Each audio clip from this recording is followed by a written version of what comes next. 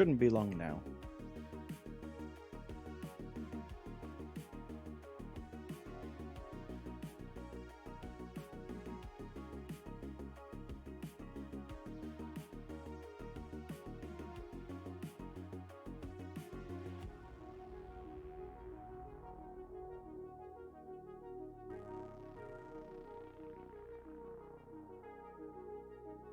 Right.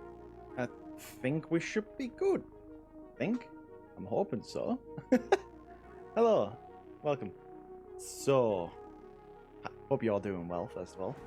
We have some little changes. For one thing, I've already got one thing. I'm terrible for this. Screencast keys, we actually want them on. We're going to have them down. You going to work? Screencast keys? Me. I'm like, hey, this is gonna be cool. We have like stuff on here now, and there we go. So I'm actually gonna move the chat a little higher up. And am I in the way? Make it a bigger amount. There we go. Bigger font. So people can see what I'm actually clicking. Sweet. There we go. Oh, hello, Ella. Nice to see you here. Welcome. Just getting some stuff sorted out first.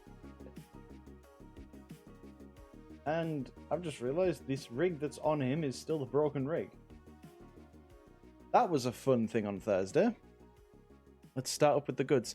Here we go. I wanted someone to do that. We have a change to how this all works. Where is it? There it is. Bean Pulp Cam. Now he's also here. So I can now admire the paws as well. And my face at the same time. Could you ask for anything more? Beans and faith. It's beyond what should be allowed. This is illegal, but we're going with it. So yeah. Right. Set a timer for 5 minutes, because I almost forgot again.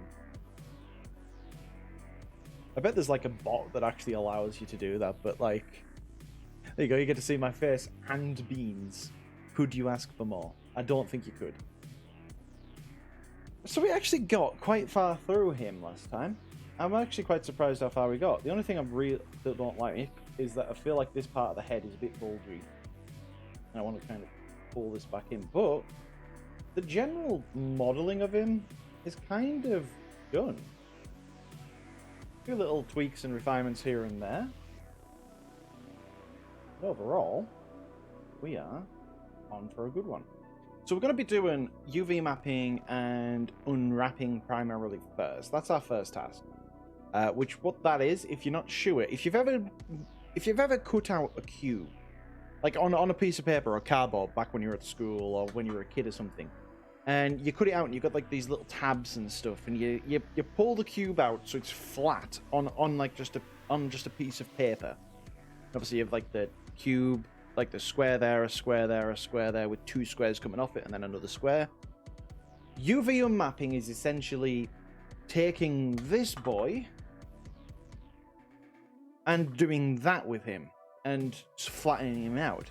Sounds quite scary because you look like a cube's got 6 sides, right? Like if I bring in a cube, here we go, cubey boy. If I grab this edge, this edge, this edge, this edge, that edge, oh, and then yeah, it's literally just making a first. That is an actual. So what happened there? That was not what was meant to happen. So Marcusine. So if I now go here and UV editor, I mean there you go. You can already see that's the cube that I'm on about. It's literally just that. I think at the minute that won't work. Yeah. So this is what happens if you've got a bad UV on map. It just doesn't click properly. Now what I need to probably do, then again, why can't we just do this. There we go. Mark that seam. Unwrap. Boom. There we go. And now that all unwraps properly. What happened to the audio? Is the audio okay, or if it's too loud, too quiet, do let me know. Oh, wait.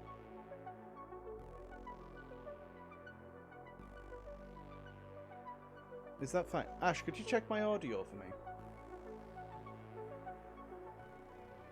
A tad quiet. I wonder why that is. Yeah, my audio is a bit weird. What's it doing? Eh. Isn't because I changed the from stereo or something, is it?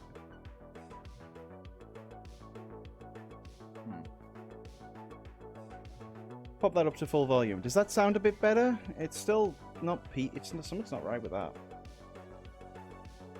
It's like, yeah. I mean, I can have it there, but it's still quiet.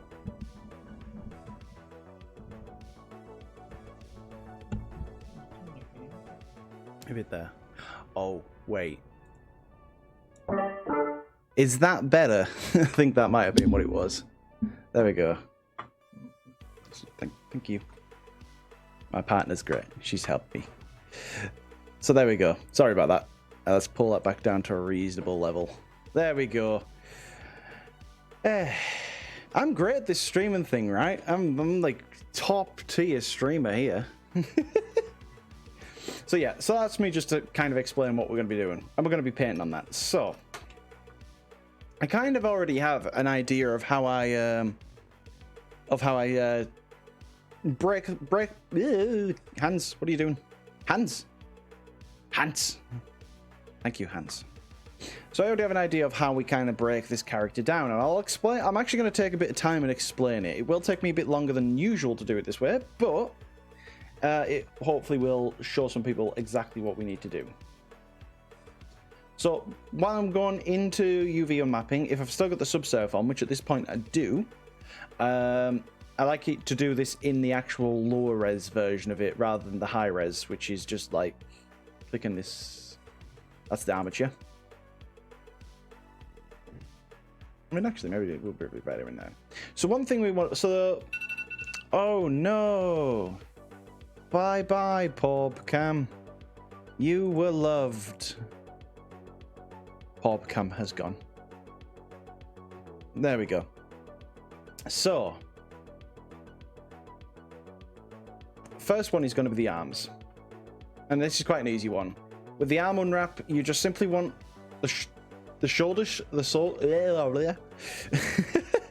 shoulders sliced. Then we come down to the wrist, and we slice the wrist off as well. Then on the back, down the back of the arm, I'll have an unwrap.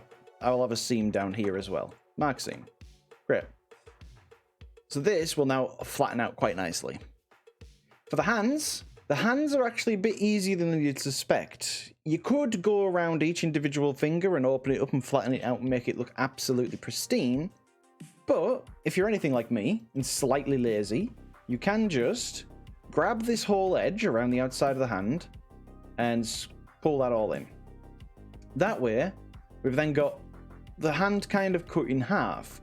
And when this flattens out, thank you, Cass. And when this flattens out, it should be absolutely fine as a UV unwrap. Because we get to look down on it and we get to look up on it. And generally, when you're looking at a hand, that's usually where you see it. So if there's any seam issues along the sides of the hands, it's kind of unlikely you'll see it, or less likely. So that's the arms. That is us done. Claws and such, I actually have a new thing. New emotes? Or do I have some no? I have Paub. Paub is still the best. There you go. But yeah, so we've got that. Next, legs. Legs, once again, I have a way of going around this. We go around underneath the butt. And we just want to grab this section of the leg here and mark a seam there. So we've got that part of the leg. Down towards the bottom, I like cutting it off here as well. No, sorry, not there. Sorry, in the wrong place. Putting it off down here. Then, Not so much right on the center of the back. It's usually this edge here that I'll choose to go down the back of the model and cut it down in that sort of direction there. This bit should open up fairly flat. Now, if we want to half the size of it, that's when we then can pop this on. It depends how much detail is in the foot things. Mind me asking, is there any benefit to using orthographic? So, for me, I usually like modeling in orthographic. That is actually kind of weird. A lot of people don't. A lot of people prefer modeling in perspective because it's more real world. Generally, oh, save my work. Thank you, Nusky. Underscore, sorry. So yeah, I personally just prefer it because it's how I've always worked, but there's no real benefit to it. The only big benefit to this is if I'm looking down here, I'm getting a true scale of what the head is to like the feet and that. And you can see the feet are absolutely massive. Where if I have that in perspective, I kind of lose that information and it makes the head look big at all times because you usually focus more around the head. Other than that though, not really. It's just, I personally prefer, well, I mean, I learned in CAD first. It was actually, first 3D software I ever actually used was something called Autodesk 2007. So it's unsurprising that I probably favor orthographic view. So with this part, I just want to add another seam in here. So I've just cut this. I'm doing the same thing with the paws here. I've just cut them in half here. I'm just going to add another seam here. Now there is times where I will actually add another seam line in between each paw, but to be honest, this time I actually kind of want to experiment and see if that's really needed, because the fewer unwraps we have, the less issues we'll have with seaming issues, and I'll go over what a seam issue is in a bit. These seams we need to be careful with. And once again, you can see how I'm just simply grabbing the edges of parts that can be easily isolated, such as the tail. I just realized it's got a bit of lump in there, which we don't want that. There we go. So I'm just grabbing that. Now, technically, this tail, if we have a mirror modifier on, will come down that area there, but I'm just going to add another unwrap across this part as well, just to be safe. Okay, so, oh wait a sec, did that not work? Oh no! It's not working properly. Give me a second.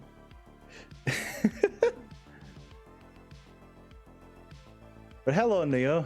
Nice of you to come in and throw several items at me. Where am I? Bush. I should remember to restart this every time. Give me 1 second. Tifa, please. Hey. And there we go. Sorry about that. Right. So you can now successfully yeet things at my face. So one last bit I want to cut off is the neck, because we're obviously going to work on the head, the neck, and all that sort of stuff in a second. So I'm just going to do that. So far, we've unwrapped the legs, we've unwrapped the arms. We want to now, and we've unwrapped the tail as well. We want to unwrap this torso, and for the torso, what I'll generally do is I'll favor the front to the back, because you see more of the front. So I'll grab this edge here, and I'll mark a seam there. That then takes us up from here all the way up here. Then I'll grab this part of the shoulder here, and I'll mark a seam there as well. So now this is a whole section here, and this is a whole section here, but we've still got the crotch to deal with. Generally, not everybody does this. Some people put the halfway crotch here, but I actually tend to split off the crotch separately anyways. So I'll have a seam here. So now this entire section here is its own island. That's what these bits are called whenever you've got seams that seal up without feeding into other bits. That's an island now. Where if we go on the back, we'll see that this goes all the way around and such like that. So what I'm going to do, we don't want too much, so I'm going to just cut off the top of the butt. And that just makes this a bit easier to flatten out. Because again, kind of imagine you've got like a rolling pin or something and you're trying to like make it as smooth as possible. That's kind of what we're after with the UV maps. Swimsuit onesie. Exactly. We're making swimsuits. Heads. Heads are independent, and obviously they're quite... There's no one true way to do a head. But there is the way that I tend to approach it. So the first thing I'll do is, just simply because of how I've modeled, I'll bring up this edge here. So I'm coming up pretty much from this same edge here. You don't want faces, so I just want to come up here.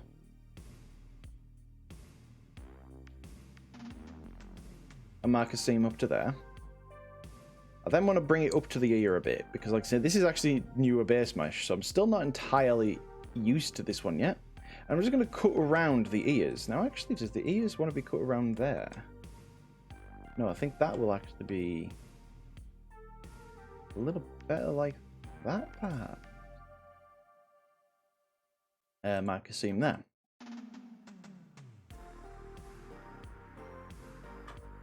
Pardon me, chat. I mean, technically, yeah, we actually want... Let's get rid of that, because that doesn't make much sense. It makes more sense for this bit here, right? There we go. So that then splits off the ear, and then what I'll do is I want one that comes around the front of the ear. And then just to make sure that it flattens out properly, I'll take the back of the ear and grab this section here. So just erasing that bit there. I'm actually going to get rid of that bit there, because I just want it on the ear. Just grab this front part of the head. It comes a bit far forwards, that, doesn't it? It feels like that should probably be a bit more balanced. I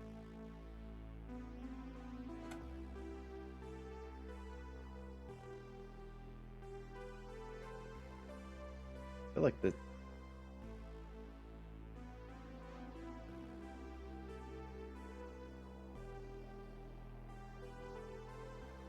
Where's the background so like massive?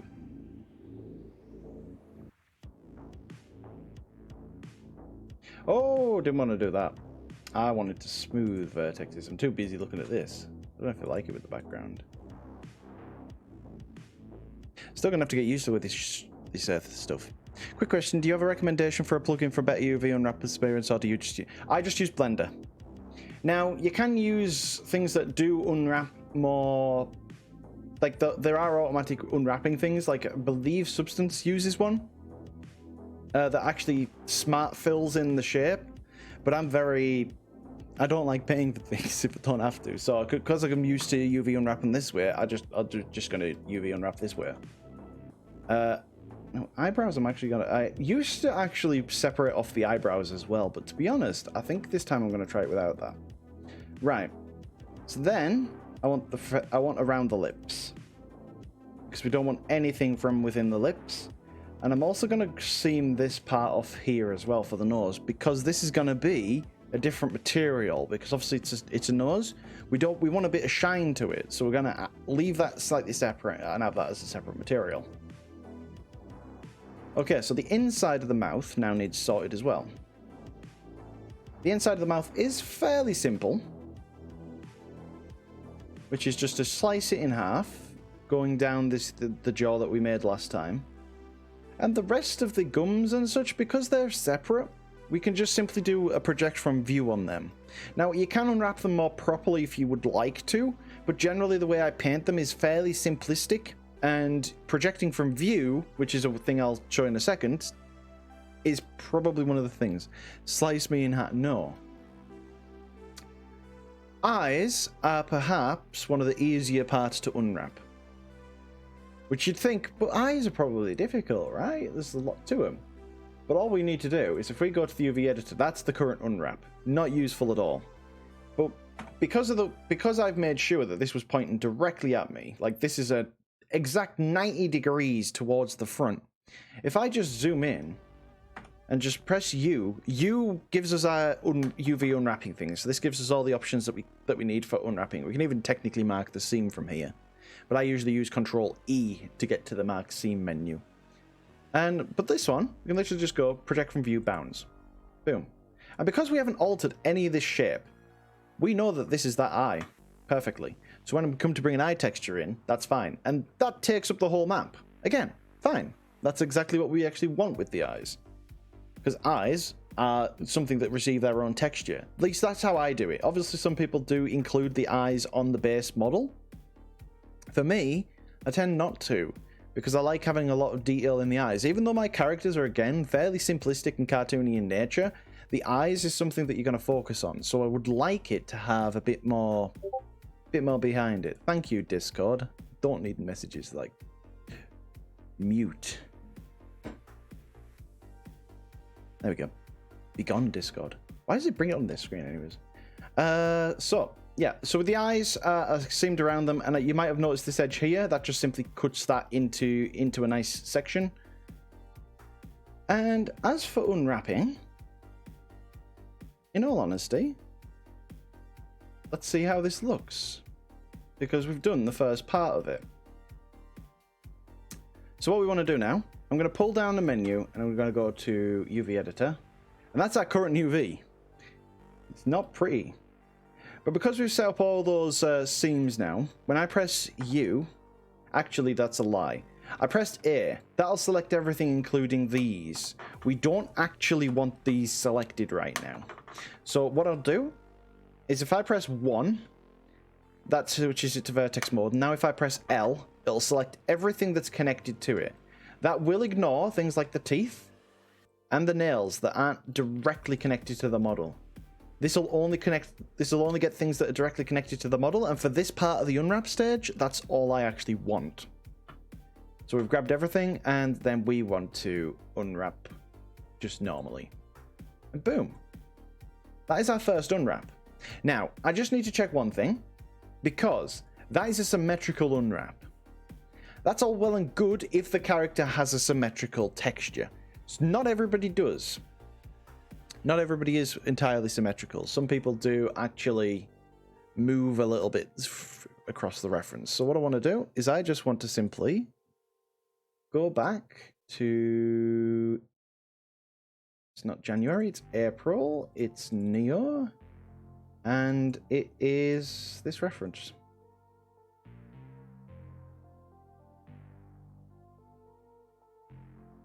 And as far as I can see, the texture, apart from the eyes is the one thing. Oh, heck! Leonidas, thank you. Thank you very much. That was really loud. I've still got to sort that out. But thank you! You've been subscribed for 5 months. You're amazing, you are. You're great. Gosh, it has been 5 months though, hasn't it? My gosh. But yeah, so as far as I can see, there's nothing too particularly non-symmetrical. Because the reason I like you... If you can go symmetrical, you basically double the density of pixels that you can have on a texture. What I'll show by that is... So, for example, this is the face, right? It doesn't look like much of a face at the moment. We actually have a slight issue with it here as well, where it's slightly overlined, but we can sort that out. But we have the face here, right? If we were to make this non-symmetrical, we'd actually have to have the entire face there as well. Magic UV is I mean, it might be, like I say, it might be a thing. I like just using what I've got. I don't know, there's something about just dealing with what you're given. So what I'm doing here is I'm looking for what's a bad UV. So there's a bad UV, this one here.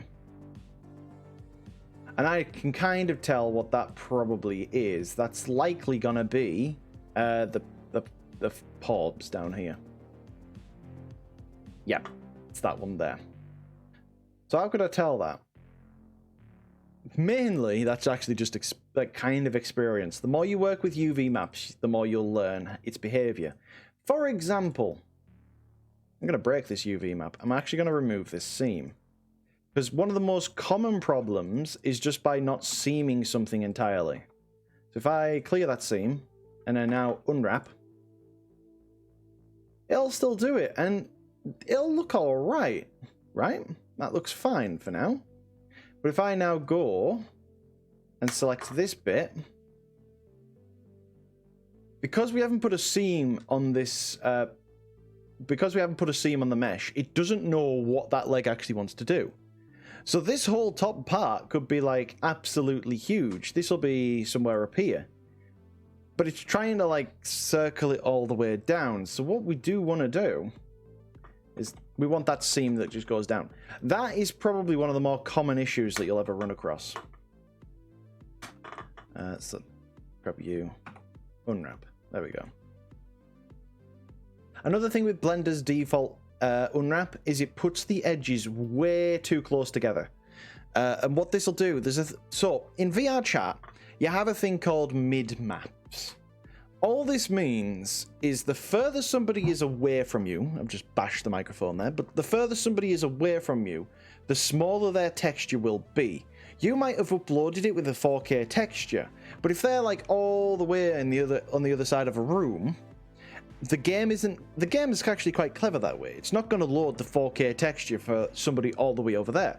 So what it's doing is it's cleverly reducing the size of that texture the further somebody is away. The issue with that is that when we come to have painting around the side of the UV map, it'll eventually, the UV map will go over the sides of this, and you'll get a kind of pixelation, and you'll get a kind of what looks like a seam anywhere where you've actually put seams on. If the base color of the material that you're working with, or the base like if you're working with just a pure red texture, it won't matter, because even if it's pulled back from where this overhang is, it's there. So you do it to 24, I do it to 12. I have a kind of math for what I feel is comfortable working in Unity compared, or at least VR chat, at least at the resolution of headset that I've been using, which is the Vive. It might be different depending on different headsets. It's something I'm actually unaware of.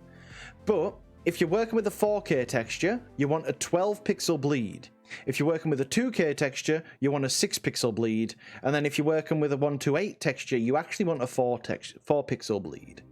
I tried 3 pixel because I thought, oh, well, that makes sense, then it's all linear, but it just didn't seem to work. So yeah. So what am I talking about all that for? We'll see down here. Let's get rid of Cade. He's no longer excited. He's gone. He's been eliminated. No excitement. No excitement. Let. So we've got this thing called a margin here. Posture check. I have to sit right in this terrible, terrible chair. Ugh. And we've got a thing here called margin. So what's margin? Margin is just simply how close Blender will put two edges together. So rather than have it at 0.01, sorry, 0.001, I have it at 0.01. And as you saw there, that just clicked that a bit further apart. And this just makes sure that we have enough of the spare materials. So I'm actually going to sort this out. So this one, I'm actually going to just simply grab this edge. I'm actually going to grab this edge and mark a seam there. And I'm going to grab this edge and, to be honest, could I just get rid of that seam entirely? That would probably be better, wouldn't it? That's actually a really nice, clean unwrap now. So unwrap that now. And there we go. That's working a lot nicer now. That'll be the ear. That'll be this. And there we go. So if I'm happy with that, which I think I pretty much am actually, I think that's not too bad. I just want to actually start moving some stuff around myself a little bit. Just to try and make it a little bit more optimized. Now, there are programs out there that'll do this a lot better, like ones that will calculate the exact best place for it and the pixel density and such. But I've just never used them. I won't even lie and say like, oh, this is a better way of doing it. It might not be. It might be actually a terrible way of doing it. But it's just the way that I've always done it. When if you're comfortable with something and if it doesn't break it, you're resilient to changing it. Whether that's good or bad is a different question.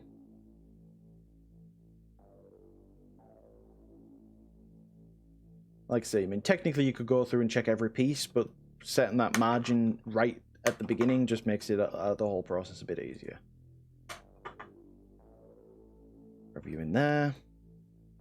Just just slowly move this over here. For example, Substance Painter will actually just auto-fill in any like, we don't have to think about margins, it'll smart fill it all in, and it is actually really good for that. If you ever have a look at those weird textures where the face looks, where the texture looks stretched, that's usually smart UVs.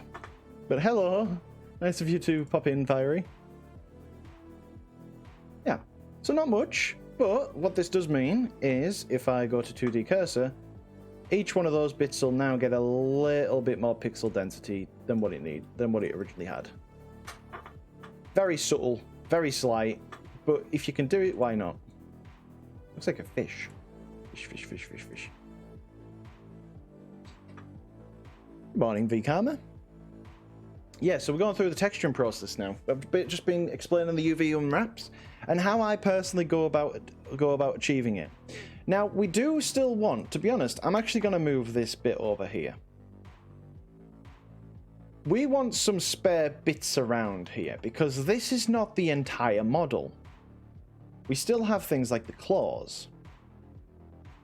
Now, the claws, we can unwrap the proper way, and if you want to do that, I might as well show you how you would.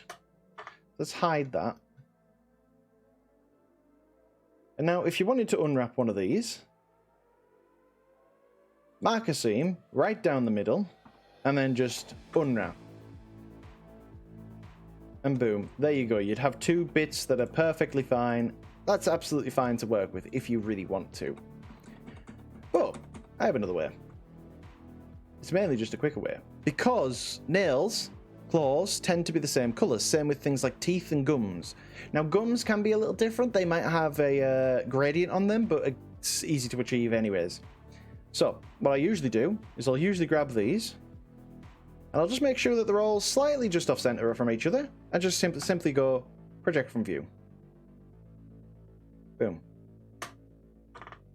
And now we've got some UV maps. Now, these do have a problem where they're not very good if you want to put any detail onto them. That is definitely a thing. Like, there's no getting away from that. But, in my honest opinion, like, it depends what you're using it for. Like, I don't know why things have to be absolutely perfect, if that makes sense. If it will work.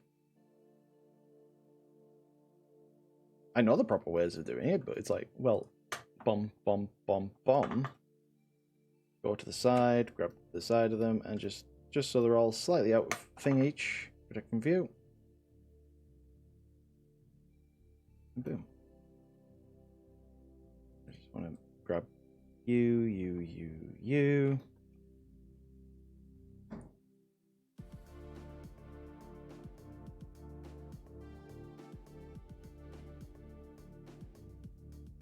And you can do each one of these individually if you really wanted to. You could just grab the side of it and do things like that as well. It all depends on what you want to do, how you want to do it. Because that's the thing, UV mapping is one of those things that I don't think is very well understood when you're first getting into Blender. And there's everybody saying, I mean, even I'm a bit guilty of that today. Going that there's this where there's this, I do this here. But it's literally up to you how you do it. I suppose, like you say, I suppose it's actually kind of similar to fursuit patterns. There are many different ways of doing a fursuit. It's just thing.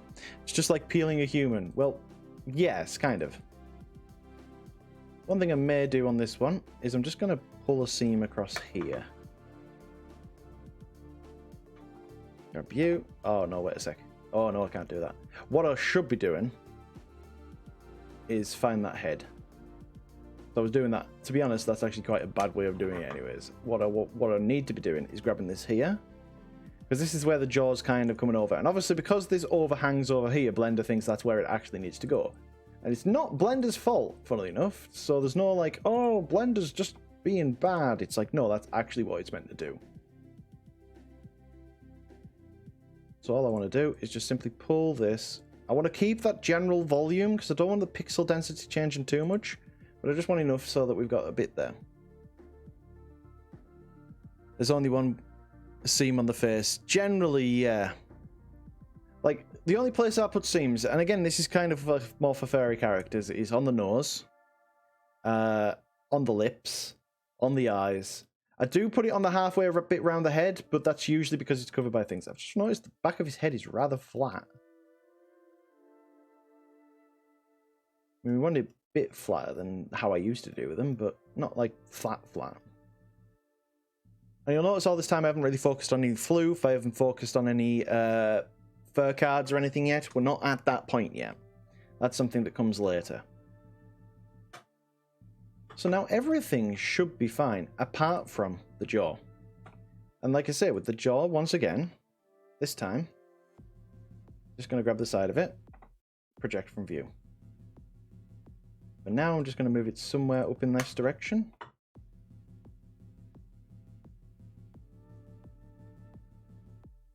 I'm going to grab this one, do the same thing again, project from view, and then move this somewhere up here. So if I now select everything again.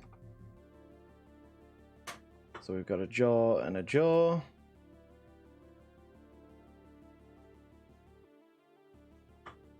I mean, if you were being absolutely perfectionist about this, there is actually one issue with what I'm doing.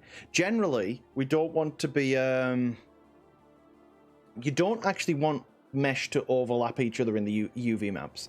If we're going to be absolutely pedantic about performance, that's something that should be avoided. You should generally... Your UV map should generally be flat with only one face. Oh, hello, Snowy VR. Hi, welcome. I'm Cade. I'm a furry 3D artist. I mostly do VR chat and VC face stuff, like what you're seeing here.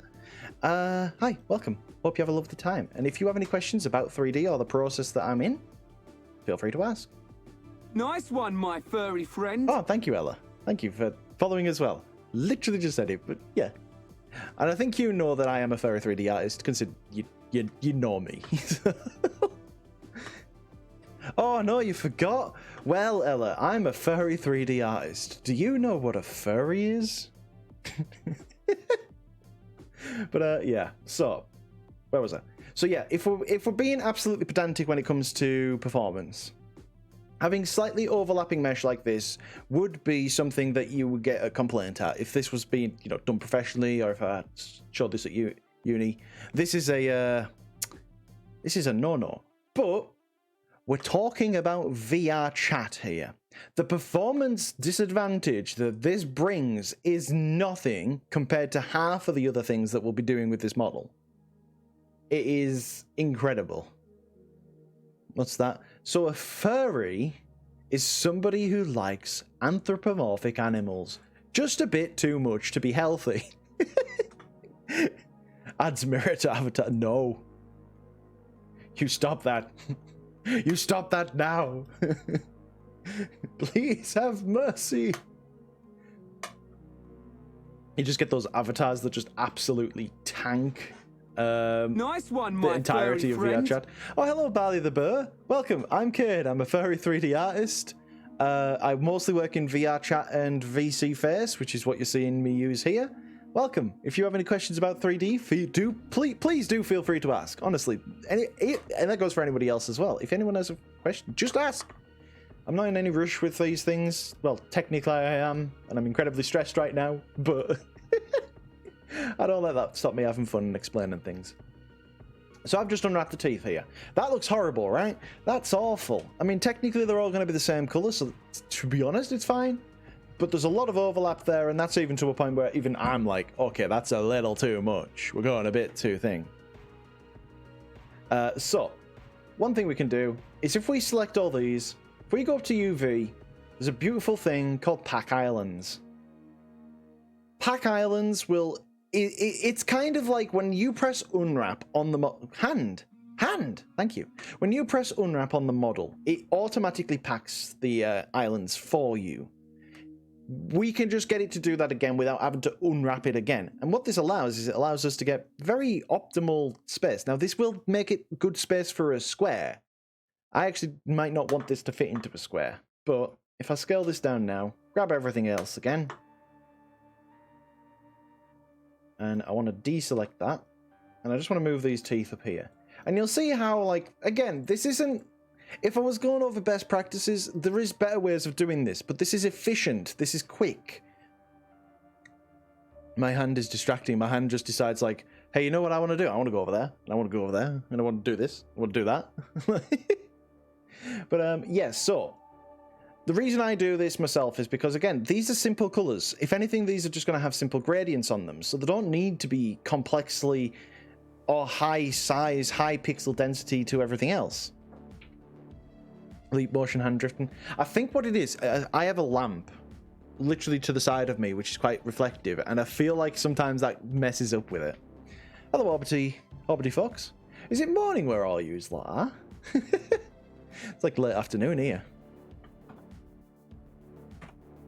Last thing we want to unwrap is the tongue.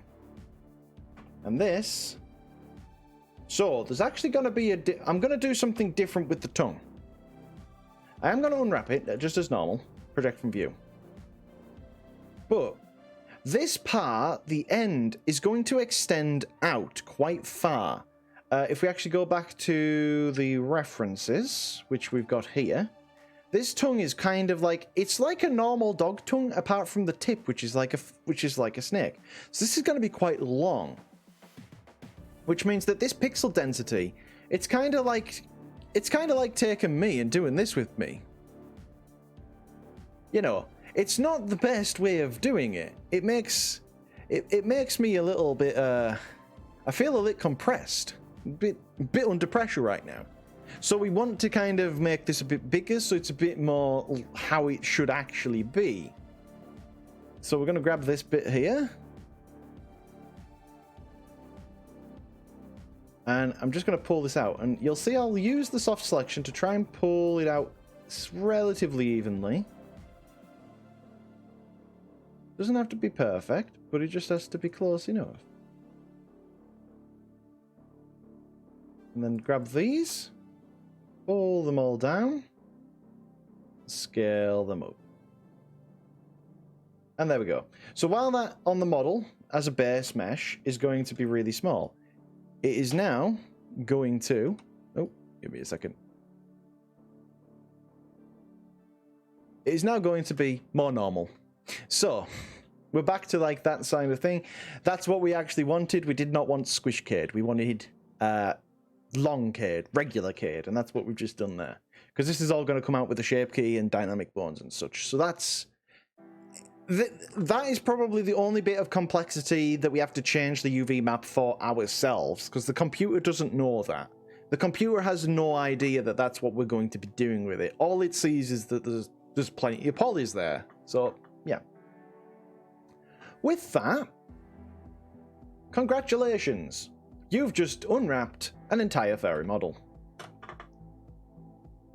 Well, I say an entire one. We've still got a bit to do. But if we go here, the last thing I just need to do is move that tongue somewhere sensible.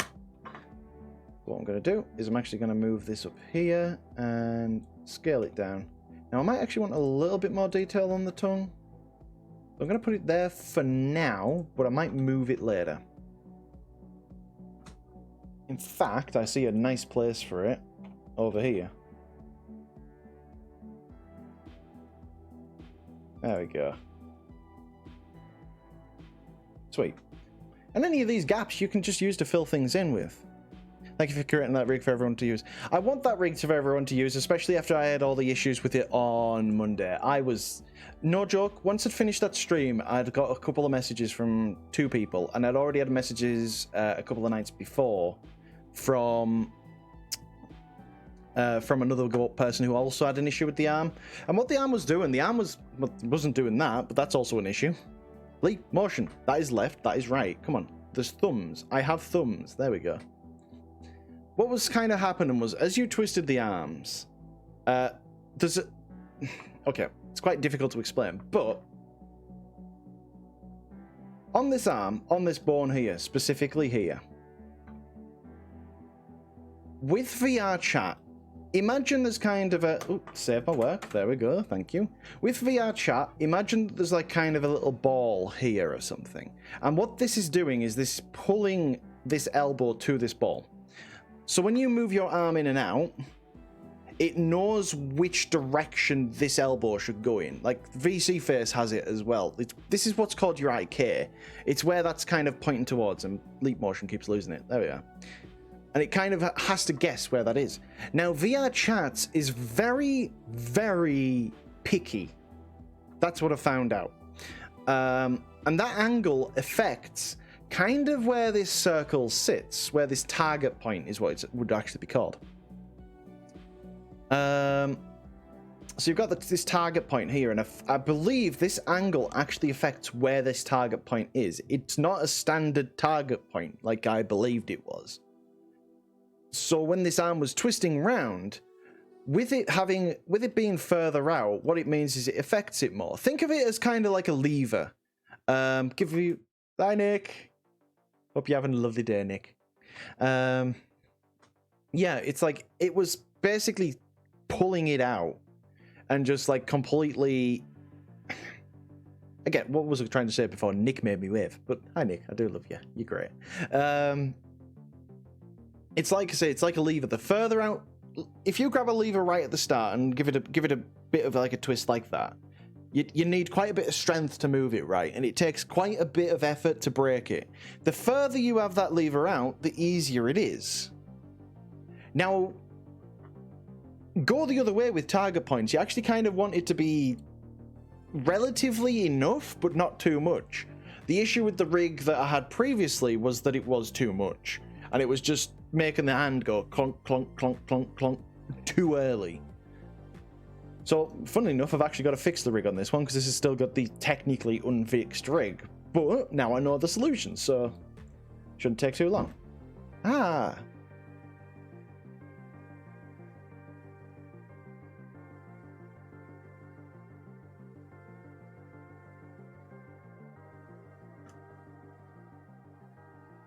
Freed from the box of shame. There we go. So, yeah. Is that my cue to stop talking? So, right. We do have these, and they're going to need coloured. But, for now, I'm going to hide it. We have... a model that's ready to be painted. Hello, old model. Oh, that was to compare where it was from, wasn't it? Be gone. You're no longer wanted, you. So, our main colour, what would I mean? What would I reckon is the main colour?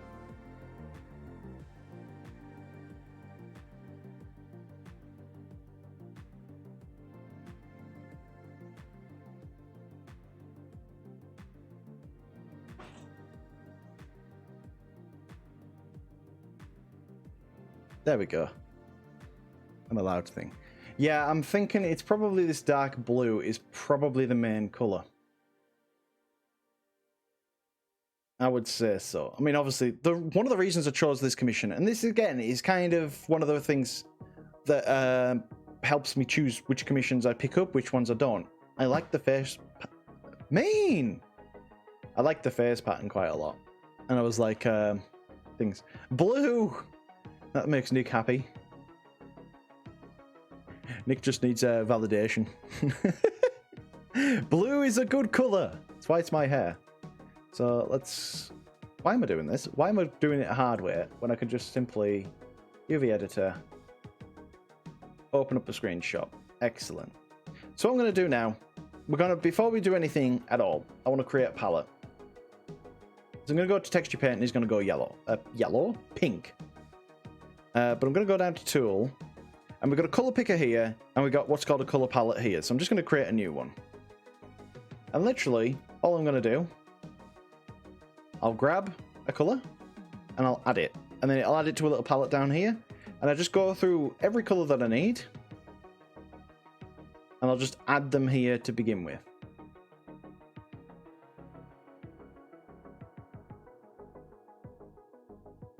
I might not stick to the colours entirely. It's not a hard, fast science. But I generally stick quite close to what is actually already on the reference. So, teeth and nails should technically be pretty much FFFFFF. Yeah. The weird thing with teeth and nails is like, or anything that's meant to look white, if it's like slightly off white, it doesn't look right. It looks grey, it looks down, it looks thing. One of my commissions is taking forever because of the texture. Texture, like I say, sometimes textures can be like really quick. Sometimes they can be really, really not quick. Missing textures? Yes, there is no texture on it. Right, base 2 and base thing. I'm just going to kind of assume where these are. And boom. Right, okay, so I've got my palette. But this big blue is kind of what I would assume is our main texture. So, I want the thing that usually crashes Blender, so I'm going to save my work, even though I'm not told to. And I'm going to create a material. I'm going to call this Neo Body. And I'm going to create a new base texture. I need the hex code. What I'm going to do, new image. New Neo Body. I'm going to call it times that by 4 and times that by 4 because I want that as a 4K texture. And then the base color, this is where we wanted this blue. Okay, boom. Now my entire model is blue. Don't like specular lighting on while I'm painting. Woo! Okay, so that's our first part. This focus is wild. There we go. So, next step is just to simply block it out.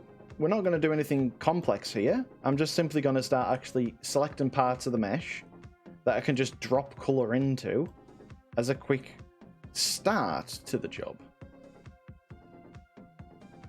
So grab that, and I just want to grab back 4, because I think it's just... No, it comes around the inside of the leg as well, so it's probably actually there that I want it.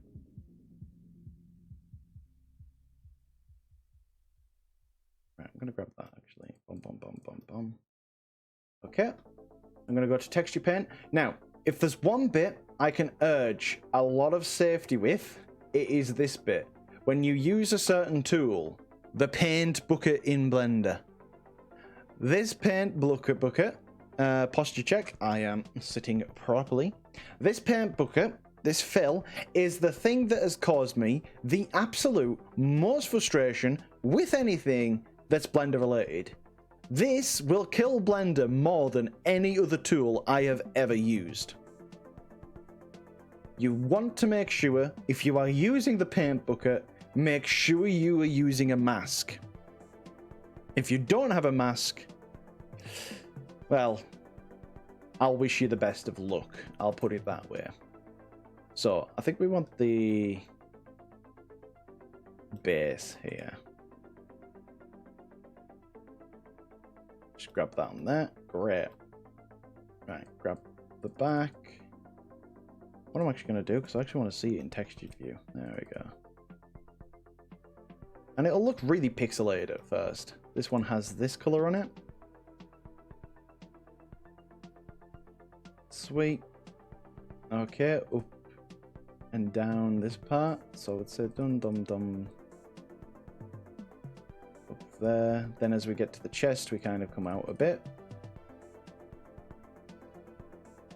And then towards the top, we're basically all the way around.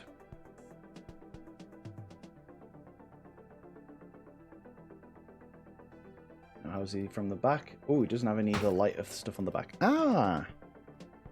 Did you already do weight paint? No, did you have to... No, I haven't got to the weight painting yet. First, I am just... It technically is weight painted, but it's not done properly.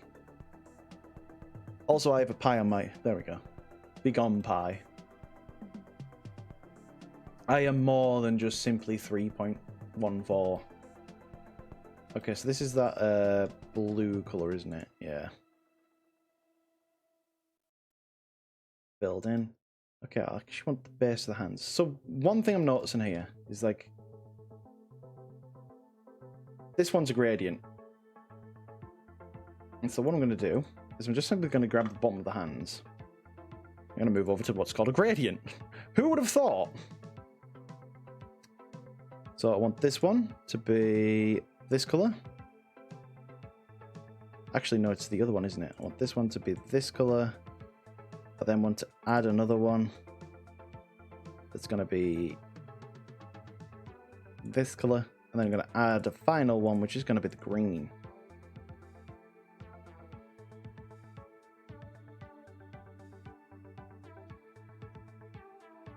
Oh, why are you being all glitchy today?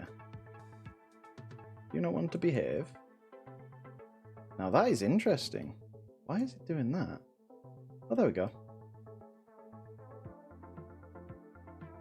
There we go. Well, that was weird.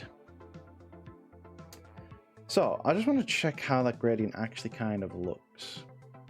Again, this is just us placing it down. This isn't anything final yet. This is just literally grab it, plop it down.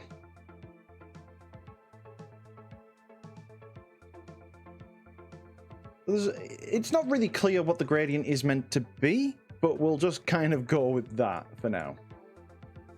See, this gradient's a lot more obvious. It starts off really green, it gets to the cyan blue, and then it gets to a sort of darker blue. So that'll be nice, quite nice to set up. The face blue is quite lighter, actually, isn't it? So, I mean, the inside of the ears is going to be quite easy. That is this one. Boom. Wow, difficult. We want this one to kind of come across and around here.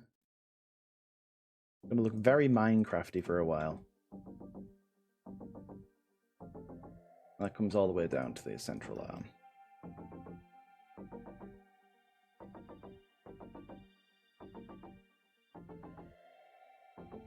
Is it that lighter colour? No, it's the darker one, isn't it?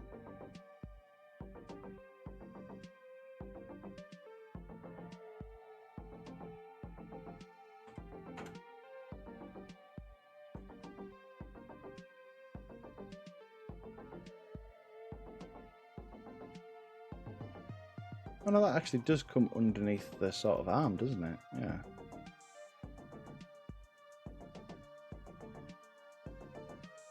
How does it look on the back? It does come a bit further back out, actually. There we go.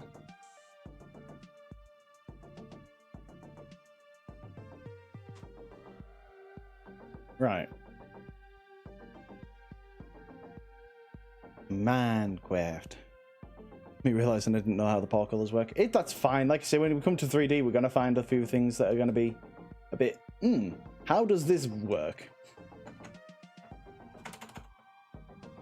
Let's grab that. Let's go back to texture paint. Let's go back to that gradient. I think I accidentally made one of those black. I did.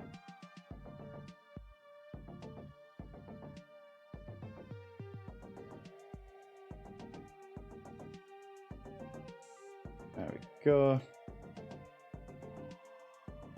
Right.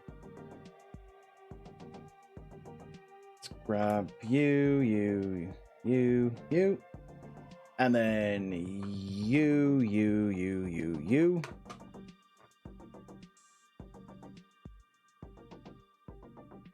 Let's not go to weight painting just yet. Later. Right, and I think the claws and ears have a slightly different tone. No, it's just face that has that yellowy tone. Sorry for the questions, but do you create the base mesh, do a simple coloring of the model, then add it? Yeah, exactly. That's actually quite close to what I do. Now, the fur cards and the extra like details and stuff, that comes later on. We basically want we want one part of the hands. Hello, wrong side. There we go. We want one part of the mesh to pretty much be done and ready. Because with Blender, at least the way that I work in my kind of workflow, I generally like having something to work from. Be that the base mesh, a sort of like box model that I can add things onto if it's not a character. I work in very much a way where I want something's final and things then get added to it. My brain just works better that way. That's not this is the best way to do things. Some people will do the whole process of one part and then move on to the whole process of a next part and have like other things. Because for example, we've got a jacket to do with this guy. You'll notice I haven't even touched the jacket at all yet. Because again, I want to come back to it once everything else is working. The base 2 color is the black on the body. Oh, okay. And that's why we lay it all in now.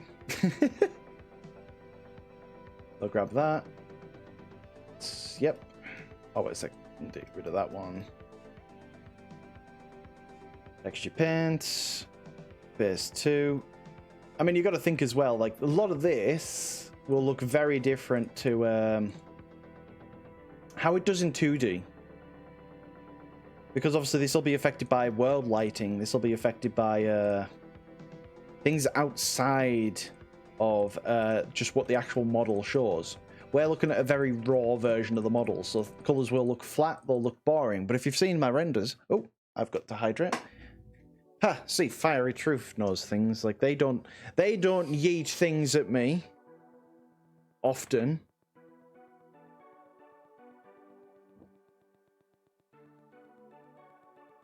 Yeah, they show me love like Coffee Fennec. Thank you, Coffee Fennec. You appreciate. Teal. Mean.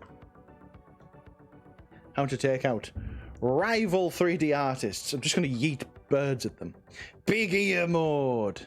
Yeah, boy. There we go. Set a timer for 5 minutes. Now I've listened to all your questions. I do say I listen to everybody, right? So, you know.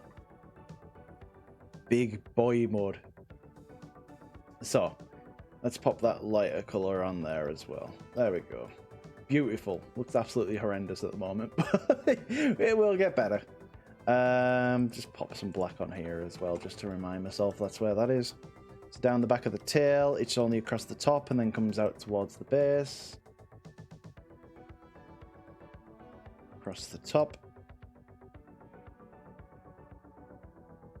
Plop. Then this black actually comes up and around this part of the body, doesn't it? What I'm going to do, grab that. I'm going to use that, and that'll kind of feed in. Yeah, sweet. How does the butt look? Butt time. So it just basically comes down half the butt. Okay.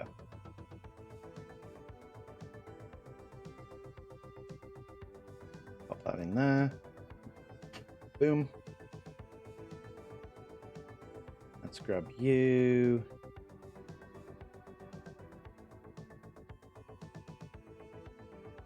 Nice one, my furry friend. Oh, hello, Bunny Sunshine. Hi, welcome. I'm Cade. I'm a furry 3D artist, mostly dealing with VR chat and VC face avatars. Welcome. If you have any questions about 3D, do feel free to ask, but otherwise, hi. Hey, Cade, is this too... Ah! My ears! No! Wait, how do you flip the polygons black? So, what I'm doing here, I'm in texture paint at the minute. So, right now, the first thing you probably want done is you want to have texture actually displaying on the material, because most of the time you'll see this, right? But what you want is actually to show the texture on it. The way I'm making these black is I'm going into texture paint mode, and I have this filled in. We also have a mask on, so right now I'm able to... Right now I'm able to mask stuff over each other. So that's what this... If you see this, when this goes darker and like I'm moving these faces here, for example, if I select this face now, I've got a black color. I'm kind of in the way. I've got a black color here, right? So if I click here, it makes that bit black. It's quite simple like that, and for this point, we're just simply slapping colors on where they need to be. We're going to massively refine them down to make it actually look decent, because right now he looks a bit... yeah. So, next thing I want to do, let's grab the white for these. Make them white. I've just realized something is missing from this UV map. Something incredibly important. Can you tell what it is yet? So, you project from view, apart from this one, which I want to get again. This one's nice on a slight one, my angle. furry friend.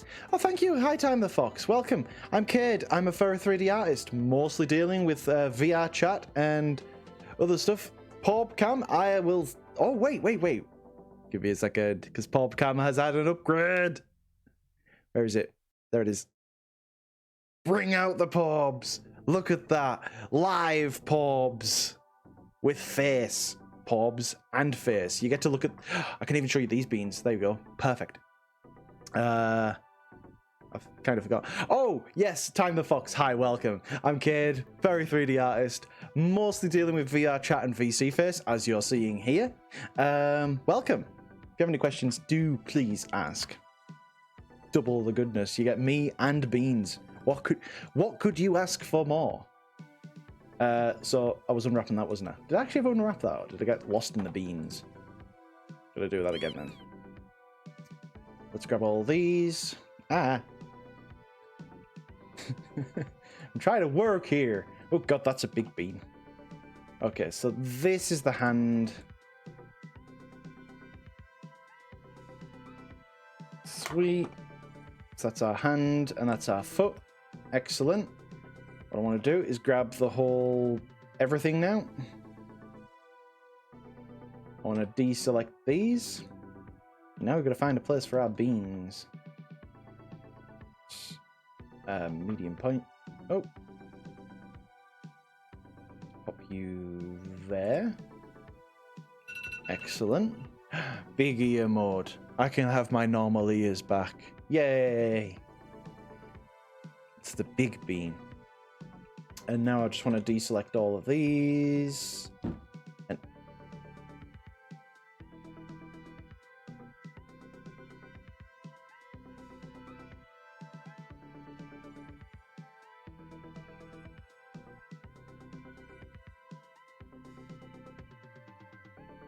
there we go. I can speak again. You stop, Teal. Teal, you cannot defeat me. I'm too powerful. I am Doug. Ah!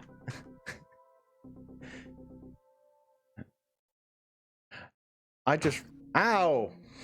Ow! That actually looked like it hurt quite a lot. Set a timer for 4 minutes. Ah! Teal! Stop it! You cannot challenge me. You know this. Give in. You know your place. Ah! No! No! Please. Just be your dad. I need my hand to defend myself. No! You better think carefully, chat. Don't get... Don't gonna get angry. Don't gonna get angry. Don't getting angry. That's not angry. That's angry.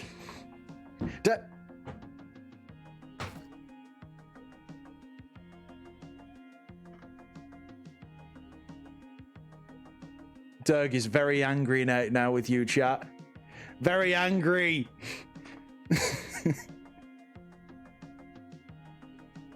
Can Doug get on with his work now? Thank you. Ah! Chad just bullies me. Just rude. Trying to make some... I'm trying to give you beans here, chat. Chat, please. Let me give you the bean. Thank you, Nick. Somebody who's kind and loving and caring about me. And Neo as well. Look, see. Great. We need ghost hands to pay. I'm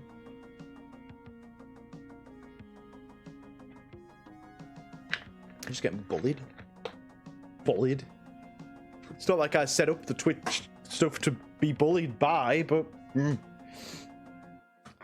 Right, grab these beans.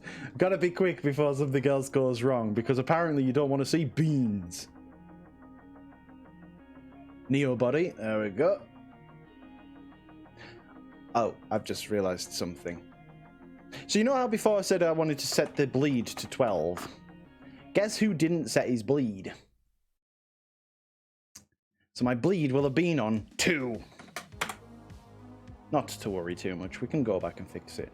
So we've got some bean bit here. Let's put some bean juice on. Beans. And now just to give it a little bit of actual texture. Go to tool, and I imagine this will probably be about right. No, it's a little too light. A little too dark. That's the thing. Oh! You gain my forgiveness, Teal. You are forgived. For now. Until you do something again. Knowing you. Grumble, grumble, grumble, grumble.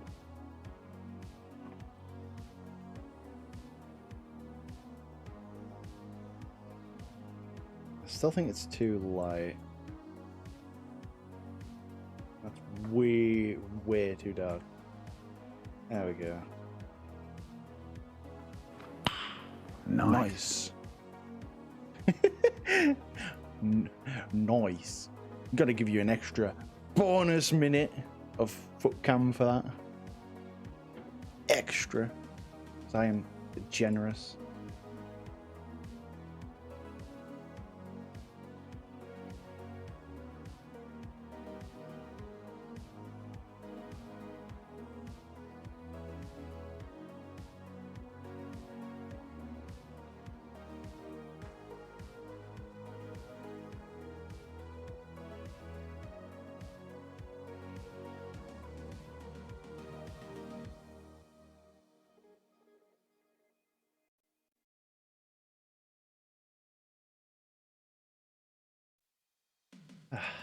Relax now.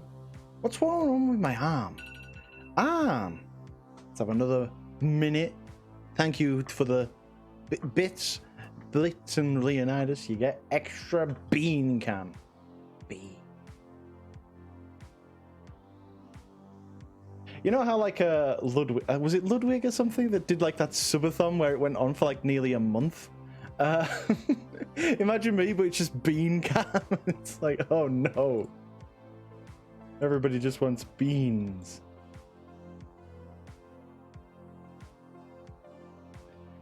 Do the toes move? They will move, yeah. Now, in VR chat itself, unless I actually set up an animator to do that for them, no.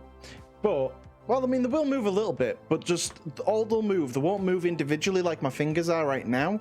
They'll just move like that, essentially. Kind of think like old GTA San Andreas hands. Yeah, CJ, need you to go and to take out the ball. Like, you know, it's that whole like your hand. Like it's the same with VR chat. They don't actually animate the toes. Though to be fair, ask yourself how many other avatars that aren't furry now. Obviously, with furries never wear shoes, or if they do, the beans are still being shown through the shoes. Most normal characters don't generally need toe bones. But we have infiltrated VR chat as furries now. I remember when furries weren't a thing in VR chat. Like, it just they wouldn't be around. Right, so that's that bit done. So what I'm going to do is I'm going to save that image. Save. Yes. Is rigging the face hard? Not as hard as you would probably imagine, because with VR chat, you don't actually rig the face. You can if you want to. Oh, Teal. Oh, thank you. That's so nice of you. How do I feel about you, Teal? Sometimes you bully me, and then you be really nice to me. Where do I stand with you, Teal? But thank you. So, Mr. Jones and Kid, Jerome. Nice one, my furry friend. Enjoy your gifted subs. Thanks to Teal. What a lovely Teal. But yeah. But as I was saying, like when I remember joining VR chat a few years ago. This was before I even had a VR headset or anything like that. And I remember like there was barely any furries in it. It was hard to find a place where you'd find like the free models and stuff. The only one I can remember was I think it's Creeks 3D models. And again, this is before I'm really modeling myself. That's how long ago this was. And yeah, it was so difficult just to find somebody to get little avatars. I remember the things. Oh, Midnight the Werehog, sorry. Welcome. Hi. Welcome. Sorry, I was thanking Teal for... You guys are also nice. But yeah, you, Mr. Midnight the Werehog, welcome. I'm Cade. I'm a furry 3D artist. I'm mostly about VR chat and VC face, which is what you're seeing here. If you have any questions about 3D art, please feel free to ask. If not, enjoy the stream. And I'm sorry, chat, but it is time for the beans to go. They have had their time. They've left us now. Bye, beans. I mean, to be fair, I'm working on beans, so your bean addiction should be sated right now. I feel like those are too consistent size. I kind of want to go back and sort those all out. So why am I looking there? I want to go to tool. There we go. I'm just gonna erase some of them out because some of them just feel too.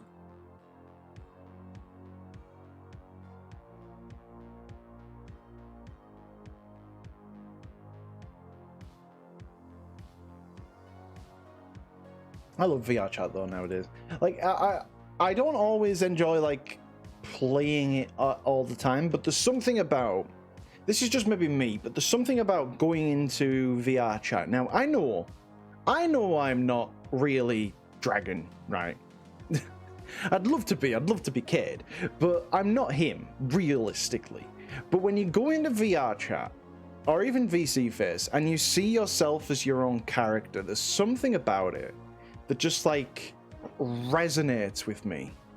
And I know it does with other people as well, because I remember delivering these models across and people just basically losing it. I've had people like laugh their heads off. I've had people just, I had one person who literally cried and was like, thank you, when I handed them the model over. And it was such a nice experience. But I get it myself where like when I'm Cade, when I look at myself and I'm like, this is me. Look, Porbs, me. There's something just nice about it. Obviously, I've been a bit of a salesman there because I make these, but it's why I like it. It's why I enjoy it. Nice one, my furry friend. Oh, hello. Thank you for the follow there, Lunar Storm.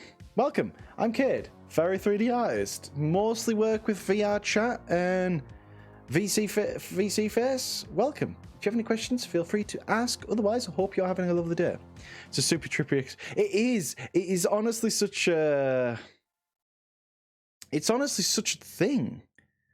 Like, how long have you been doing characters or something like that? So for me, I've been doing 3D art for 6 years. I've been doing art overall for about 8 to 10 years. But characters, I've only really been doing for the last 2.5 years. But I have loved every second of making characters. There's something about it. I always wanted to make characters. I just never had the confidence to. I struggled for ages just deciding, I want to make a character. And because I'd look at other people's models, and I'd look at them and they're so good, I'd look at my own and be like, I can't do that. So I'd end up making castles and like chairs and computers and stuff. Stuff that like was cool, but not stuff that I was like massively into, if that makes sense. And yeah, eventually I just finally one day just went, you know what, let's make a character. And I spent 2 months on it and it turned out, well, it actually turned out pretty bad, but I was quite happy with it at the time. I have a question about 3D modeling. Is it hard to model the mouth? So the mouth is difficult to model if you try and do it all as one object. I cheat a little with doing the mouth, and I do it in a way where what I'll do is I'll just save this image just to make sure I don't lose it, because knowing me I probably would. There we go. So when it comes to the mouth, I tend to actually make each part of it separate. So we've got the head, which has the majority of the jaw. Then the actual gums are their own thing on both sides. The tongue is its own thing, and all the teeth are individual as well. And that's pretty much it. Have you seen the HTC facial tracker? I have. I haven't been able to use one yet, but I am very well aware of it. Okay, how do you add more faces or edges to a mesh? This was done in edit mode. So if you want to add more faces or edges, there's quite a few different ways of doing it. The main way is through what's called extrusion, which is just by selecting vertexes, edges, or whatever, and then pressing E, and then that creates you more faces. Another way is through what's called an edge loop, which is this thing here. And what that does is it literally adds this loop in. So you can see this one kind of circles around here. If I was to click, that adds those vertexes in there. You want to make sure that the model is pretty much done before adding textures and UV maps and such, because after this point, changing it around can get quite difficult. I have no idea as to how to make all the separate parts. Each person does it differently. I used to just do it from a cube and just work out from there. So what am I on next? Oh, we're still painting the beans in, wasn't I? There we go. Painting some happy little beans.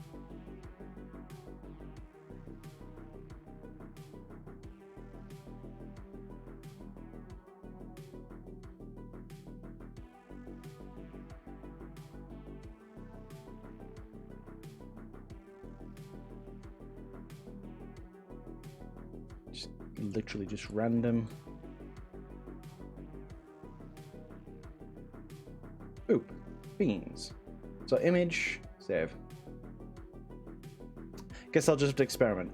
Generally, experimenting is fine. I could obviously show you how to model it, but if you want to know, there is obviously the VODs from the previous streams. This model so far, every single part of me touching this model has been done on stream and recorded. The streams are also then uploaded to YouTube afterwards, just in case somebody doesn't want to navigate Twitch to try and get them, because Twitch can be a thing. I'm in edit mode right now. Where is edge loop? So edge loop is the Control R, is what you'll press for it. Or if you come down here, it'll be called loop cut, and that does the same thing. Helicopter. What was the stream alert message I got from? Probably just hot dragons in your area or something. I don't think I've ever actually changed it. But yeah, I mean, I will be doing an entire tutorial on it all too. But yeah, for now, obviously the Twitch streams are live. Right now, my priority is getting commissions done. I have quite a few commissions to get through myself, and so I've delayed the tutorial until they're done. Because in fairness, people paid me quite a bit of money to get these models made. I owe it to them to get that done rather than play around with tutorials elsewhere. Twitch does delete them after a month, I think, yes. Which is why I've been downloading them specifically. I don't know if I'll always upload every single video I ever do to... Every stream I do to YouTube. I'll only upload specific ones. Like, I want to upload the entirety of the creation process of Neo here. Just so people can see exactly what goes into it. But beyond that, yeah, most of the times, most of the videos probably won't be live. Hang on. I don't want you to be disappeared. I just want you to go. And then you to go. Thank you. Like I said, but the full-on tutorial will go through everything, including all the shortcuts that I'm using. I mean, you can see them coming up here. But it will go through pretty much all of them. But yeah, that's like... So this model will have the whole thing put on YouTube. Just to make it easy. Because like I say, I'm enjoying doing this, but I don't just want to be... I want to make my streams more than just simply, hey guys, making art today. Come watch me make art, and then that's it. I do want these to be a bit more than that. I want them to be... you to feel like if I have a question I can ask, if Kid's online, I can ask him. I maybe not know everything right now, or maybe not be able to give the whole answer to you right now, but give a majority of it, and have a good idea of where you need to go. And that's not, I don't mean to throw shade on like other artists that just want to do art streams. There's nothing wrong with them. Don't get me wrong. I just think that might actually come across a bit harsh. But what I'm meaning is I don't want that for my own streams. I want them to be a bit more than this. So, right now, this brush is soft, which is fine for certain things. You can see how it's got a soft edge here. It's got a soft edge here. We don't want that. For the style I like a harsh style. Now, I don't like it as harsh as this, where this is pixelated and you can see how it's getting a bit aliasing. So what this is what's called your brush fallout. So if we want to make that harsher, what we need to do is we need to go down to a place where it's called fall off here. And you can see this graph here. Hang on a second, I'll scroll it down actually a bit. See, we can see this graph here. Don't be scared of it. All this graph means is at the start of it, at the center where the little crosshair is, it's going to give 100% of the brush essentially. Then as it goes down, as it goes further out to the outside of the circle, it slowly gets less and less effective until it fades to nothing. So if we want to make this harsh, what I usually do is I'll grab this point here and I'll pop it up here and I'll just pop this one up at the top. This doesn't give us a sharp edge. It gives us a hard edge. Sharp, I would say, would be when it would do this, where it would pixel it. Right now, you can see it is harsh, but we've got just enough of a fade on it for it not to look pixelated. That's what we want, and that's why we'll go over the rest of the model anyways. I'm just painting this bit in because it's probably going to be easier just to paint this part of it in manually.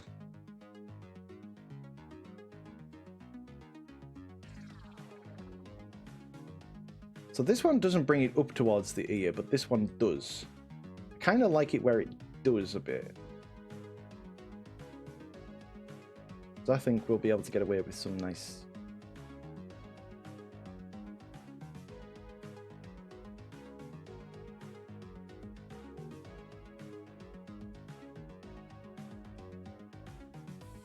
Nice one, my furry friend. Oh, hello, Yukiawa. Hi, welcome. I'm Cade. I'm a furry 3D artist. I mostly work for VR chat. Well, not for VR chat. I'll probably get sued if I say that. I mostly work in VR chat and VC Face, which is what you're seeing here. Welcome. Oh, Lunarstorm as well. Sorry, I don't know if I welcomed you either. Hi, welcome. Thank you for the follow. If you're still here, I apologize for that entirely. I think Cade is the first one that makes... Like, I want to be the first one that makes the full thing. Like, because I know there is some tutorials out there already. Oh, thank you for the bits there, Yukiwa. Oh, that's so... You're so lovely. But you guys are also lovely. But I do want that to be kind of one of the first ones out there. Not because I want to be like, ho, ho, ho, here's me. But again, remember what I just said maybe a couple of minutes before.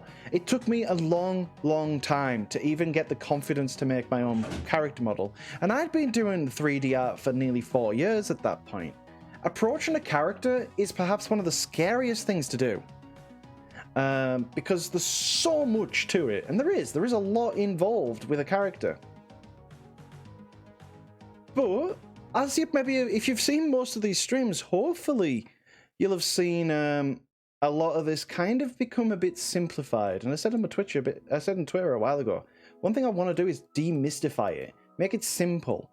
Like, for example, it's like, imagine if every tutorial you went out and watched on character modeling was this like in-depth, okay, so you're going to need to sculpt using this 700-pound tool, and then you're going to need to texture paint using this like 300-pound substance tool, and then for rigging you're going to need these add-ons and these bits and these things and these.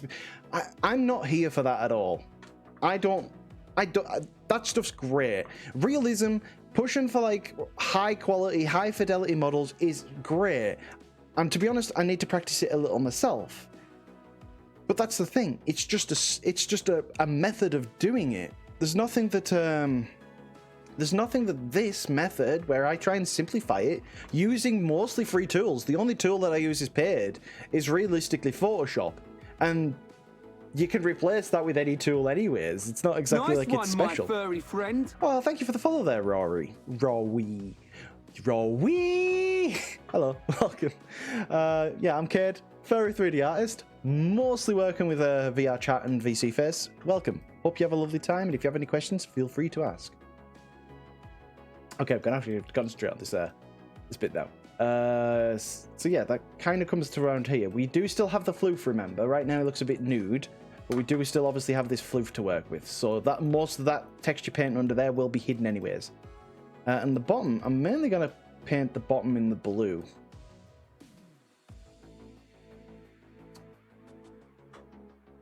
Don't forget about the Cats plugin. That is true. There is this Cats plugin. Cats is free. Cats is very useful. It is made for the older SDK, because with VR chat, you've got SDK 2 and SDK 3. Currently, they're on 3, and this tool was made for 2, which means that there's some bits in it that are obsolete. However, there are some bits in this which even aren't in base Blender, which should be, in my opinion, for things like characters. For example, when you start pose mode, there is a thing called a player's rest pose. This is brilliant. Absolutely brilliant. Right. Nose. No, let's paint that nose in, because it looks a bit weird it being blue, doesn't it? Texture paint.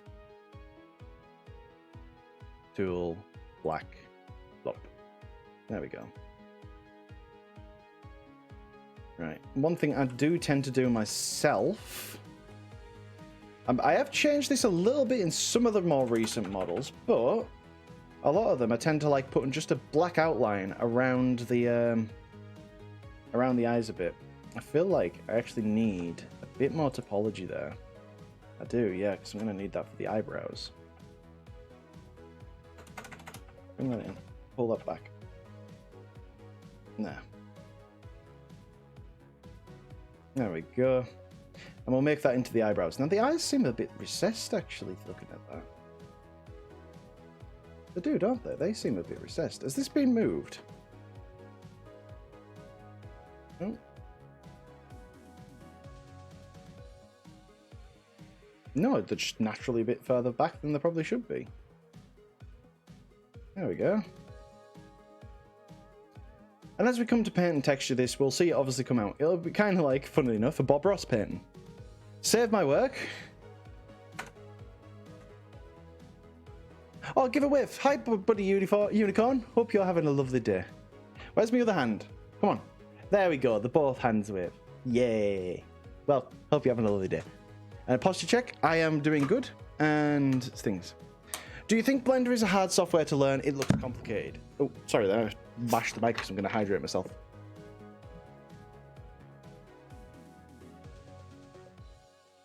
So, is Blender hard to learn? Yeah. I'm not going to lie. I'm not going to put not going to put any false premises in your head. Save your textures also. That is a very, very good piece of advice. Thank you.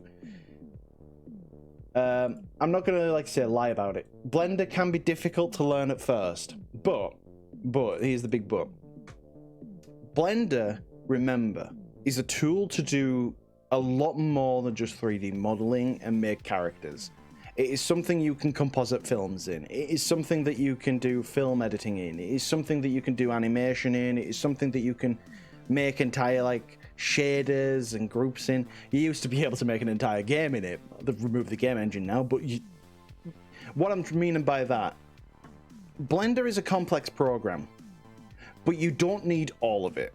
There are a lot of stuff that if you aren't interested in, you can ignore it.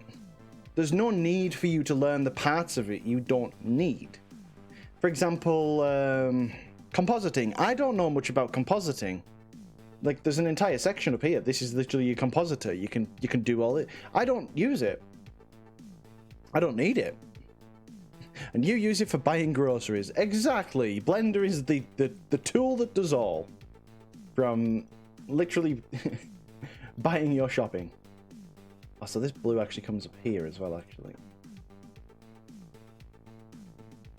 But yeah, like I said, I wouldn't say that it's an easy one. Again, I don't want to say this all the time because I don't want to come across as like, hey guys, go subscribe to my YouTube channel. Go here, go there, yay. I don't want to come across like that. But I do really want to do this tutorial that goes through how to do specifically furry characters. And in there, I'm going to be very clear with it at the start. It's not a tutorial to all of Blender. It is a very specific tutorial to how I do things. And thank you for the host there, Barley the Bear. Thank you, appreciate that.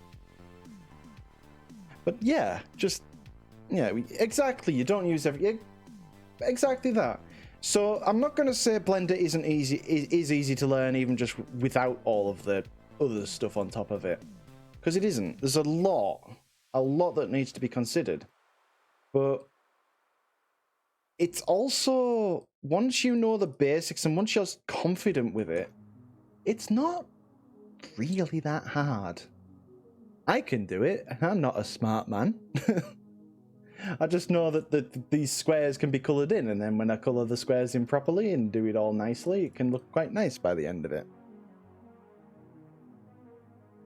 Yeah, exactly. You barely use any of these tools all the time. I mean, that goes for anything, though, doesn't it? It's rare that you use tools for something all the time. I want to get this blue sorted out. I really want this face to kind of start coming out a bit. So let's hide these again. Let's go to texture paint. Oh. Would help if I didn't, get rid of my color picker. That would be nice. And it's this blue, isn't it? Yeah, it's this. It's that kind of blue, isn't it? Yeah.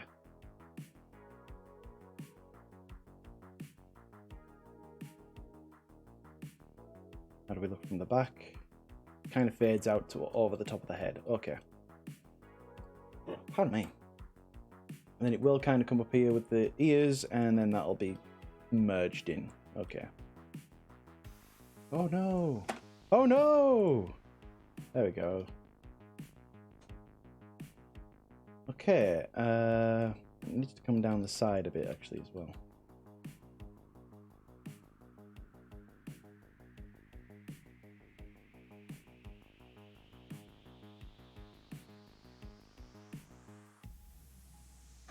Right, now I'm going to put on stabilized stroke.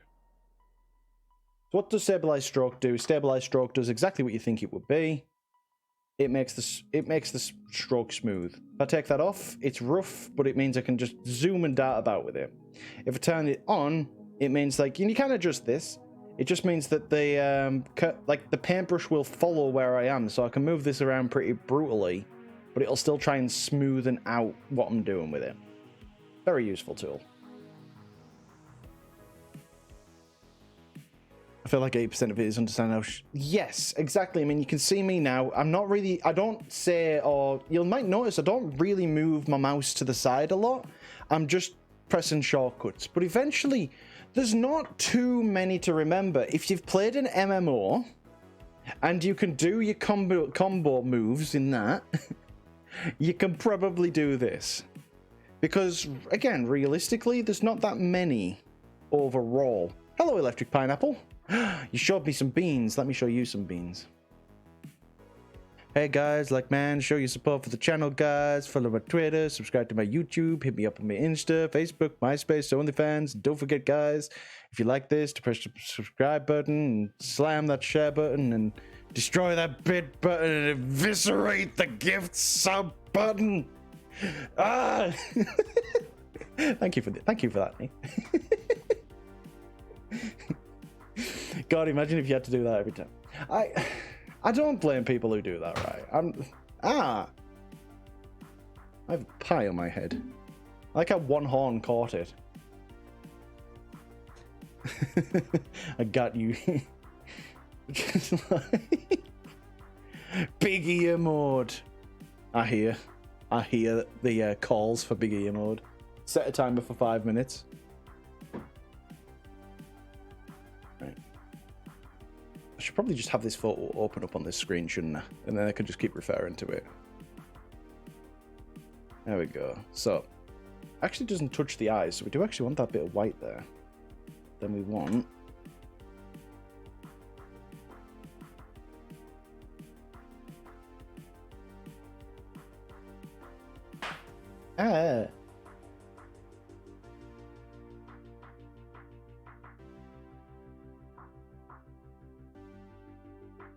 Nice one, my furry friend. Oh, hello, Ravi Fennec. Did you follow just because I've got big ears now, Fennec? Well, either way, hello, welcome. I'm Kane, I'm a furry 3D artist. I'm mostly working with VR chat and VC Face. Welcome. If you have any questions, please feel free to ask. So why did you follow Kane? Oh, he's got big ears. Honestly, thank you. I'm only kidding there with that. I love people's usernames. There's so like, I think it's an underlooked thing. Like people's usernames. Oh no, I've like absolutely wrecked the eye. But oh, wrong color. But like, yeah, I like usernames because it's like it says a lot of things. Okay, the kind of ears are great. Yeah, I'm glad you liked my big ears.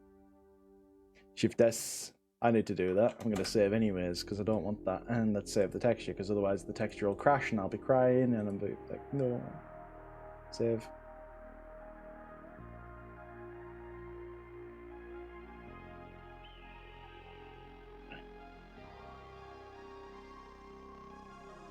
No, it comes further back actually. Actually comes further in as well.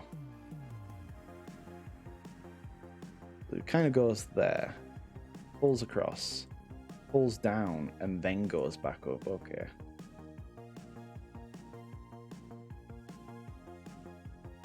I actually think this is a little too harsh still. That's better.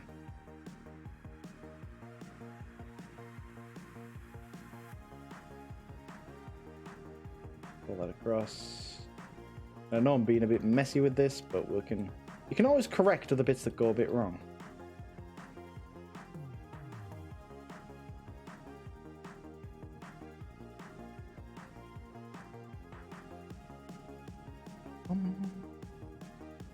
Someone redeem bug mod. I didn't know. Did someone redeem bug mod? Or do you want the bug mod preview? That's the poggers. That's that one. Hello, chat. Bug mod. Right. Keep the image up, Kate, so you can see stuff. Right. I got a star on my face, but I feel like if that was a wet pip. Well, yeah, this is needing a bit of a workout. Oh, wrong colour.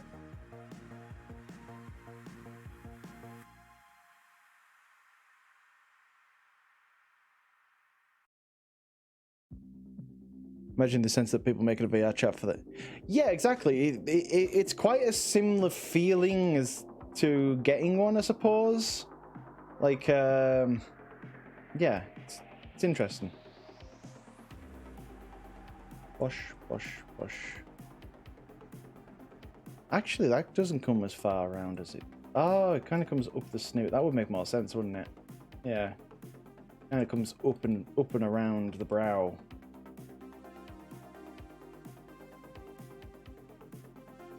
Pull that.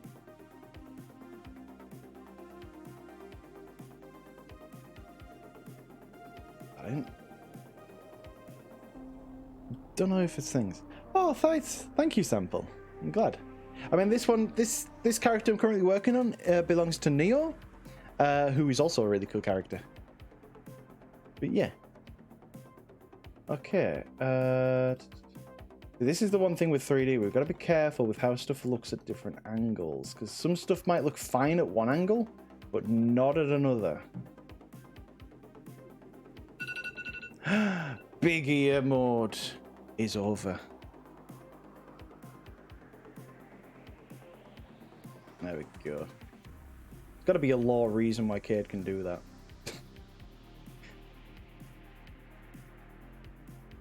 Okay, I feel like there should be more blue around the eyes. I feel like I'm missing something from the design.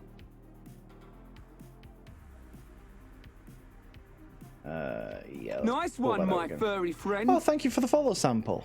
Hi, I'm Cade. I am a furry 3D artist. I mostly work with VR chat and VC face stuff. So if you have any questions about any of it, do feel free to ask. But otherwise, welcome. Hi. I feel like another side of the VCR. Yeah, the one thing. So there's one thing I prefer. Nice one, my furry friend. Oh, sorry. Hi, Stan. Hello, Stan the man. Welcome. Hi. I'm Cade, very 3D artist. Mostly work with VR chat and VC face, which VC face is what I'm using here. Welcome. If you have any questions, feel free to ask. You did figure out how to sculpt things in Blender. Blender, that's a good start. But should I follow him? If you won't. It is personal choice. Grab you. Yeah, there we go. I don't know if I like this. Nice one, my furry friend. Oh, thank you for the follow, though. I'm a kid, very 3D artist. VR chat, VC face. Any questions, feel free to ask. Otherwise, welcome. You make me smile, you lot. Yeah. Right. Back to my reference image. If I asked you to... So I do commissions. But most of them are obviously are mostly focused on anthro stuff. So if it's anthro, maybe 3D artist extraordinaire. I don't think I've got that big a thing. Is it possible to do layers within Blender? It is, but with add-ons and stuff, and it's a bit finicky and it's kind of unreliable. So personally, I just don't. But it is possible. So I don't want. Right, this shape doesn't look right. I'm gonna redo that. Something's not right with that. It comes down and it comes back up into the muzzle. Oh, it comes much further down the muzzle than I think I was giving it credit for. Yeah, so it's a bit more like there.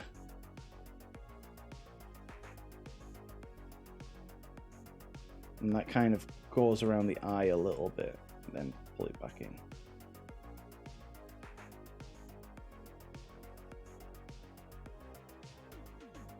Oh.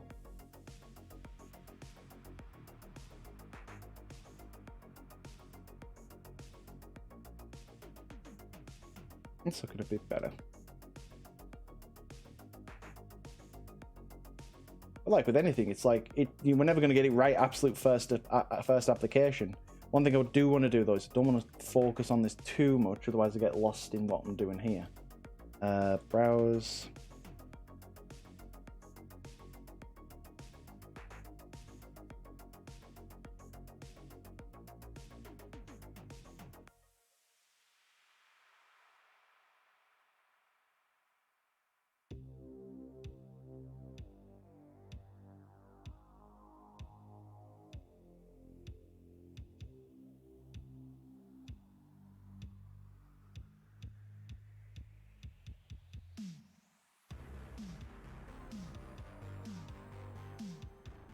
Okay, to be honest, I actually kind of want to get these eyes sorted.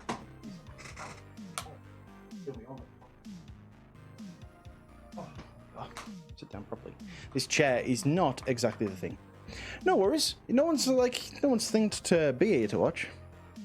I like I've seen every kind of art and VTuber furries. Well, guess what? You're seeing art and VTuber furries making VTuber furries.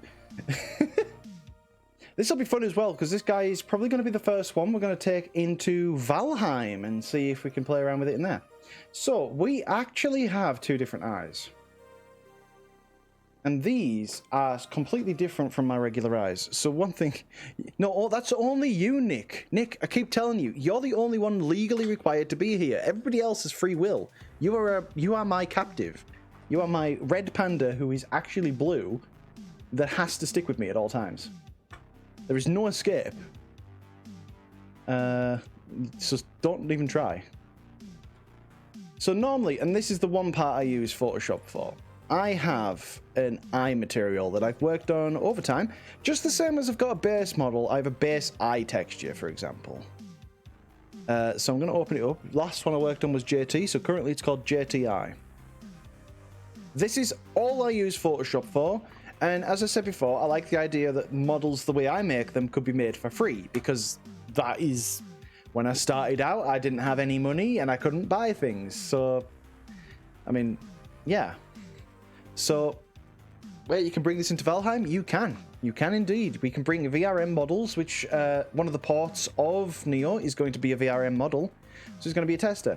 So this eye is great, but... that is nowhere close to that. But what I think I'm going to do, I'm going to cheese it a bit here. I'm going to save this as Neo Eye. And we're going to make this really very different to normal.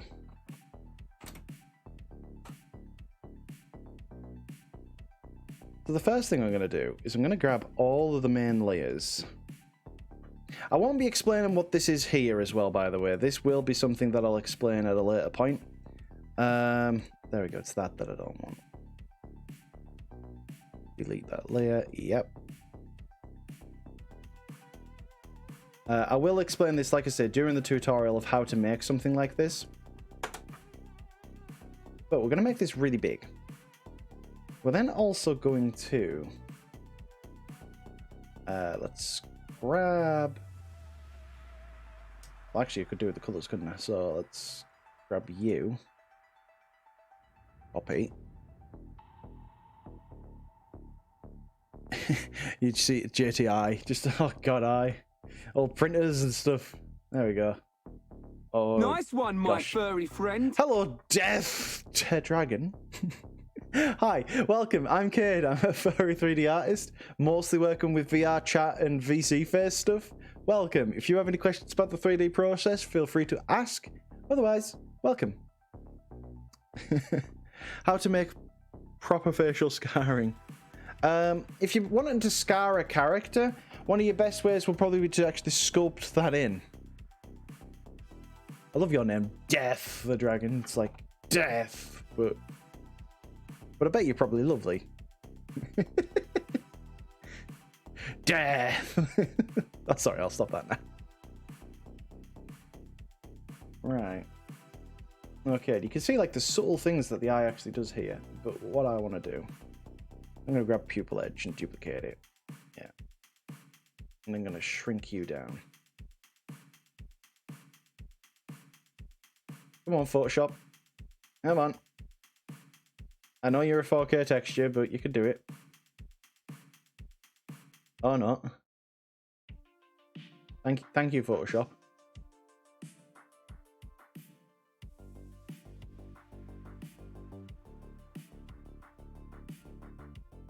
Yeah, I want to change my keyboard. Nice one, my furry friend. Beep! Hi, Beep! Lovely another protogen to the lot. Welcome! I'm Cade. I'm a furry 3D artist. I mostly work with VR chat and such, and VC face. Photoshop, what are you doing? I want to see something. Oh boy. Oh boy, my... Why have I got so many Chrome tabs open? Those are all Windows. Is it things? Can I redeem points for art? I did want to do that at one point, but unfortunately not. I wanted to do that because I wanted to have as a reward for the first person to do it, the first person to redeem 100,000 points to get a commission. But unfortunately, one thing I found out with that, there was an issue, which was I realized people could pay bits and subs and such for it. And the whole point of it was that the whole point of it was that people could, you know, get bits without it. Why is this file so slow today? So for the time being, no, I need to figure out a way of rewarding people who follow. Beep! I just welcomed you into the chat and you're already throwing things at my face. Nice one, my furry friend. Me. But hello. Maybe a saggy fleshback. Hiya. Welcome. Maybe they'll be nicer and not throw something at my face. Welcome to the chat. I'm Cade. I'm a furry 3D artist. Mostly do things. It only made the sound. Oh, well, give me a second then. As a reward. I'm not having a great time right now. And ends with a pie on my face. Certainly hope I'm nicer. Yeah, there we go. Nice. Hi, welcome. But there we go. If it doesn't work properly, it's my own fault and I deserve punishment. Oh, maybe it's because I've got these other files open as well. Give me a second. Close you. No. Close you. No. Close you. No. Close you. No. Right. I mean, if size.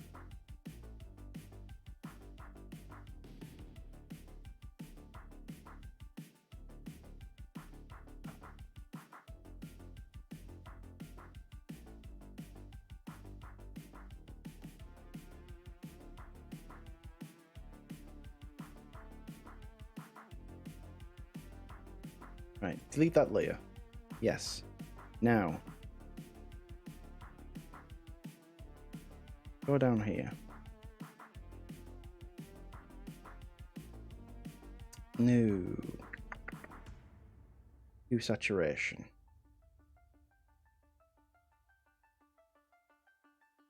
Oh, didn't want the mask. Yeah.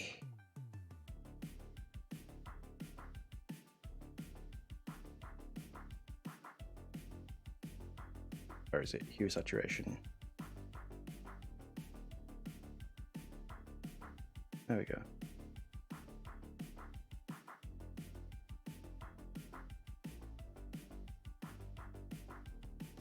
No. Oh my god, my computer is not having a fun time right now.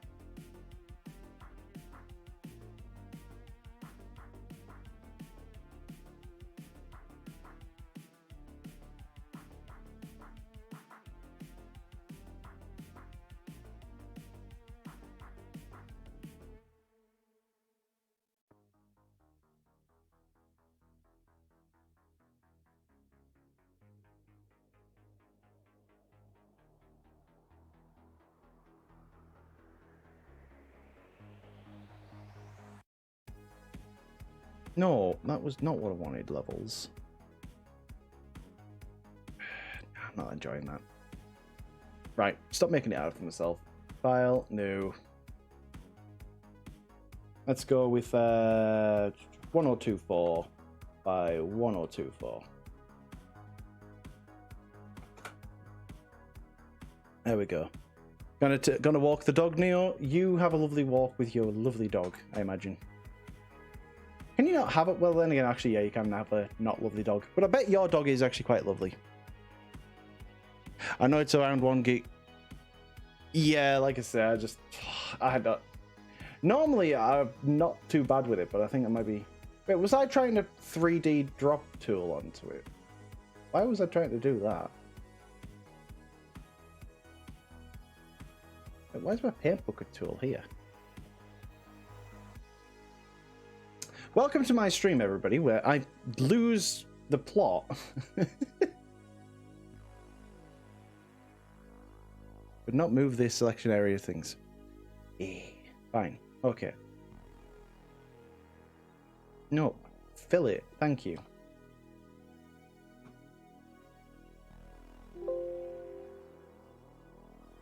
I hate Photoshop sometimes with a passion. There we go.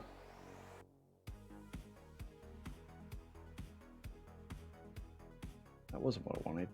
Photoshop. That was what I wanted. Well, they're doing this to make a really simple... Wrong layer! My gosh, what a fight.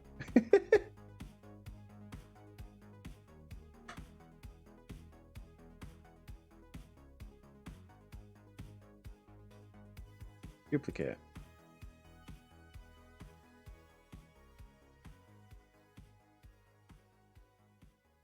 Stop asking me if I want to switch keyboard type. Why does it keep asking me if I want to switch keyboard type when I'm using Alt?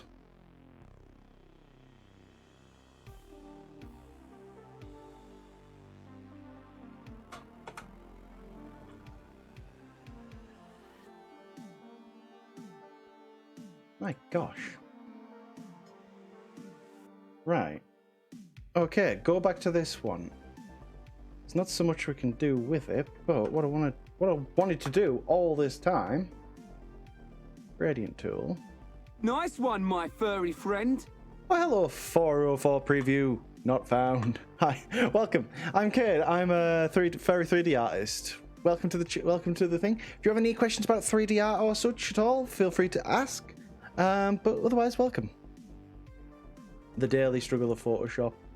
I know. I'm wanting to give the eye a little something more.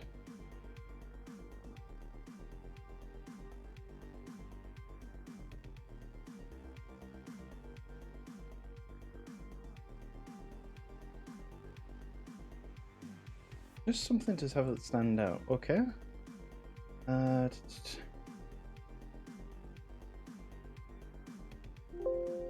Right. And a little bit of just ever so slightly.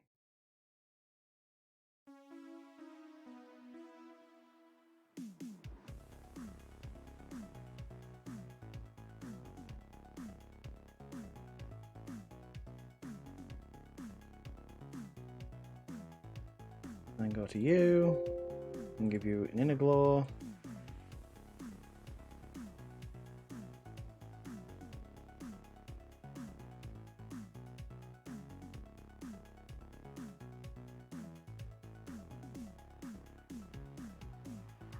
There we go. I think that'll look quite nice. Neo I1. And then save it again as a PNG. Save. Now the other eye is different. At least you don't have to use InDesign. Oh god, if I had to use InDesign, I'd be done. I'd just no, I'm not doing it anymore. You can't hold me hostage like that anymore. Kid, stop using so much RAM. I have 32 gigs. It shouldn't be too much. But I'm sorry. It seems to be breaking it down. Okay, and next let us... We have a box. Wow. Observe. We have a bucket. What?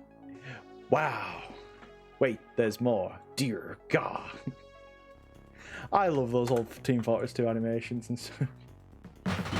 Ah! Ah! What the heck? What? What? Get this box off my head. Get! What was that? I think what happened there was all the things... What?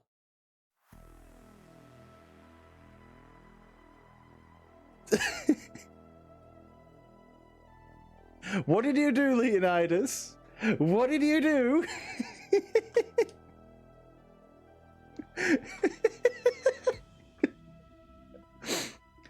Photoshop heard me. Photoshop got scammed like abusing. Photoshop, you're so bad. Photoshop. My gosh. Ah. No. Char, I've had enough. I've had enough, please. Give me mercy.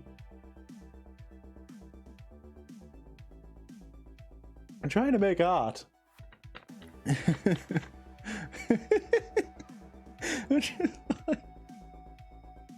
Rude. Right, let's pull you in. Pull you in.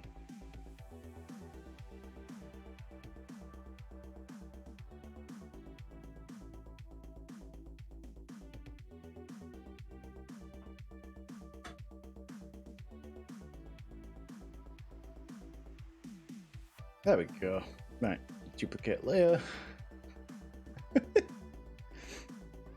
I'm trying to make art, so are we. The art of bullying Cade. There we go. Oh, thank you for the sub there, Ella. Thank you. I know you well, but yeah, thank you very much. I appreciate anybody who subs. Ah. Why are you guys so... I don't know how to feel with my Twitch.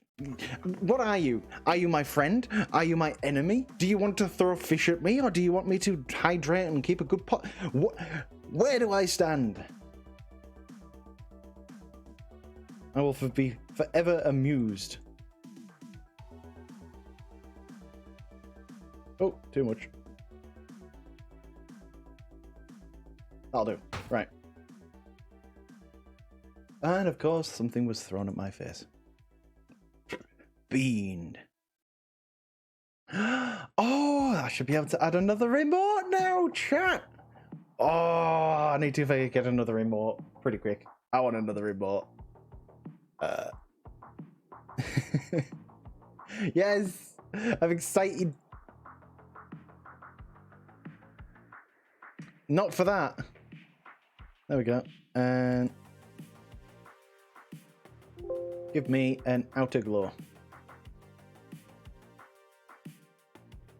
Don't want it to be as powerful this time. There we go, just that'll do. And then Neo I2. And then just save the file. Right, sweet. Okay. You're heading off for a while and need a screen break. No worries now, Ella. You have a lovely day, and I hope you have a lovely time, whatever it is you end up doing. I'm not going to lie. I want to find out how to alter the program so that I can add beans to be thrown in it as well. Right, so this I actually need to apply a mirror to it.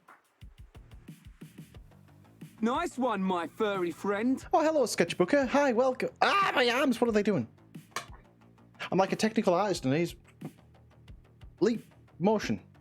There we go. Hi, Sketchbook. Welcome. I'm Cade. I'm a furry 3D artist, mostly working for VR chat and VC face stuff. Welcome. If you have any questions about 3D stuff, feel free to ask. Otherwise, welcome. Hope you're having a lovely time. Just realised Cade's plan included beans and all. Beans for everything.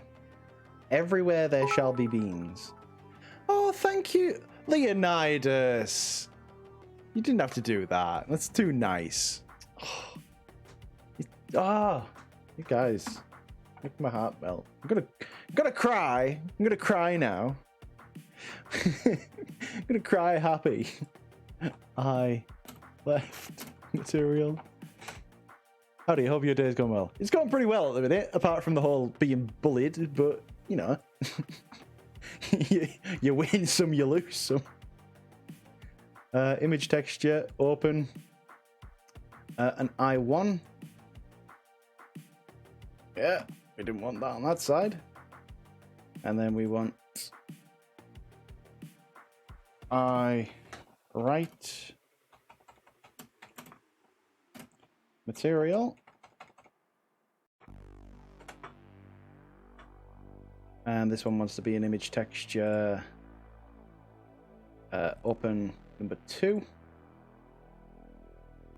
And assign. Okay, so I feel like it needs to be a bit girthier in the middle of that bit there. Yeah, it definitely needs to be a bit chunkier in the middle. But otherwise, and there we go. So let's go to Neo I1. So we don't actually want a circle. We want it to be a bit more inwards. So let's get rid of that.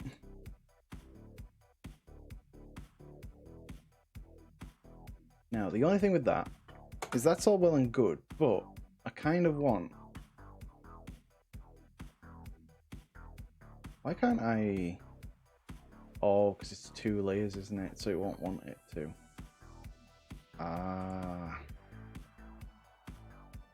Well, I'm gonna...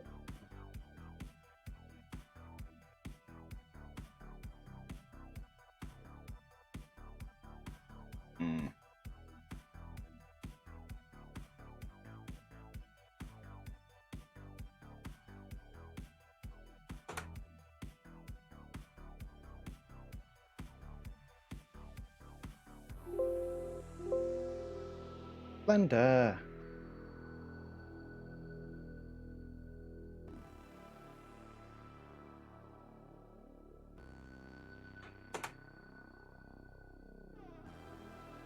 No. Save as PNG. Your I1. Save. Yep. Save. And let's go back to Blender. Image. Reload.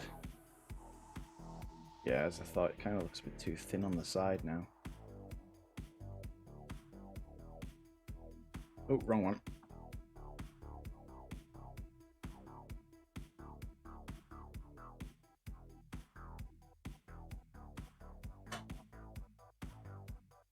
Right, and that one needs to be a bit thicker in the middle, right? So let's go back to Bump.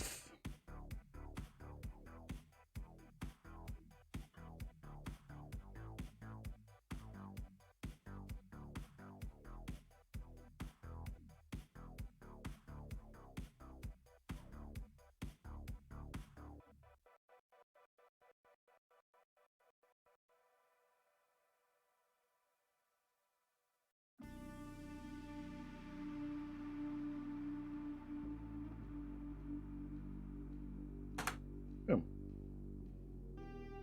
Image. Save as PNG. I2. Save. Yep. Go for it. Let's go back to Blender. Neo I2. Image. Reload. That looks better. That looks closer to what we want. And thicken the iris. Oh, hello. Hi, Theros. Nice to see you again. No crying. You said you'll make me cry. No. Only I'm allowed to cry. No one else is. It's illegal to. I feel like we're gonna need to... I'm just thinking. I feel like this cheek fluff needs to actually come a little further forwards. I feel like I want to grab this bit. Pull that forwards a little bit. I want to grab these, because these aren't done yet. They're not cooked just yet, chat. You gotta wait a little bit for them to bake just a little bit more. Just pull that forwards just ever so slightly. Pull that out. Got a little bit lumpy there now, so I just want to pull you out and pull you in. Just to give that fur on the side just a bit more depth. Starting to lose this part here now, so pull you.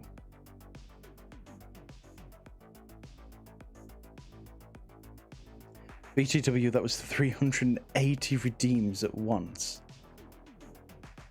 I still don't understand what happened. But I'm glad it did.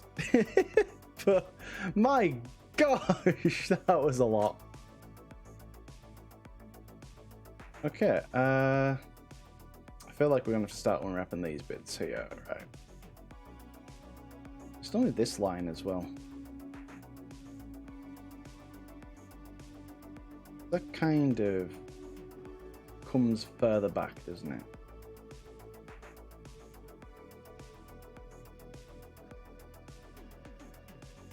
Oh, that points down a lot earlier. No, I went too far again. It's weird though, from the front it kind of goes... No, it does actually come further forwards. Okay. Texture paint.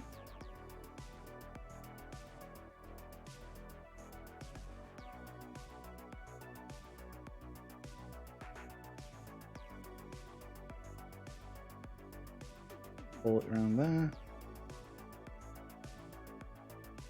It's that. Does it go? Does it bend forwards? I think that's where I'm going wrong with it. It doesn't. It actually comes at a fair. It comes in at quite a higher angle. Comes in like that. There we go.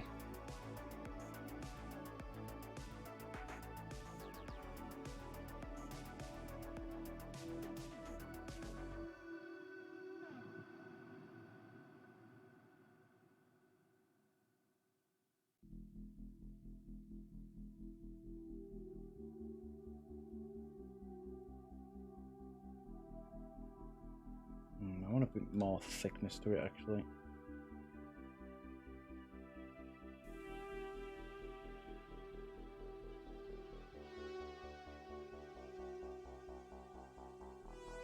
And then... It's like that goes up and round, right? Ah, so that's coming down too steeply now.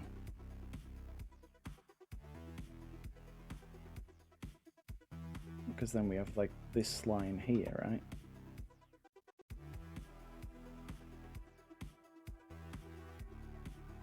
Bring this up. I love my headphones, they're so squishy.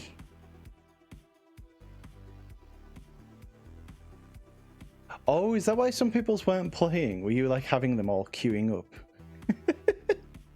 Leonidas, I trusted you. You were like a brother to me.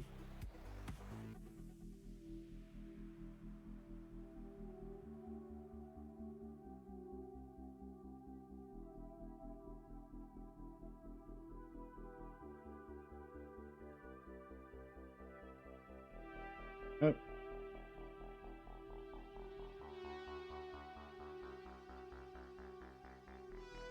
You were like a brother to me, Anakin. You were the chosen one.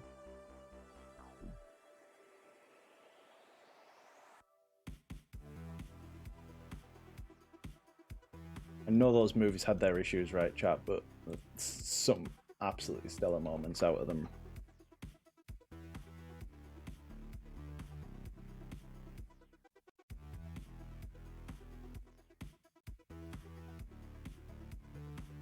It's too dark.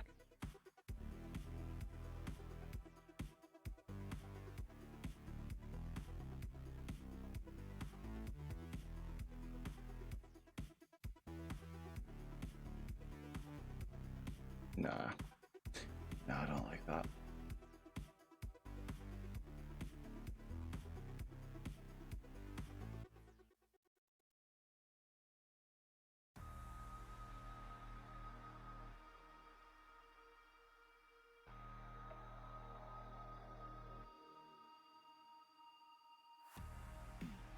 No. Yeah, you're going massively wrong with what they're trying to actually be. No,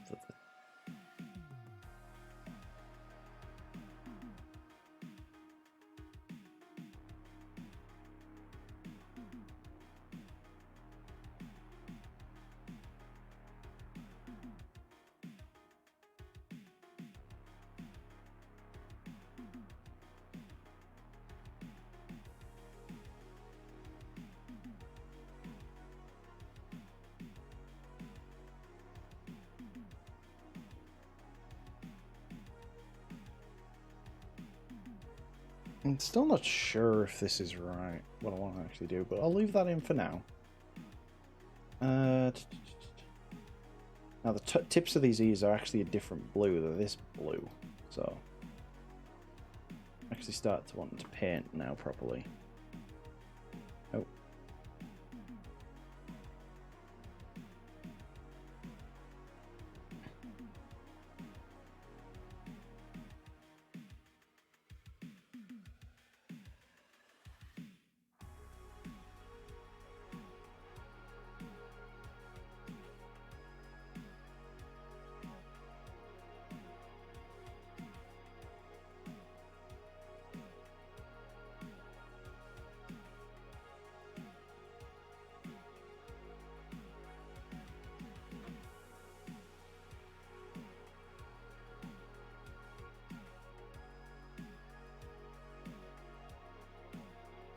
Get that all nicely painted up in a bit. Just paint some happy little darkness in our mod's heart there. And that's a little secret. No! Don't take the darkness into your heart. Look and find goodness within. Find the truth of your heart. Okay, let's get... I'm starting to get sick of seeing these now. So join them all as one thing. Wait, you need to still be mirrored, don't you? So apply.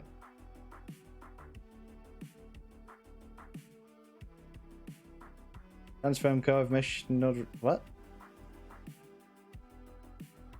What? Oh, yeah, convert to mesh. There we go.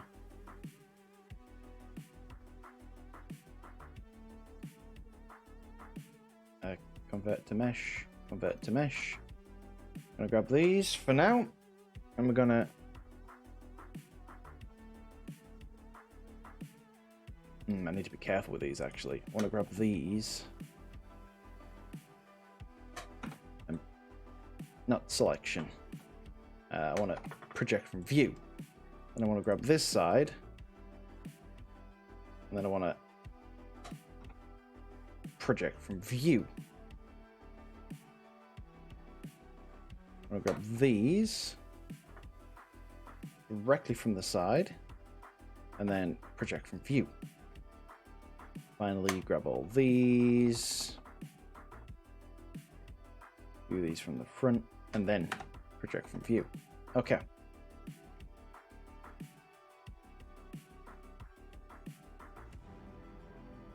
You. Look at that horrible mesh. Back islands.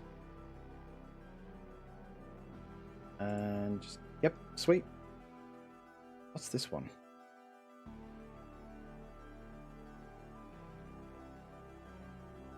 Is it that one? It is. Okay, so you actually need to be done from the side. Project from view.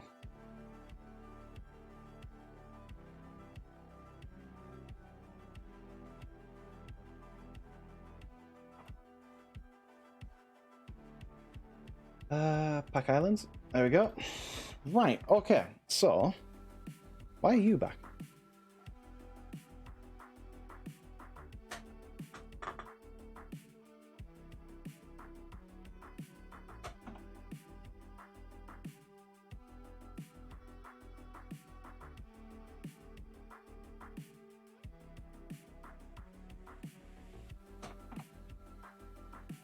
So, what are we actually looking at? We have this. Imagine drawing your overseas demon and bunny wings, goat feet, dragon wings, neon. Oh, that'll be things. Dies horribly. Hello. Found your things. Oh, I'm glad. I'm glad that they've been like helping in some sort of small way. Like this will be actually one of the VODs as well. So say hi. You're now in a VOD. But yeah, I'm glad they're helping people. I was a bit unsure at first about whether it'd actually be useful as such. But yeah. So, oh, it's the same as the feet, isn't it? Texture paint, gradient. We actually want to give it a new material. Physical floof. And I want to give this a new image texture. New, and to be honest, it doesn't really matter so much the color of this one. It just needs to give it a relatively blue color. And it does not need to be that big. It just needs to be 20481. That's much better. Physical floof. Okay. Right, sweet. So, because I'm going to go over every bit of it. Oh, wait a sec. This needs physical floof as well. Oh, was that? Yeah, that was in the unwrap. So, physical floof. And then physical floof. Sweet. And now we just go grab one. Texture paint. I'm going to go back to fill and the gradient. And we still actually have that there. So it's green on the inside. So I want to actually grab each one individually and do this as an individual thing. Just to make sure each one is exactly how it should be.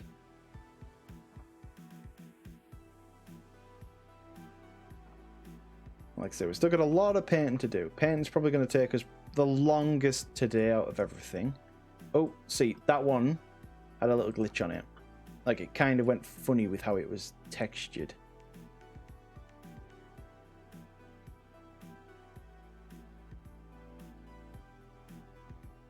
Just a case of finding. Where does it work nicely? There we go. Another one with an issue. There we go. Oh, wrong way. There we are. Right, one side done.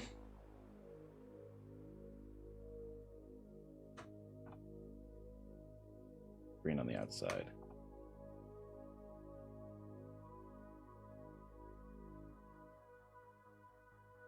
Grab you. Boom.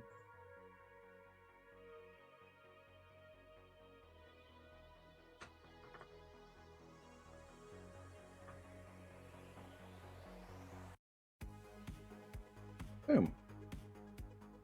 This one looks rather green. Oh.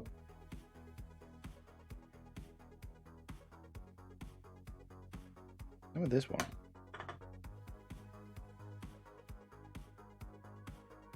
Oh, it's one of the problem ones. There we go. Also feel like that bit and that bit. What I'm going to do is I'm going to set my workspace up to be a mirror. Perfect.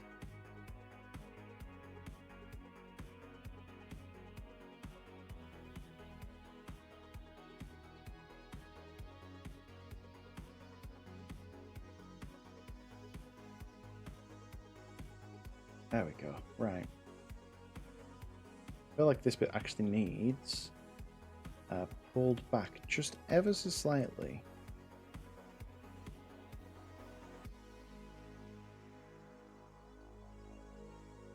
And that one's actually coming in.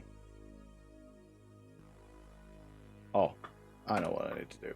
Move by distance. There we go. And connect it off.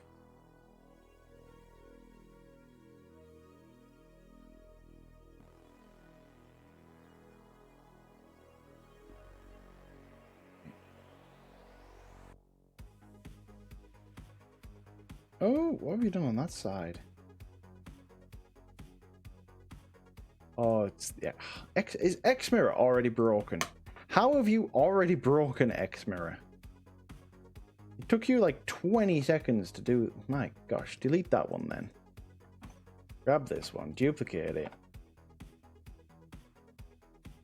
Cursor to world origin. Then we're gonna scale off the cursor.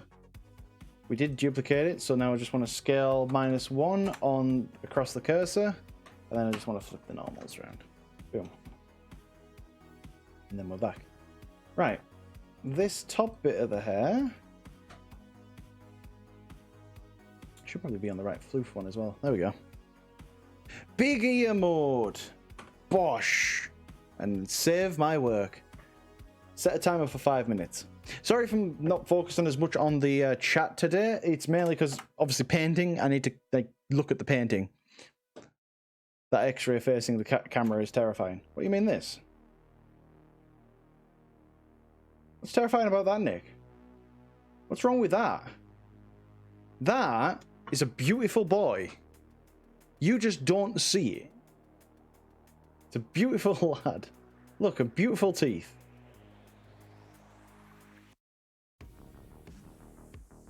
Okay, so texture paint.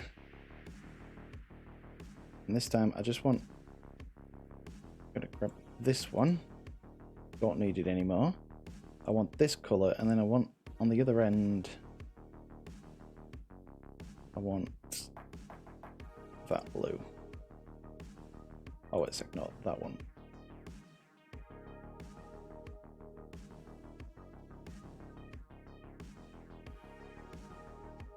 That wasn't what I wanted, but, you know, what it gave us.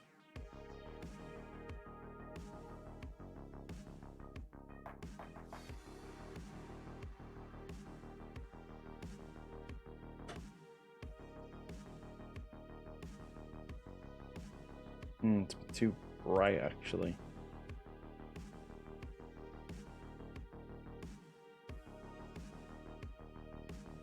Ah, it's probably that one, actually, I'm thinking about. Yeah, that's a bit better. A bit more subtle.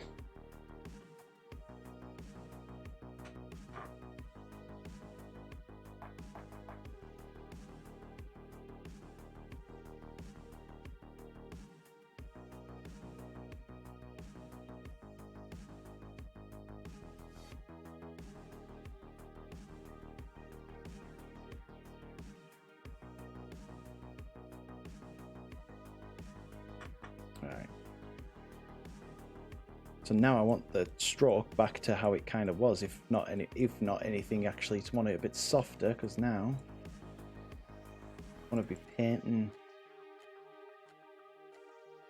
it in just a bit.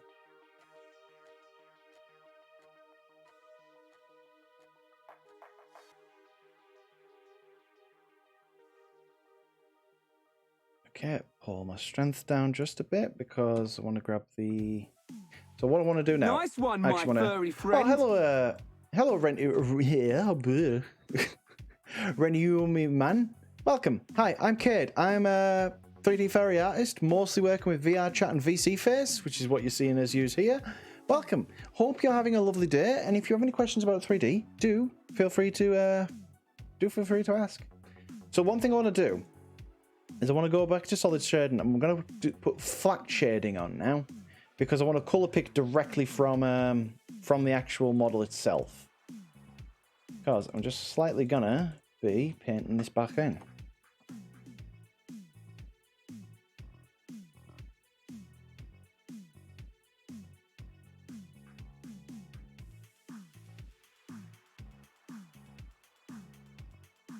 That actually needs to be a bit.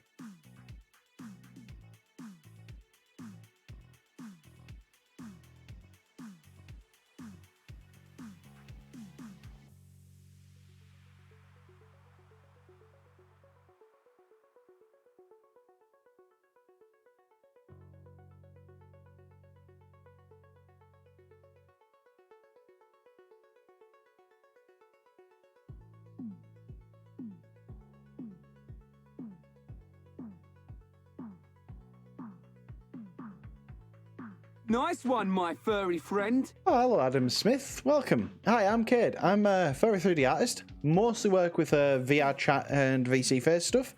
Welcome. I hope you're having a lovely day. If you have any questions about 3D art or anything of that sort, feel free to ask in the chat. While my arms are going absolutely wild, they just can't deal with it, chat. They just can't struggling with it. Okay, so that should have them blending in a bit nicer there on the bottom of them. Need to neaten that part of it up.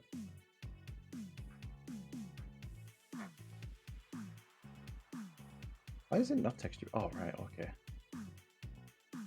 Would have if I was selecting the right part of it, wouldn't it?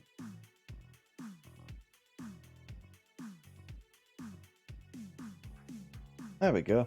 Oh, hi, Daddy Glitch. Big ear mode is over. I like the new avatar. You like this one? It's a really cute, it's a really nice one. It's going to turn out really good by the end of it. It's still at very early stages right now, so there's still a lot of work to do, but we're getting there. I think we're going to do now. This is one thing I find a lot of people miss on 3D models, and it is such a simple thing. Lips. I say with a pie on my head. Thank you, Gamer Nub. Now, the problem is I've got horns, so it's hard to get it off my head. There we go. But yeah, I find a lot of textures. This is just personal preference, so I'm not going to say you're right or you're wrong for doing this. Personally, I like it when there are actually some lips on a character, because it means, like I say, when we come to do things like smile later on, we'll actually have a bit more impact behind it. I'm just going to go to texture paint now. Now I just need to go back and switch my fallout back. Fallout, fall off. Tool and put strength back to top. Where is Duck? My username was on your head. Senpai. Bye. I like that. And I want to put my stabilized stroke on. There we go.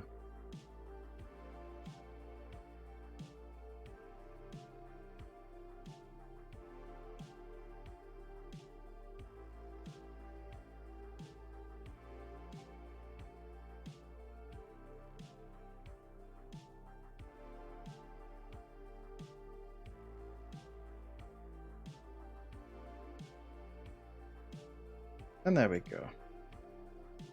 It's a very subtle thing, but this means this will be good for things like when we come to do the expressions and such, when we want it to be like happy and such. Like those lips will give us a bit more, they'll be a bit clearer to what's happening, if that makes sense. I think what I'm going to do is I'm going to slice him in half. Because I'm pretty sure most people don't have inner mouths like this. Actually, what I want to do is I want to grab that, and then -1 because we've got the lips. And then from there... Wait, what side is... Yeah, so he has just normal red insides and such, right? So... Texture paint.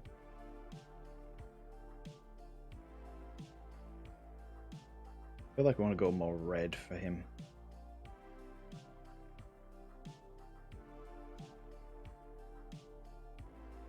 Deep red, yeah.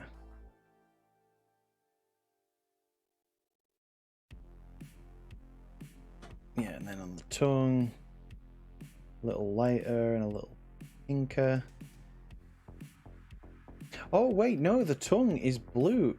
Wait, what colour is the inside of his mouth? Because his tongue's blue, but his musculature's pink. I wonder. You just had a delicious salad. What type of salad did you have? That's it, because there's... Salad's quite a varied subject. Yeah, I have the slight issue that I'm not entirely certain what colour the inside of his mouth would be. Well, let's give him a blue tongue. That's already got a blue tongue.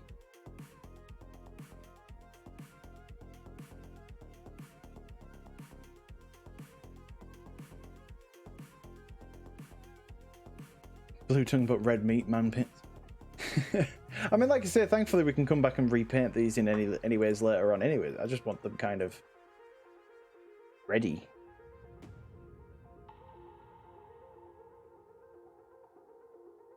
These need to be pure white, because if you have anything other than pure white teeth, it just looks wrong. And if we want to see what it looks like a bit more, there we go. Cavity is a really lovely effect to put on things, just to see how things are actually acting. I think it... I'm unsure. I'll have to ask Neo when he gets back what colour he actually wants inside the mouth. I'd imagine it will all be like a blue sort of stuff. Like blue muscles and such. Yeah, let's go with that. Let's go with the same sort of tones that I was going for, but in the blues instead. Not the purples, the blues.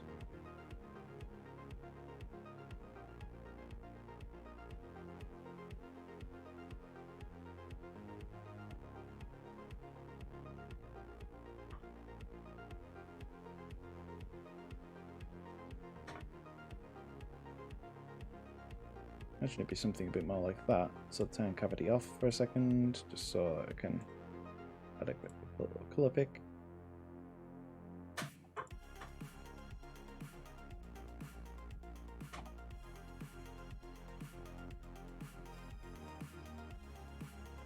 I imagine something like that.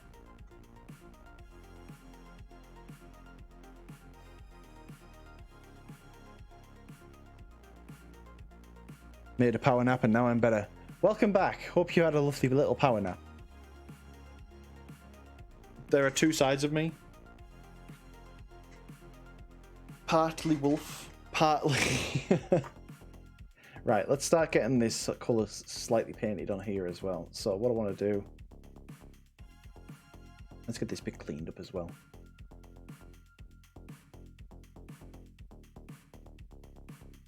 Cavity back on so I can see what I'm doing. Texture paint.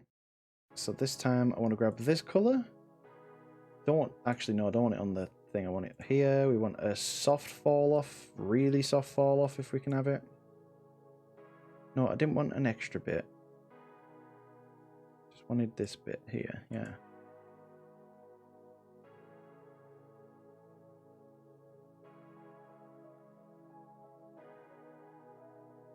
Why is that fall off really weird? There we go, that's more what I was after.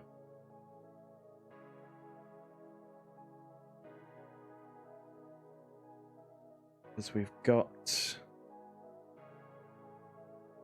If we actually go up here and have a look at our reference.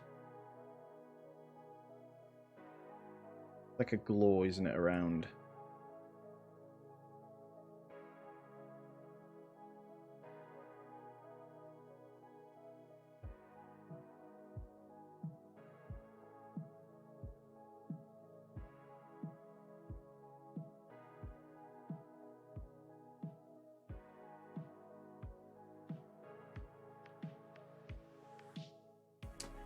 Partly wolf, because I don't know what's missing.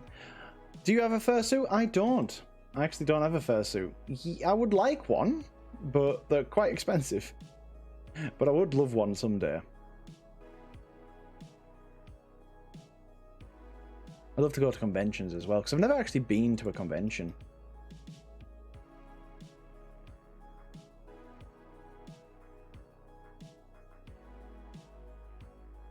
There we go, we're starting to get...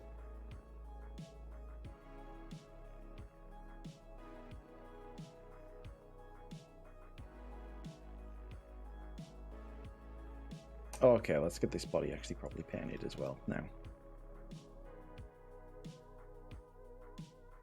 Actually plan on getting a fursuit. That's cool. Like I say, I really want a fursuit. Oh my god, half my face is missing. Neo! What's the inside of your gums? Because I was a bit confused. Is it blue or is it red? Because you've got red muscle here, but you've got a blue tongue. So I'm a bit like, Nice one, my furry friend. Oh, hello, Jess the Gamer. Welcome. Game mode. Welcome here. I'm Cade. I'm a furry 3D artist that mostly works for things for VR chat and VC Face, which is what I'm using here. Welcome. If you have any questions about 3D art, feel free to ask. But otherwise, I hope you're having a lovely day. Do you paint your tongue? It had the grey black. So whoever said that there were grey or black, you were right. Well done. Okay, so let's have a look.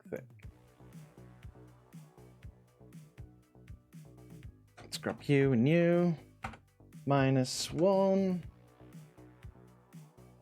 Texture. Oh wait, you do nose, iPads, base.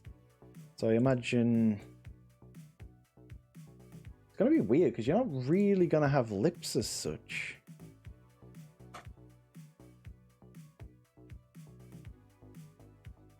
There we go. But it is black, so it's black with a blue tongue. Sweet. As long as it's what you want, that's all I'm bothered about. All I'm bothered about.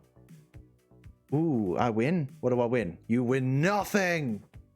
You lose. Well, I hydrate myself because I'm getting thirsty.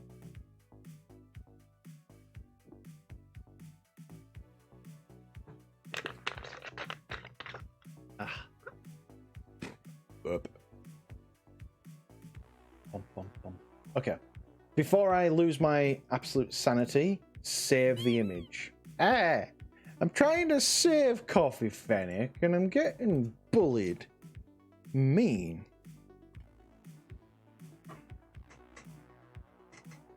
Chow Chows have black claws and... Do they?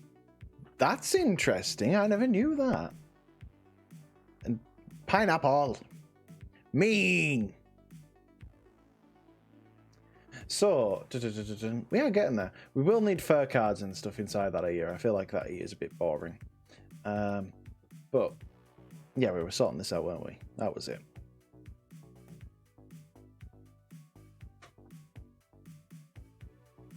Actually making it look more reasonable.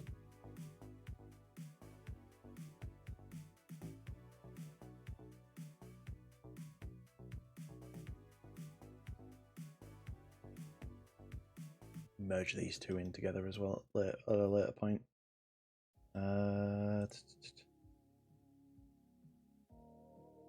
Yeah, we'll merge them in later on because I like that bit coming in there.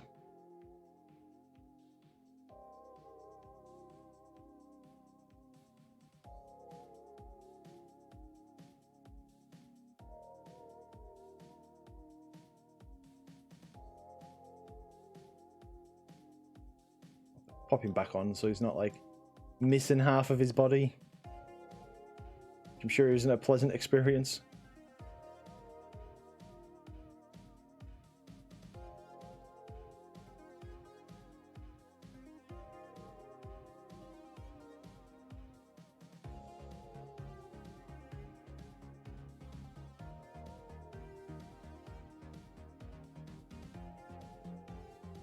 Right, we just want to lay a lot of this down for now.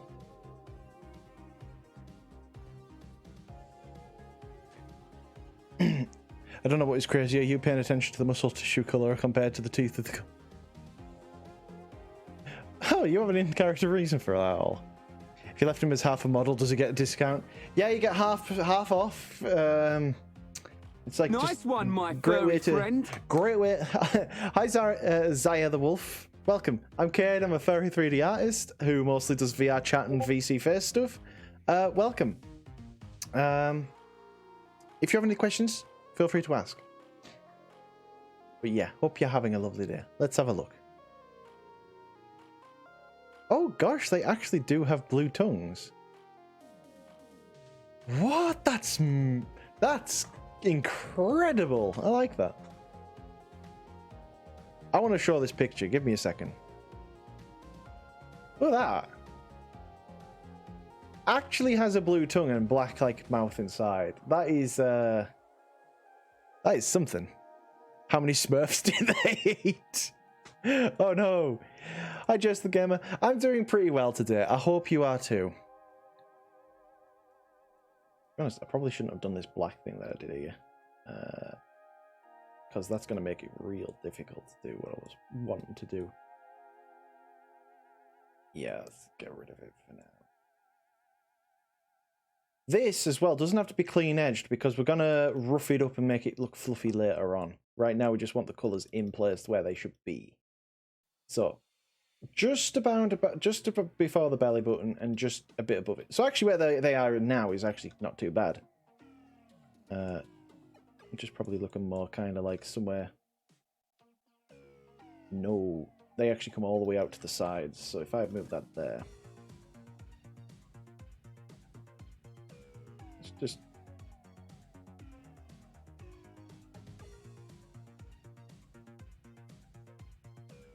It's a soft... Okay.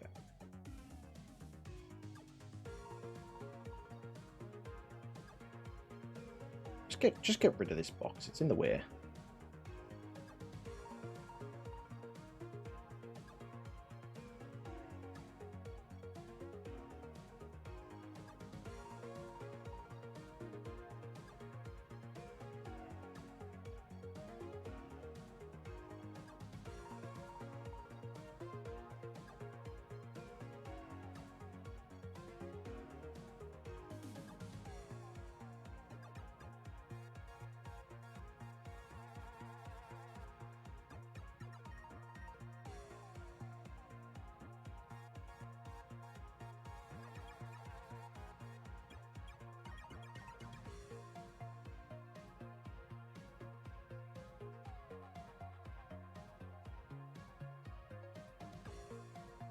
Boop.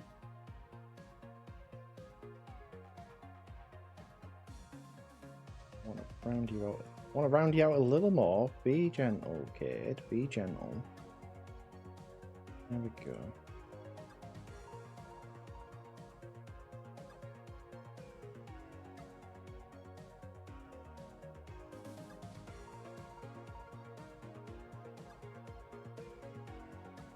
Belly button. You gotta have a belly button. Can't not have a belly button. Oh wait, Groom's. Oh.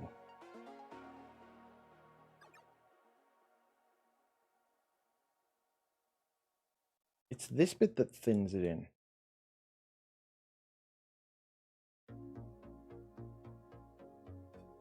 Told you I'm not a smart man, chat. You all think I lie when I say that, but I'm like, no, I'm genuinely not a smart person. I'm just too dumb to stop. I'm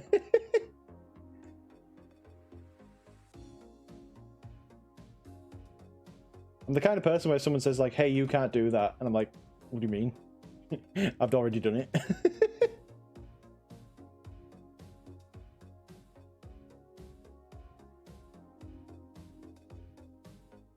There we go.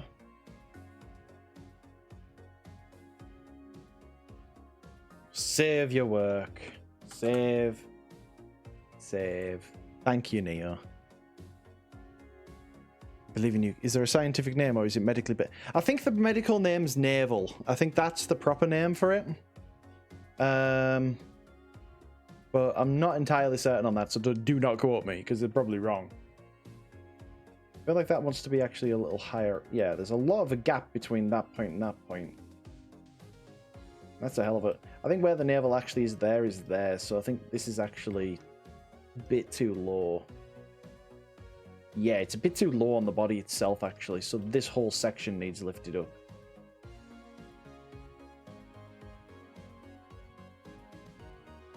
Bum, bum, bum.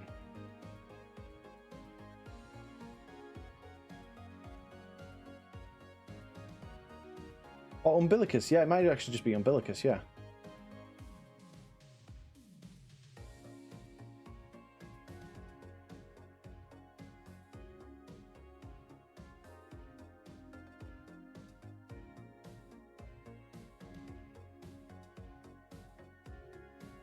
Should sort out the legs actually a bit first as well.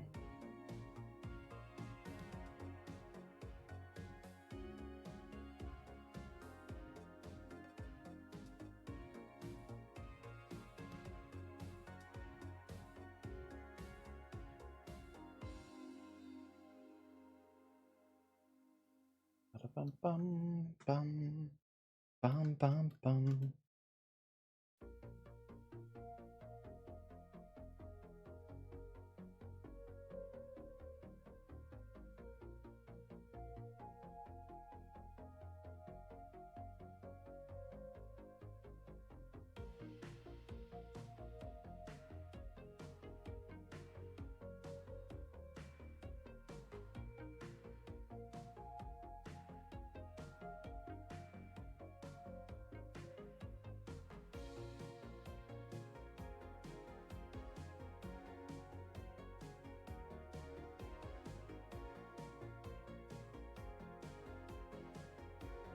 There we go, again there.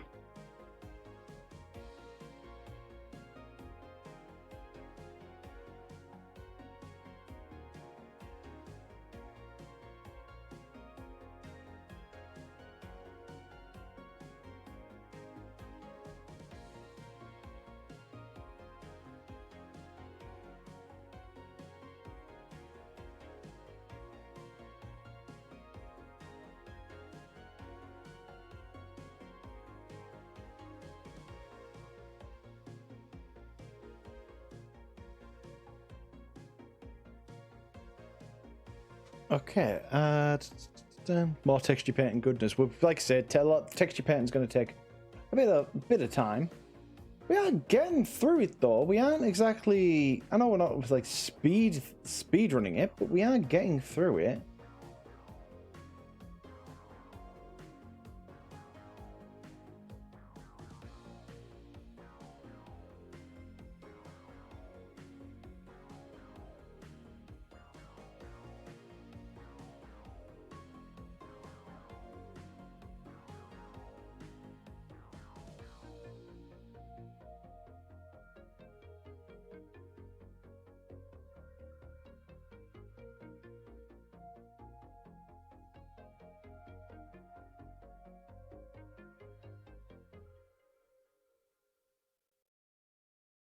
One thing that's going to be involved in a lot of this is going to be...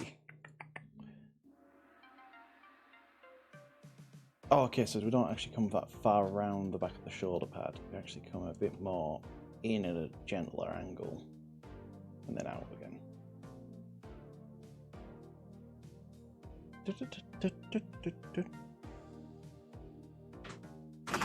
Just need to... Oh god, this gap. I will get through this. Yeah, there we go. Right. We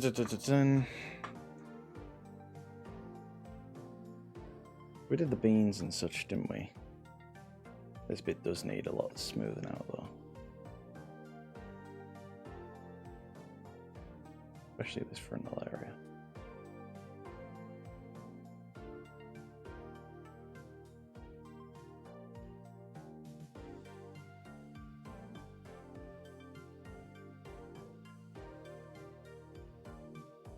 Probably going to have so many hair cards on this model, but they'll be worth it. Wrong colour. Wrong colour. Right, okay, fair enough. Flat. Choose this colour. All off down, just so it's a bit gentler.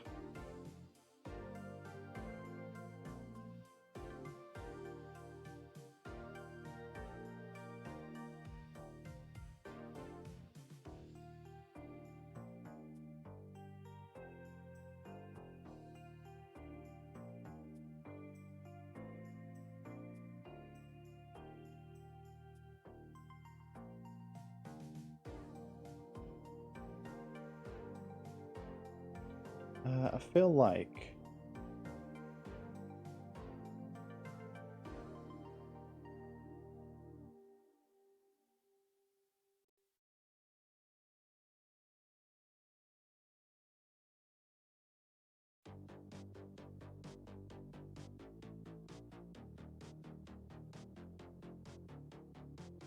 Because technically that shouldn't actually be like a foot. It's different to that. No, I didn't want it on that side.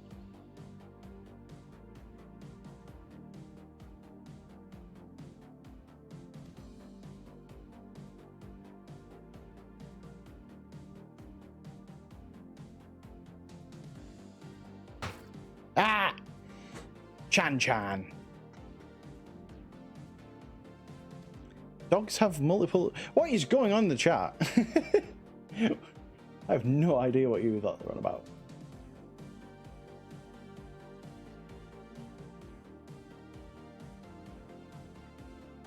Grab you.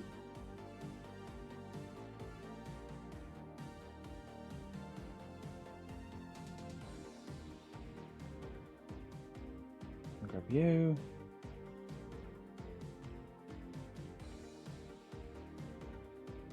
Kind of want to just take the mirror off actually for this part, just so I can see what I'm doing on the leg.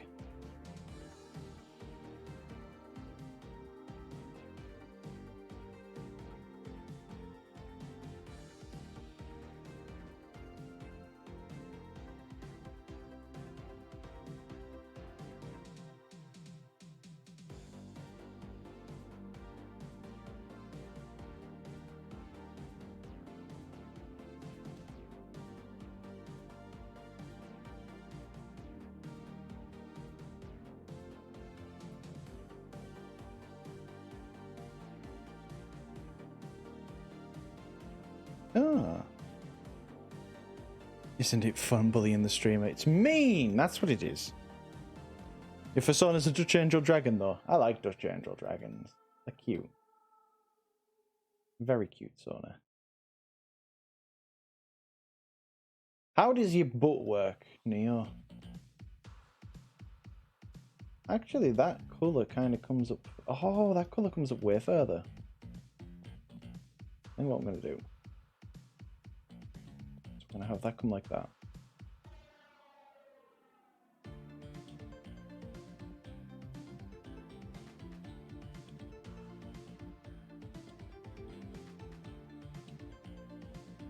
Don't mind me, kids, I'm just running out on my college knowledge. But they're either Dutch angles or dragons. No! Dutch Angel Dragons!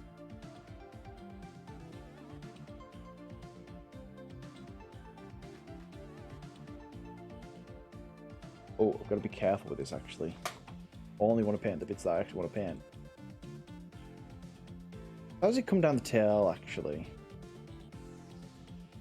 So this colour doesn't actually come down the tail at all. I imagine a little bit of it spills over onto it, but...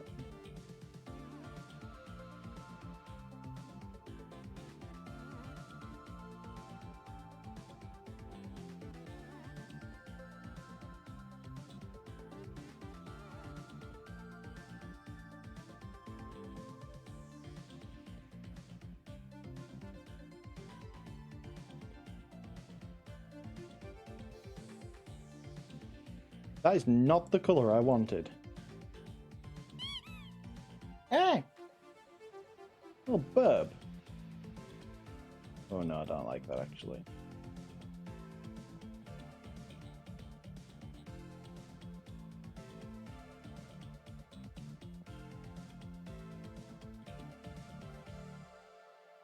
Unite! Don't you dare unite and throw everything in my face again. That's not what the union is for. Please.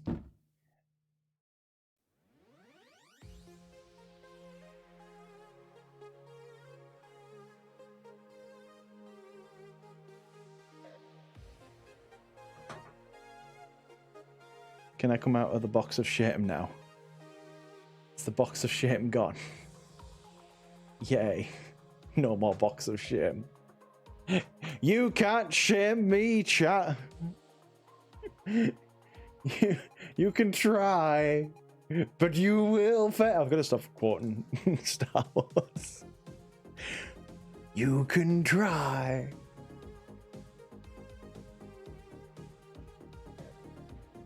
Okay, so I kind of need this color.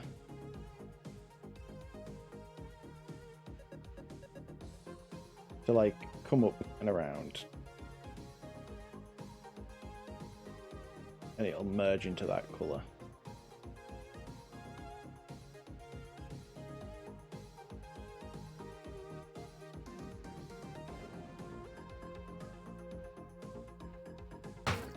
Ah!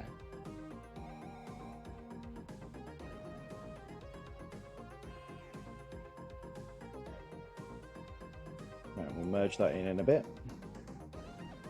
Why don't we just merge it now?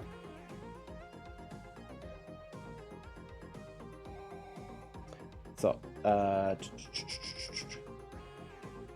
fallout low, fallout low. Strength down. Stabilize off for this part.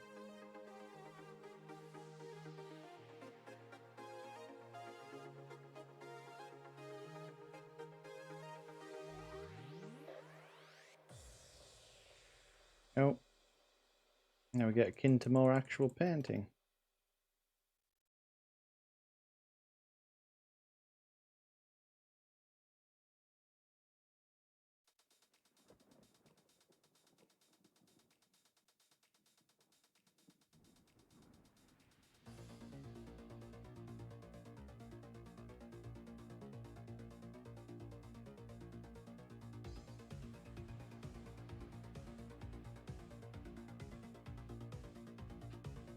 Yeah.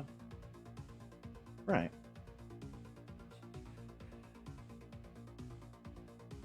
So that's where we are so far with this. Oh.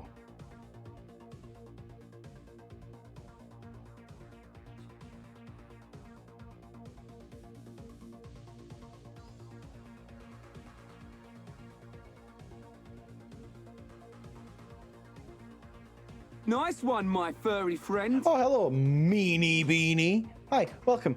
I'm Cade. I'm a furry 3D artist who mostly does VR chat and VC face stuff. If you have any questions, feel free to ask, but otherwise, I hope you're having a lovely day. It's like I said, sorry if I'm a bit quiet at this stream. It's mainly, like I said, I just want to focus. There we go.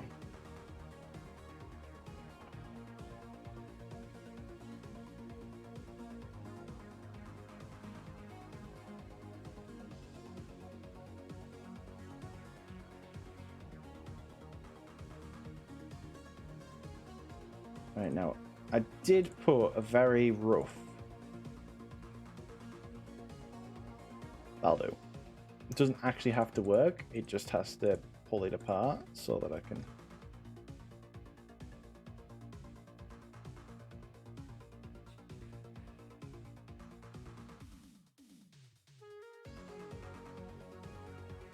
Why is there a little dot there?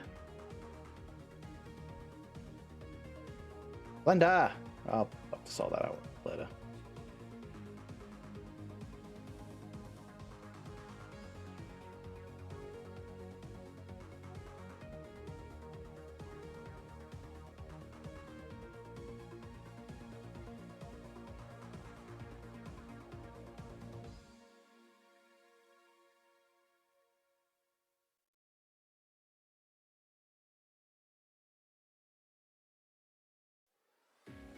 Gentle.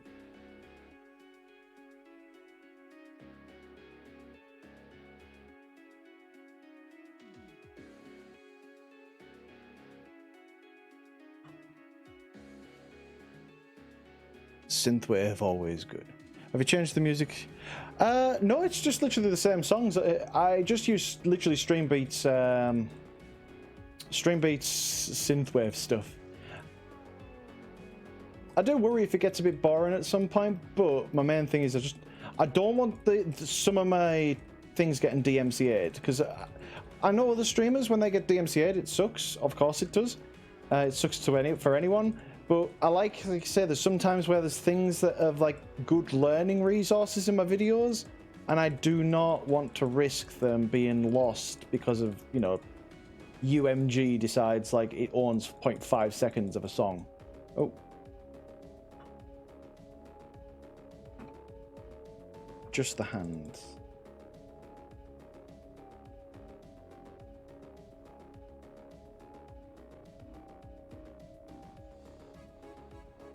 gonna have to come back to this when we do the fingers properly, because I'll have to rig the fingers. So we can't get all of it done without doing any of the rigging, but that's fine. Getting the majority of it done anyways.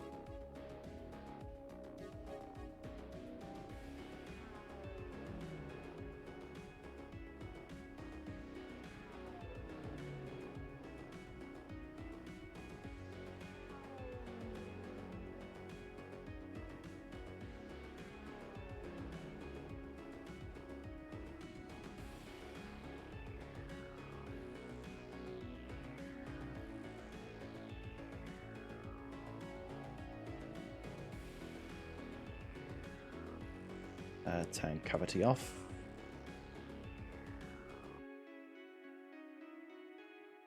Why are you so dark? There we go. Oh, weird bit. Oh, okay.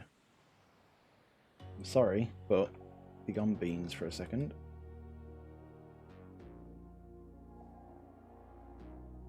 Oh, wrong colour.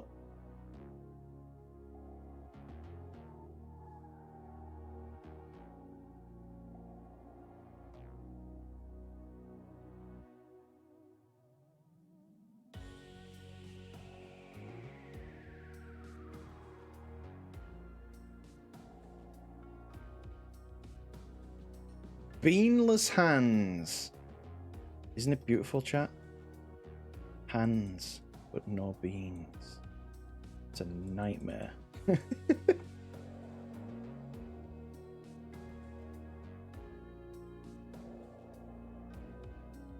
Popcam. And where is it? It is... There you go. Popcam. What is this nightmare? Set a timer for 5 minutes. Set a timer for 5 minutes. You get an extra Popcam here. There we go.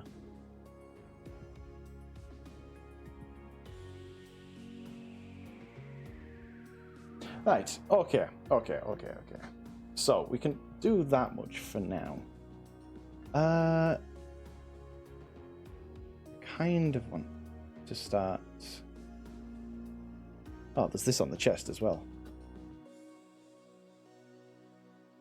Right. Texture paint, gradient, and I think I want to change this white to it's lighter blue. Oh, that's for the pen. It's this one I actually want. I actually want this one to be the gradient. Yeah, we don't want black.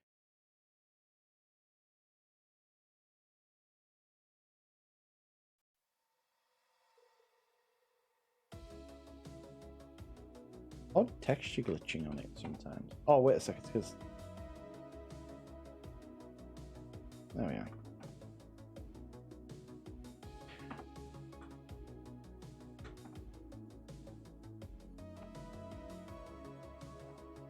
Wait a second, they completely the wrong colour. They're completely the wrong colour. I mean, they look cool, but they're not the right colour. So... Oops. It's this lighter colour, isn't it?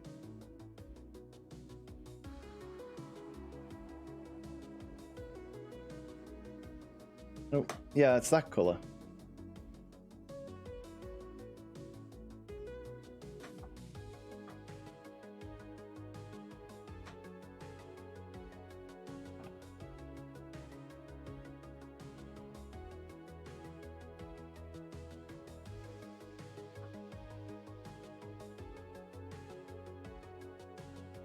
There we go. I mean, they are pointing to have, but if you think of music on stream, you have to... Yeah, but I mean, I get that. Right, okay, I get the whole DMCA thing. Me, myself, I'm an artist. I get the fact when you create something, you don't want it to go out there and everybody else, you know, make their own thing on top of what you've made. I definitely get that. Nice one, my hello, furry friend. Oh, thank you for the follow there. I'm Cade. I'm a 3D artist, mostly for VR chat and VC face. Welcome. If you have any questions, feel free to ask. But yeah, with, like I say, with the DMCA stuff, especially when it comes to Twitch and that, it's like, I get it for sure. I just wish there was a way for us to license it. I don't mind them having all the copyright stuff. Just let us have an easy way of doing it. For example, I think Monster Cart actually has like this license where you can buy it, and then you get access to all of their songs and such, and you get to use them.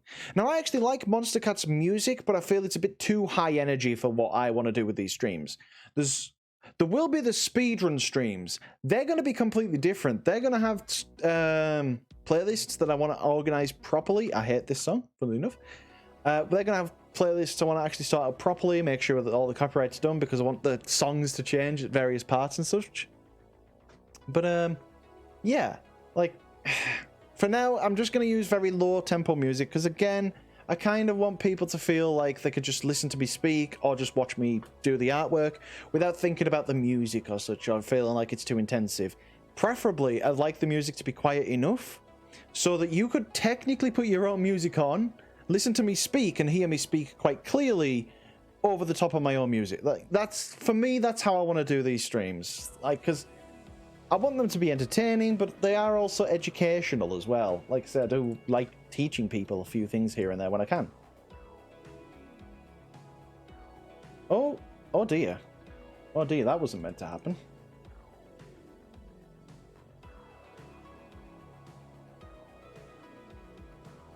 Oh, don't want gradient, just want solid color. And we got to put the fall off back to normal. Copyright. It does, yeah. At the minute, obviously, it does. I mean, don't get me wrong. There are things like it does protect me against. For example, if someone comes and starts like downloading all my renders and stuff and says these are mine, no, and I can DMCA them, and I can generally be fairly confident that's going to be successful. Not that I have to do that often, but you know, not that it doesn't happen. But you are right in the sense that it's more there to protect the likes of Disney, Sony, Universal Media Group, all that sort of stuff. Like, it's definitely more so there for that. Oh, there we go. I'm sorry, but PobCam is over. It's time. Copyright law is a scam. I mean, it's kinda. Like I say, though, I mean, at the end of the day, little bit of devil's advocacy here. You do kind of need a little bit of copyright law. Like, I mean, at the end of the day, it was made for artists primarily. The only issue is it's now went from artists to the people who own stuff, and it's quite. Did you know? It's very simple to own stuff if you have a lot of money. Hi, Mr. Greenface. Welcome. I'm a kid. I'm a 3D artist. I mostly deal with VR chat and VC phase stuff. Welcome. If you have any questions at all, please feel free to ask. Yeah, hope you're having a lovely day while I'm complaining about copyright law and stuff. I feel in terms of music, and I said this the other day, I don't know how many of yous have ever worked with game engines before.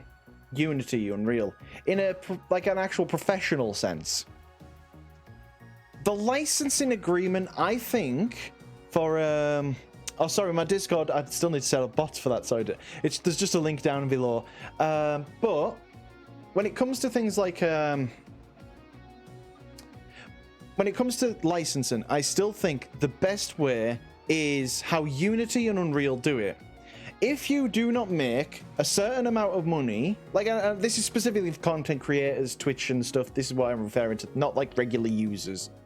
But if like let's say I'm playing Sony's music, let's say Billie Eilish's Bad Guy is something that I want to really play on my channel, right? What if it was licensed the same way how game engines are licensed? If I make a game in Unity and I make perhaps like, if I make £5,000, that's a decent amount of money for a game, right? But I'm not going to have to pay Unity anything for it because I believe their terms of service let you make up to 10,000. I could be wrong on this, so please do correct me in the chat if I'm wrong on this. But I believe it's about £10,000 or something, or $10,000 that you've got to make first before they actually start charging you. And then if you make over, I think it's like 100,000, they charge you a little more. Like I think it goes from 5% of what you've made to somewhere like 10%. Don't know this exact, like I said, I could be completely wrong with the exact specifics here. 100,000. Yeah, exactly. You're allowed to make a certain amount of money beforehand. So me, small streamer, right? Like, because I am still small. Like, I'm small. I'm doing my thing. If I'm playing Billie Eilish's music to however many viewers there are, but I don't know, 50 or so is using the chat, right? You're not coming here to listen to that music, but that music might add something to my stream. It's a mix. You can't say that the music doesn't bring something to a stream. It does. Sound is half of visual. Well, sound is half of design, media design. So it does bring something. But what I don't understand is like, well, can I play it? And then as I grow, if I grow past a certain point and start making a certain amount of revenue while licensed with your music, like I understand, like I'd have to sign an agreement or something, and I make over a certain amount of revenue, well, you get a certain percentage of that revenue after that point. They're then making, and like I said, the logic here is the exact same that game developers have had for ages. You make money with this thing, it gets out there, we get money from it too. If you just use it and nobody listens to it, well, we're not going to charge you for that because it's not done anything. It just seems like a license, like, maybe I'm biased because it's a licensing thing I kind of like, but it just seems like that's a good, for content creators, obviously, like I said, this doesn't affect the general public because the general public isn't out there to make something from music, right? They just want to listen to it, so... But again, I don't know anyone who comes to this stream specifically because, I want to listen to stream beats. I want to listen to Cade play stream beats on stream. So, like I say, I know when people go, big corporations, and I see this a lot on Twitter, and I agree, big corporations do suck in a lot of ways. But at the end of the day, you've got to think people do still build up these, like, these corporations are still people. They do still need income. Now that should probably come from the CEOs taking a bit of a pay cut, but at the stuff, I'm not coming here to learn. Exactly. And if you go and watch any other streamer for any other reason, you're not probably there to listen to whatever music they're playing or whatever their background stuff is or some visuals that they've got, or if they're watching. You know what I mean? The only thing that I find's a bit weird is when people like do reaction content and stuff. I'd like to do it myself, you know. Okay, I won't do it. I'm sorry, dear. I'm sorry, Drago. I'm sorry. Forgive me, please. But yeah, like, it's weird, isn't it? There's no like right or wrong answer. Teal, stop it. You're not that powerful. I will defeat you in open combat.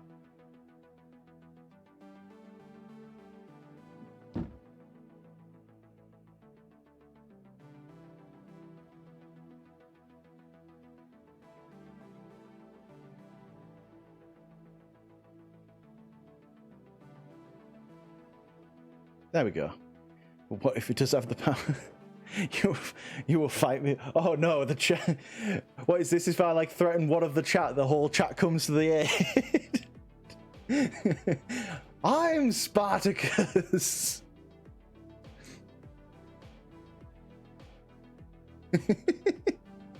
I love you guys. You're great.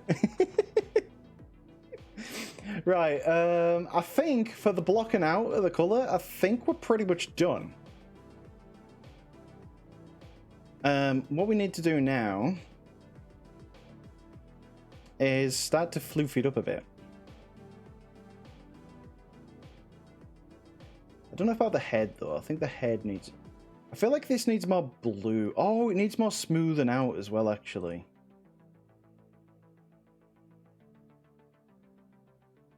Oh, right, back here as well.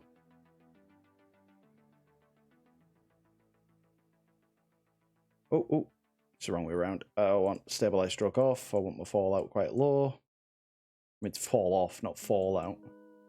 I don't want to set the world.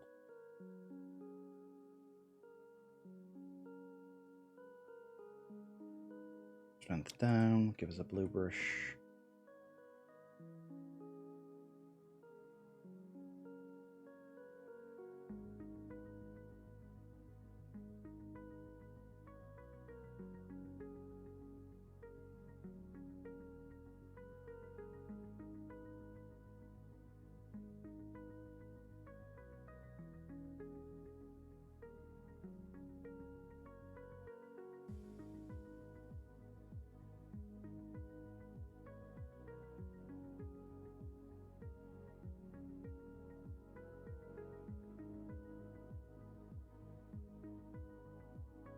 There we go.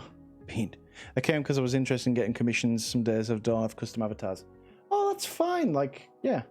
I mean, obviously, that's one of the half of the reasons I like streaming. I like streaming because then people can see what to expect from a commission as well. Like, useful. It's a marketing tool. It's all just commercial. Kid just wants your money.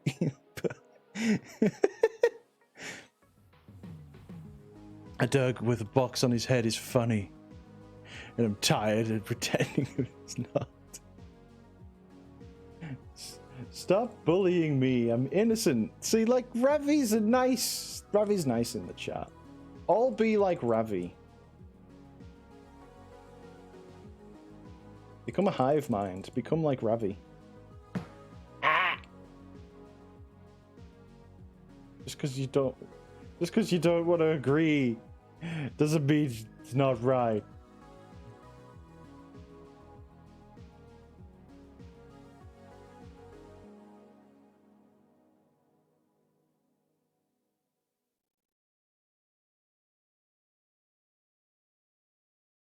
Right.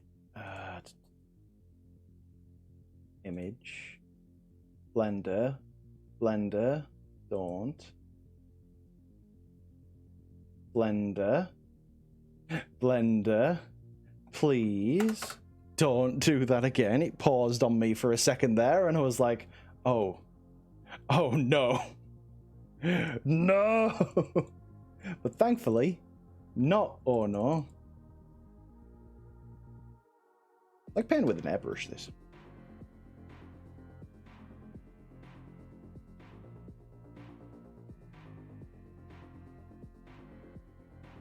We'll fix the inside of that ear as well. For now, I'm just wanting to get this laid down.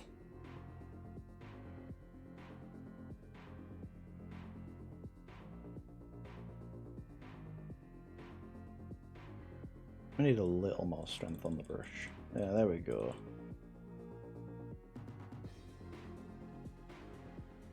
Right.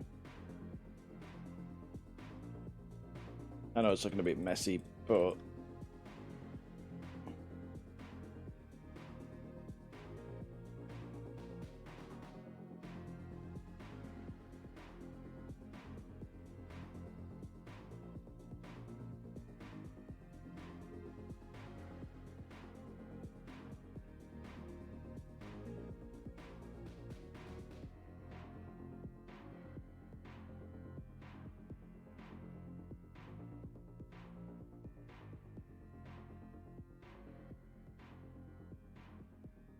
there we go. It looks kind of cool on the inside of the ear now, but it's not what we want.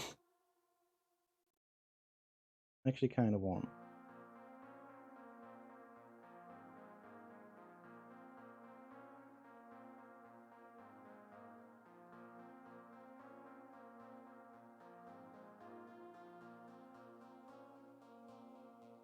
This decoy to come around like there. Echo ears. Save my work. Saw that there from you. Thing. How many fingers should a paw have? Don't start this again, Leonidas. We've solved this now. We all know how many fingers go on a paw. And I have the right amount here. And if you count the fingers, you'll notice that they are correct. There are no more. There are no less. This is the epitome of a perfect paw. If you disagree, you're just wrong.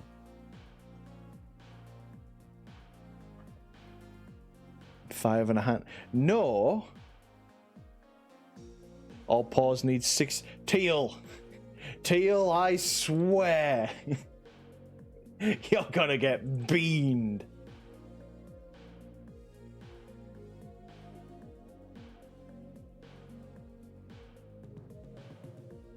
Right, that was there. But I do know that this wants to be a bit more outwards.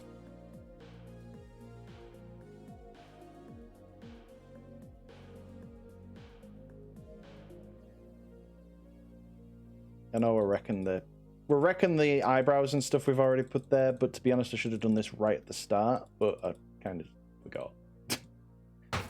Not even gonna pretend. Yeah, I deserve that. Pie on the head. I have an avatar being commissioned for me, and he'll have 4 fingers and 1 thumb, and he's a dog.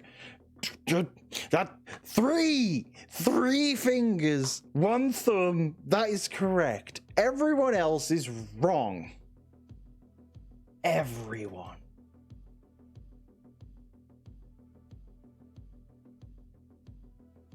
Ah. Did you find a new chair? Not yet. I'm still looking for one. I'm tempted towards the Secret Labs chairs because I know everyone's going, oh, the Aerons and stuff, but it's like the Aerons are like £500. And that's if you find them secondhand. If you can find them.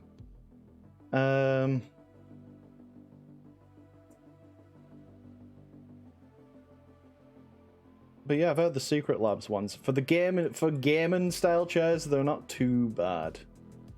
What are we looking for now? We're looking for 4s, aren't we? So yeah, that bit's rough, but these bits still remain a bit sharp. But what I'm going to do, I'm just going to add just an ever so subtle bit around them. So they still have the harsh edge, but they have the soft tone as well. Although I might tone it down a little bit at this tip.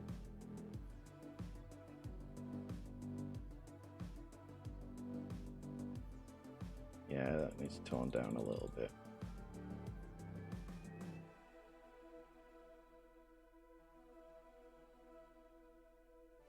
Right, let's bring those eyebrows back. So I quite like those eyebrows, but... Stand, fall off, put back to normal. Strength, put back to full.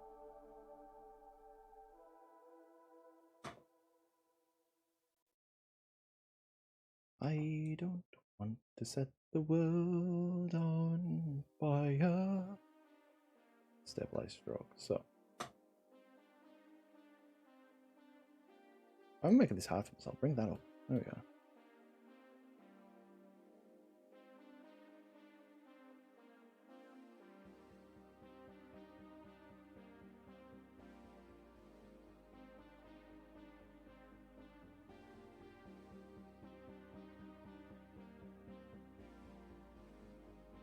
There we go. And then we also want to grab these edges again.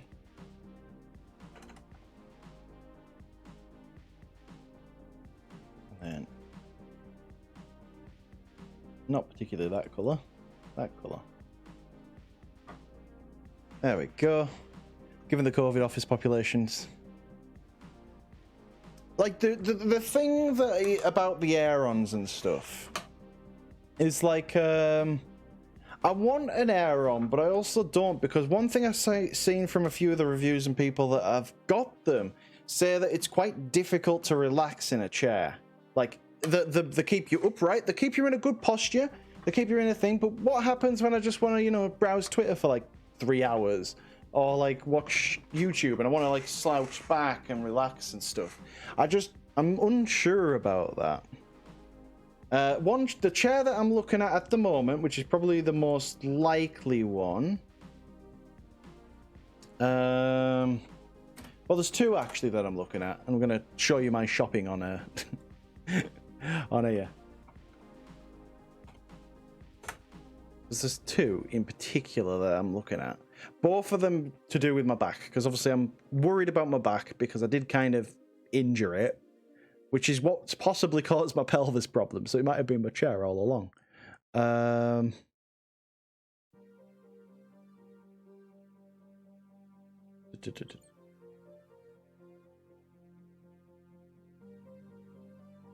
Just want to click on a chair. There we go. So this is one of them. This is like the ergonomical one. With this one I can actually afford because I'm not rich.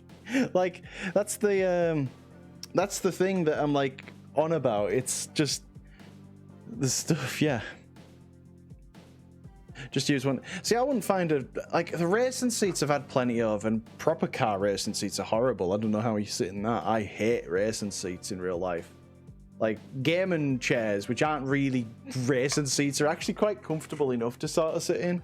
But like, oh god, actual car seat. I remember at I was in the Air Cadets when I was younger, and they actually had like like, was it a Hornet? They had like a seat out of an early jet plane, and my god, it was the most uncomfortable thing you'd ever sit in. But everybody wanted to sit in it because it was cool. So yeah, so this is one of the chairs that I'm looking at, which is an ergonomical, like a proper ergonomical chair. And I've heard that these are pretty decent for the price. So there's that. Surprised there isn't more of a thing.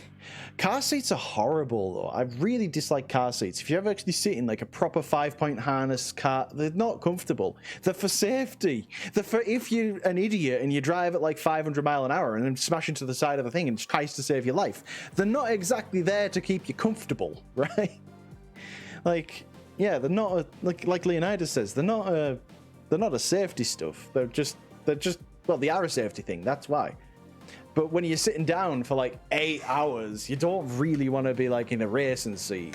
Your ass would be not thank you. So this is one of them that I'm looking at.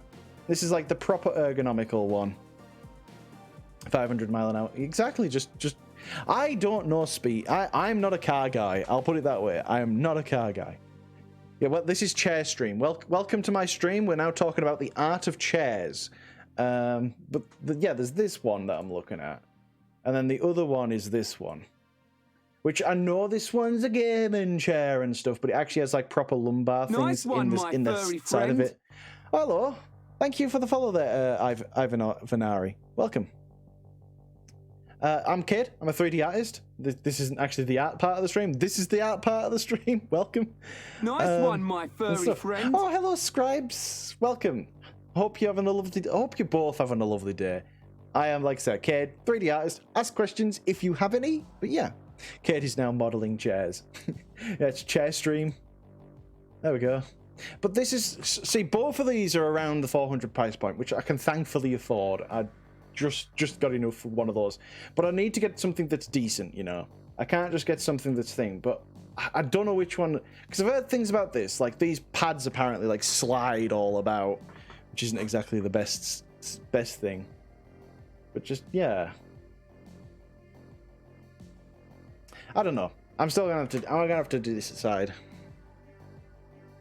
That's like commercial jet speed. Just meow. So okay, this bit's a bit weird. Oh, Scribes!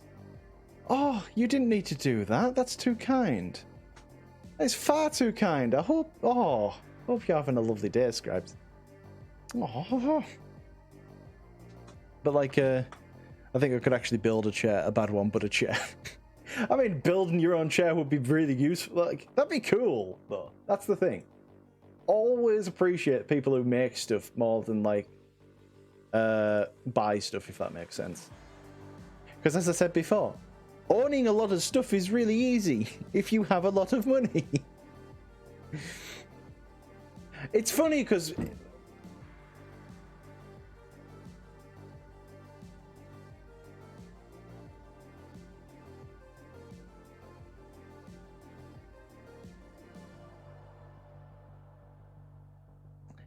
right. It's funny because as I was saying, like, are you, well, mean. You guys are mean again. What is this mean streak? Where's this coming from? Mean. But like, yeah, I remember coming from, like I said, I worked in engineering when I was younger. And there was a lot of people who just thought buying stuff was cool.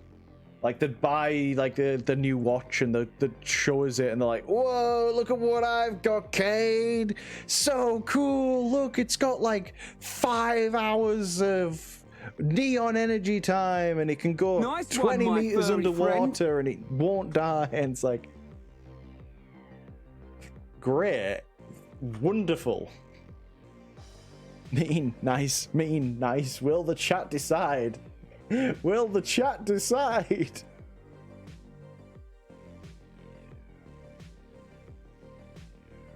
Oh, I know what's wrong with that one. The gradient's the wrong way around on it. Well, what I can do with that one? No, wait a sec. The gradient isn't the wrong way around. Nick's the same on that side. No, it is the wrong way around. I've put it on the... Kid, you're not a very smart man. Right. Bump. Oh, no, wait a sec. It's bump. Bump. And then not that. And then it's... Bump. There we go. And it's on the wrong tool. Oh no, we don't want it that. We don't want it that dark. There we go. So that one is bump. This one is bump, and this one is, guess what, bump. And it goes in that way.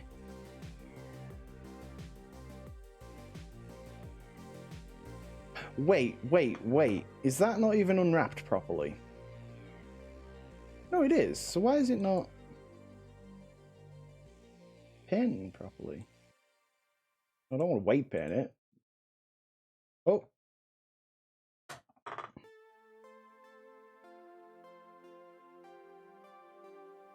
Gradient, fill tool. Yeah, grab that.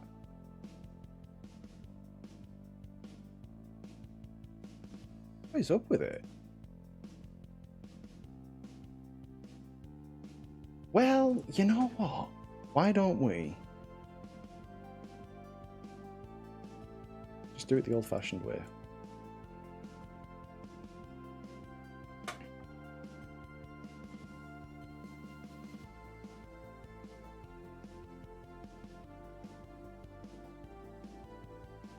Almost like just painting sometimes is just the quickest solution.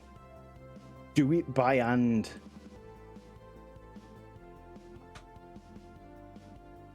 Yeah, it's looking better anyways.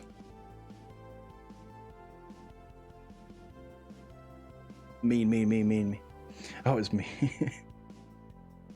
Okay, you have to get your second COVID shot. Good luck. Hopefully you don't get any of the arm pain. Hope it goes well for you, Titan. You have a lovely day, though. Hydrate, make sure it's water, though. It's 7-Up water. Is 7-Up what? I mean, it's clear.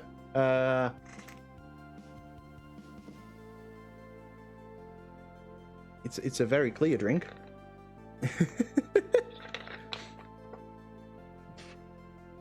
You're a tough guy. I mean, to be fair, for the first jab, I was so surprised I didn't get any pain at all.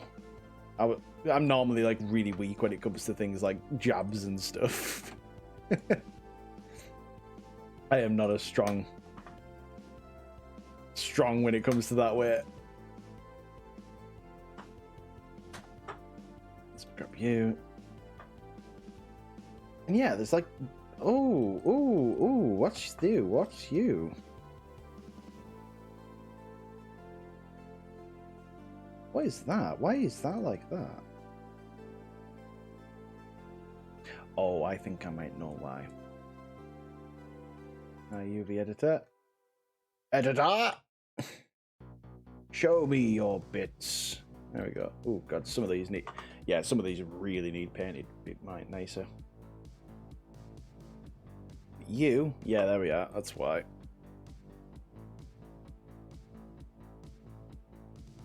Why you'd folded in yourself, I will not know, but...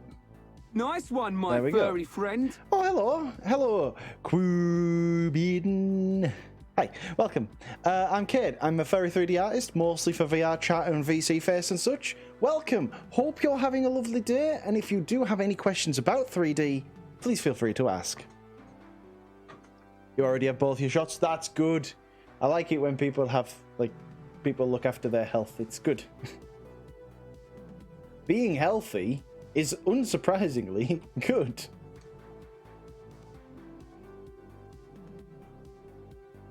Some of these are the wrong way around. Like, that's got green on the end of it. It should actually have the darker blue.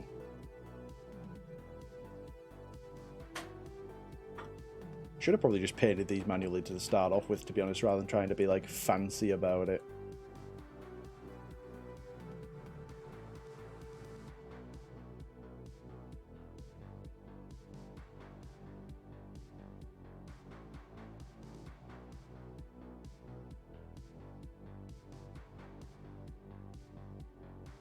Yeah, it's starting to get really messy now, though.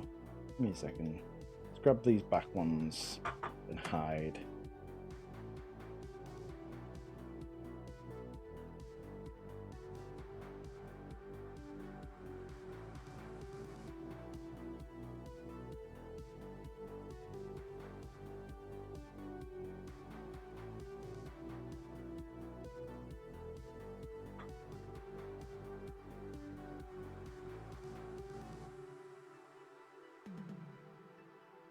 If you're wondering how I'm selecting these as well, because I'm in the mask mode, if I press L when I'm over any of them, it'll select all of the stuff connected to that one.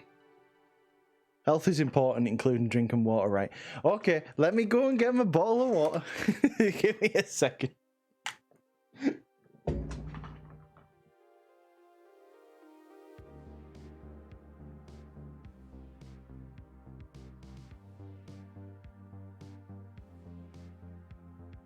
There's my bottle of water, but I'm just gonna go. Might as well go and have a little break. I'm just going to a second.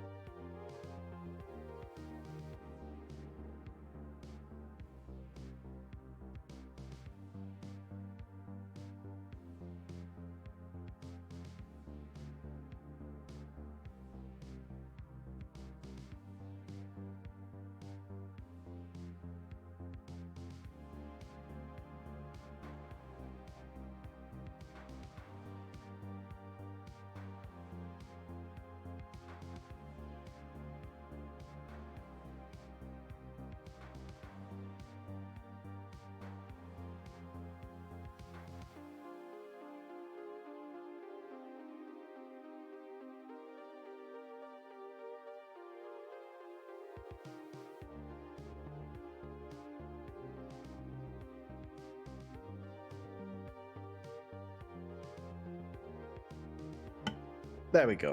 I've got some proper water now. Buxton still. Let's actually have a drink of it as well, because... yeah. Look after me, El. It is really hard to quit soda. Like, I've been trying. I'm not going to say I'm being perfect and everything goes right and I've been doing well with my diet and stuff. Like, I'm not going to be one of those people that's like, oh, everything's like, no, I've made a lot of mistakes and I'm finding it really difficult. Like, really difficult to quit. A lot of it is just like, stares into chat in disappointment. No. Just, one day I'm just going to be like, chat, I'm judging you. I'm judging. But like, yeah, like, but yeah. I'm not going to say, like I say, I've been perfect with stuff. I've definitely not. But I'll admit when it's hard. It is hard. I think it's because a lot of my, like, later life, I've relied on food for, like, quick happiness at times. Like, if I want something... Right, these are really bad. Sorry, I'm sorry for, like, sidetracking there, but, like, something's a bit off with these. There we go. Yeah, these really need resorted.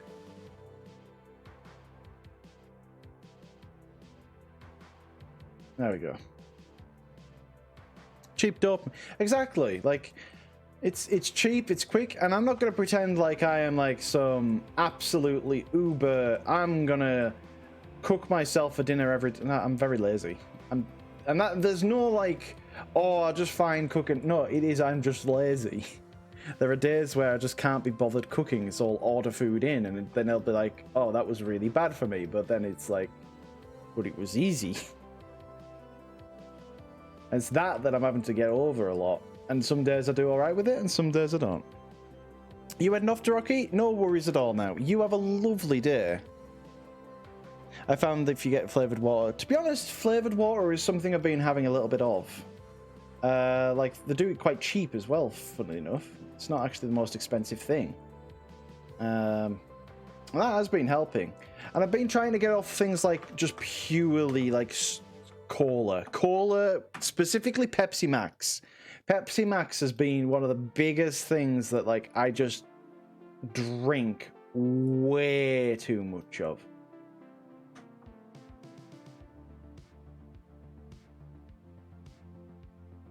I don't even know why, because when I was a kid, when I was younger, we never really had soda. Because, I mean, I'm not the richest person now, but my parents weren't rich at all. We didn't have anything. We bought like 19 pence lemonade. So, like, it's definitely not from them. Like, everybody else, like, say, it's a thing that I've done since I've got older. I don't entirely know why. They used to be quite healthy. I used to be like 80 kilograms in Pepsi Max. If you look at the stuff I do, eat most healthy stuff. It's like unsweet tea and that as well. Yeah, that's one thing I do. That's one thing I'm good with, actually. I tend to have drinks that don't have sugar in, and that means including things like coffees and such as well. Like, I'm good with that side of it. I'm okay with. Coke is my go-to. Like, to be fair, it used to be mine for ages. For ages, all I would drink. My partner was making fun of us towards the end, towards like before I got the message from like the doctor saying, "Hey, by the way, you might want to cut this down because you might get diabetes." And I'm like, "Oh, okay." But I was the same. All I would do is just drink Pepsi Max every day. I'd go out and I'd buy like a 2-liter bottle of it, and I'd honestly go through that 2-liter bottle pretty much before the end of the day. Hi, Link Star. Welcome. Hope you're having a lovely time. Like, it's something that I do not want. I have friends with it as well that have diabetes. They didn't get it as well because they were stupid and just couldn't stop eating. Like, they have it because they were like born with it or such. And I don't want it. But like I say, it's some days I just feel like I don't want to cook myself food. I just want to order in, and that's the issue. That's when I'm starting to get problems. I like that side a lot more than that side now. So what I'm actually going to do, I'm going to cheat. I'm going to cheese it.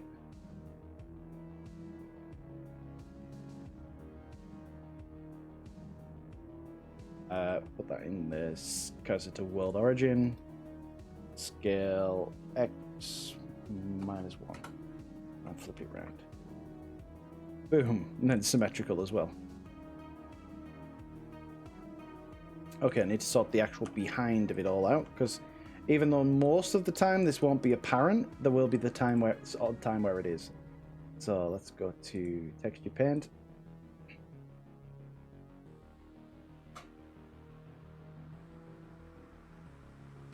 Most of this wants to be this color. Then some of it wants to be that color as well. This one? No. This one? No. Oh, it's this one, isn't it? That's it.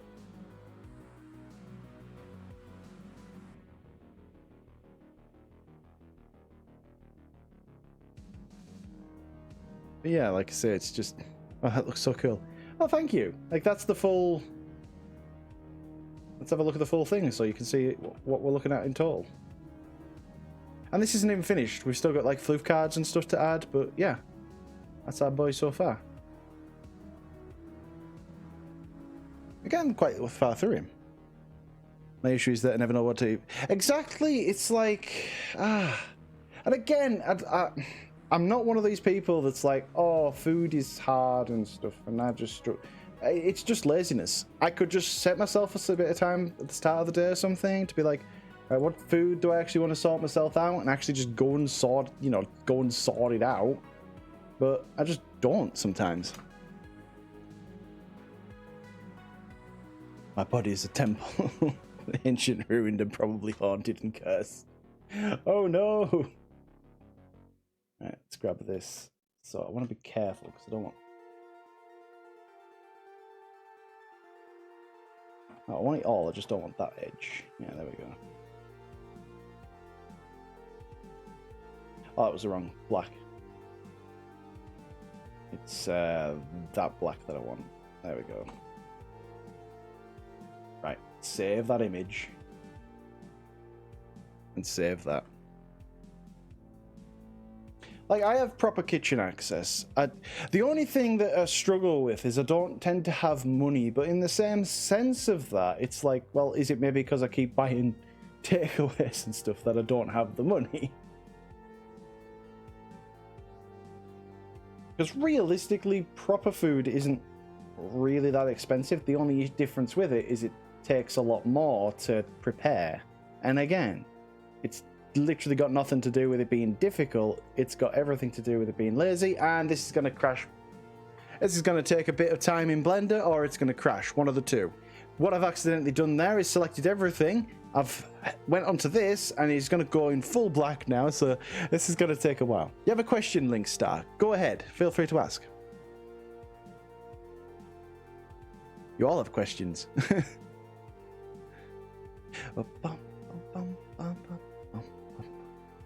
Literally just gotta wait for literally, thankfully I saved the image just before this happened, so we're good on that front, Neo. We haven't lost anything, and the model saves every 2 minutes, so if need be we can recover this, but I've just got to let my computer do its thing. Time is money, I guess. Yeah, it is. Although I tell you something, I really never like using those you know, those like takeaway stuff, like Uber Eats, Just Eat, whatever. There we go. There we go. All of that paintwork gone, but I can bring it back. There we go. Right there. Thank you. Right. Because what I wanted was just to go here.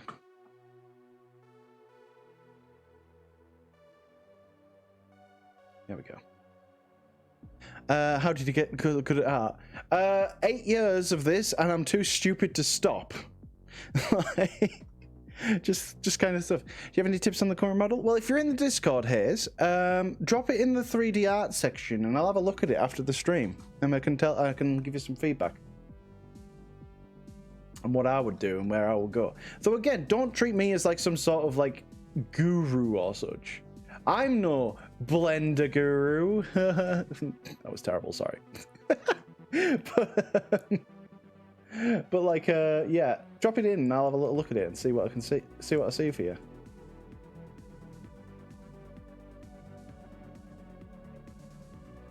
Where's that bit so like... Nice one, my furry friend. Oh, thank you for the follow, Link Star. Thank you for that.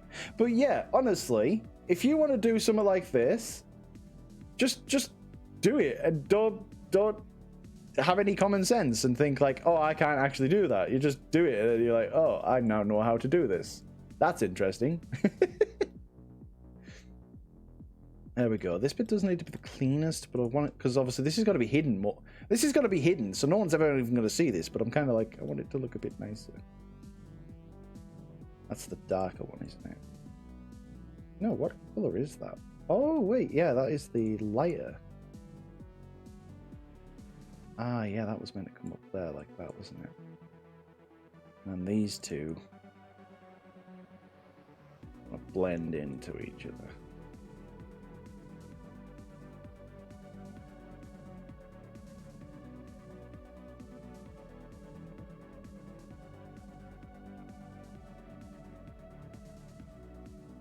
Right, because now when that's all back up and running, hey. Oh, that looks a bit messy. It's quite messy indeed, actually.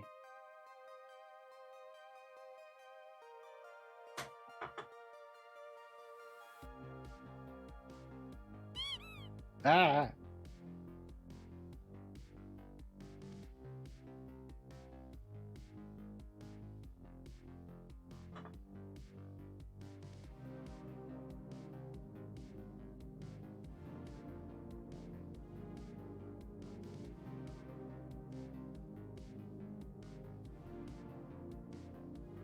Nice one, my furry friend. I was told to duck and I just completely ignored it. What are you making this for and anything in particular? So this is for Neo. This is a commission. This is their character and this is going to be going into VR chat, VC Face, Beat Saber, and Valheim. And hello, Samoa. Welcome. I'm Cade. I'm a furry 3D artist who mostly does stuff for VR chat and VC Face. Welcome. I hope you're having a lovely day. And if you have any questions about 3D or such, feel free to ask.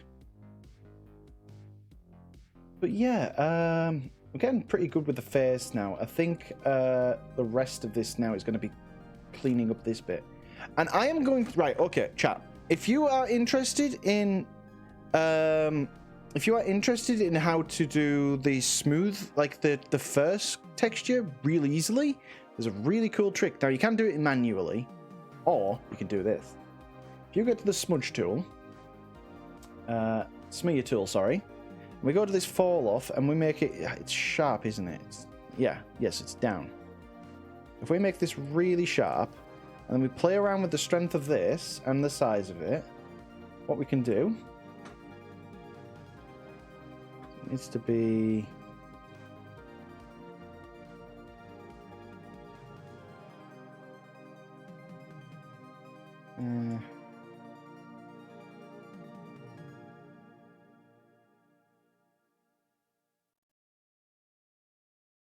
there we go. And what we'll be doing is we'll go around this model and we'll add these in. This will be really quick, but normally I'll spend a bit more time on them. But boom.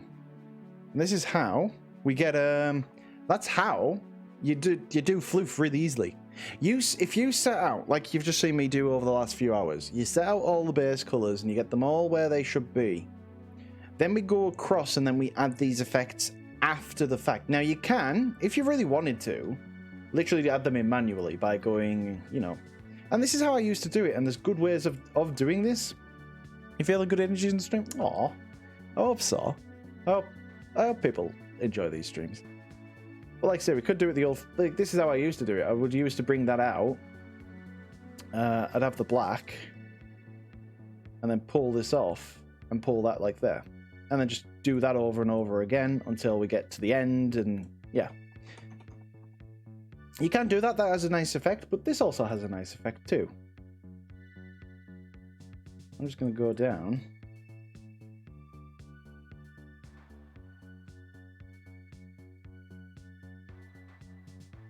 Need to be careful at certain areas.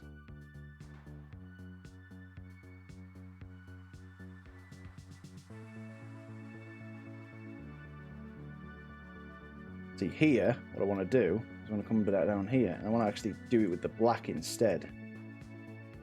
Because the black's the dominant colour at this point, so...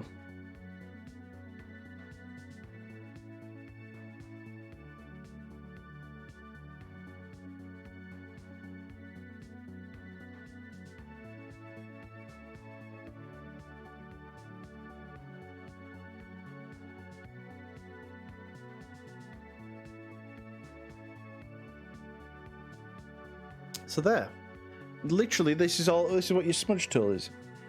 Can you request? No, Neo, no. How dare you, the person who paid me to do this, tell me how to do the job that you paid for? How rude can you? I am an artiste. I know perfection. No one knows better than. Okay, I'll make them thicker. Sad. I'll make them thicker. I've been told.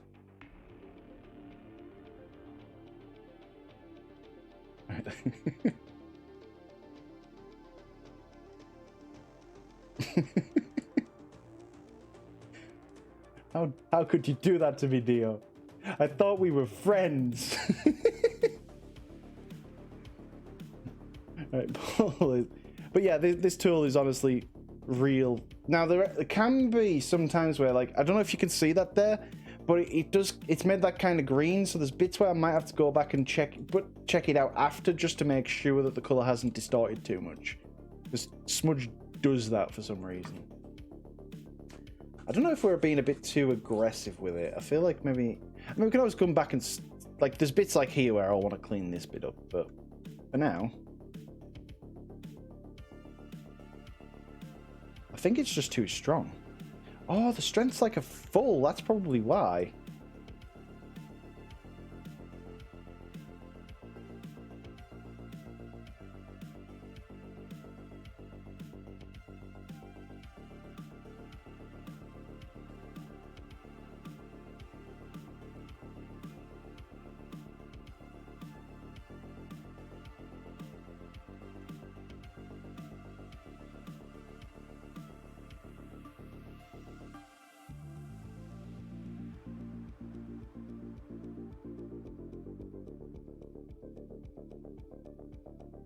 So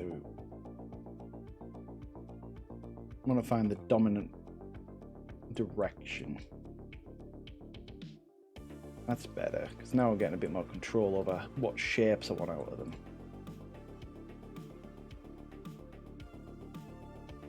Go away, anatomy drawing. We don't need you. We're making furries. Always do still recommend keeping anatomy things in the scene, though, to just keep...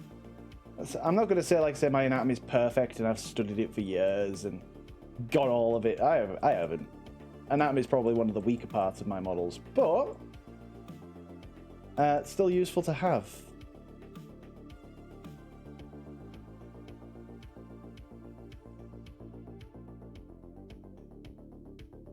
Right, I don't want these ones quite as dominant as the coloured ones, because they're...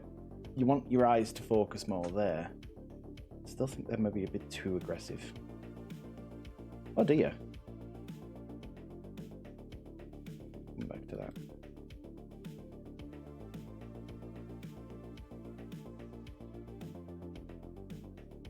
Right, we do need to... Actually, I might leave the hands, because we still need to kind of fix these for when afterwards.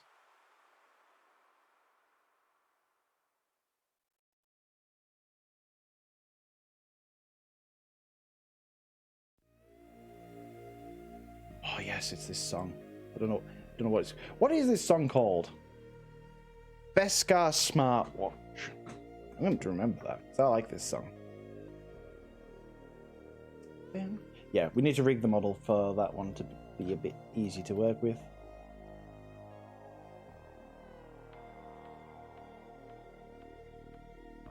And obviously this is fine, but it will be a lot nicer once we actually have some hair cards on the model as well. Hair cards are what will start to really bring out like a floofy look.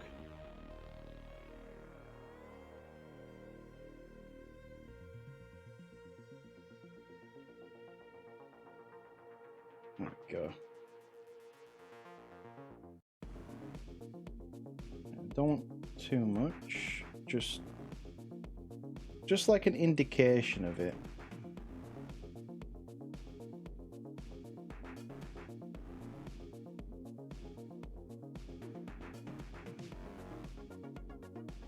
I'm not trying to like...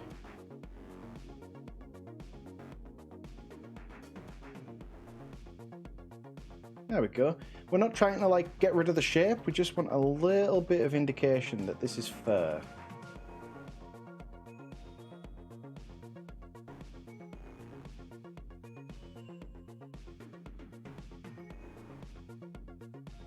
Boom.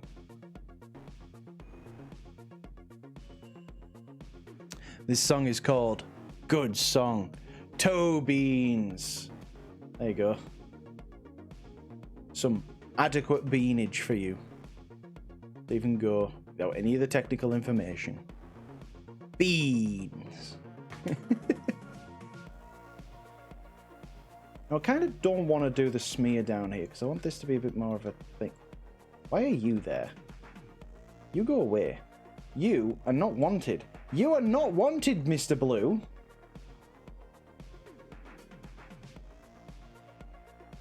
Be gone. Blue freckle. Yeah, it kind of was, wasn't it? Right.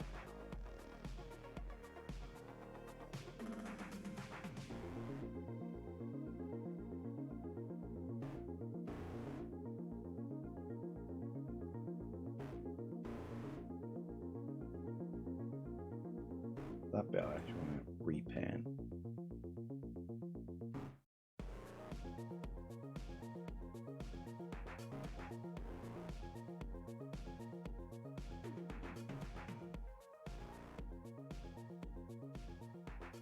And again, I don't want to push it too much. I just want like indications of stuff.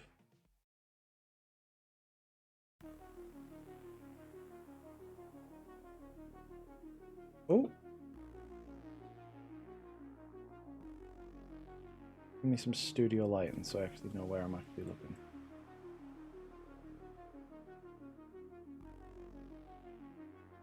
There we go.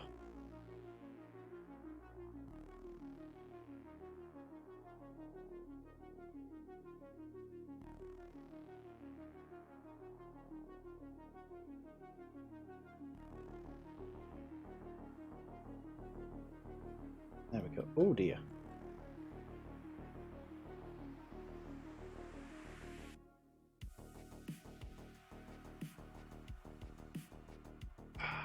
Pull that down. Pull that down.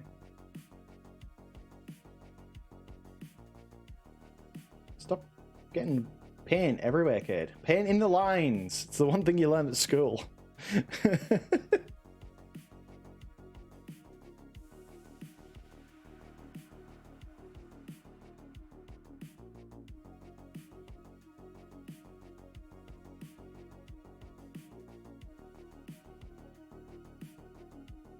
Hydrate. There we go. Begone! You are not wanted here. What are the sizes? So for the main texture, this one I'm working on now is a 4K texture.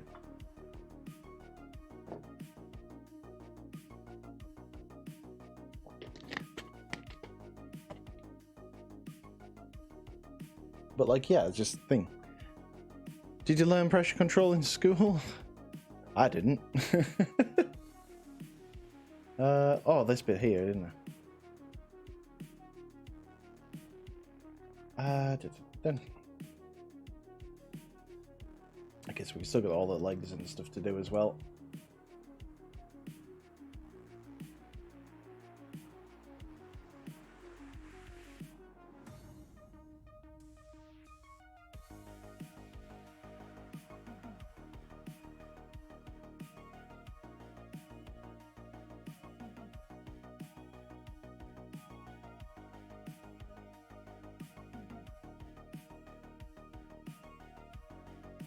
There we go.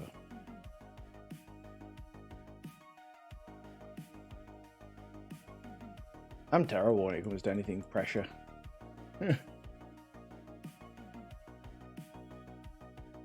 Like, if there's one thing I probably have, it's probably anxiety. Like, I get real bad when anything gets, like, hot.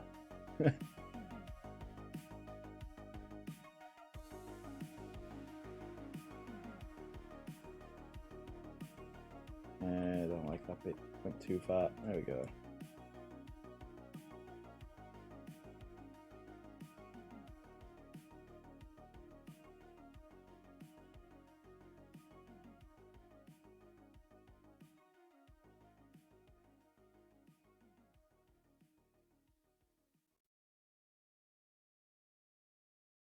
Nice one, my furry friend. Oh, hello, Exo Manila. Welcome. I'm Cade. I'm a furry 3D artist, mostly do VR chat, VC face stuff. Welcome. I hope you're having a lovely day. If you have any questions about 3D stuff or anything that I'm working on currently, please feel free to ask.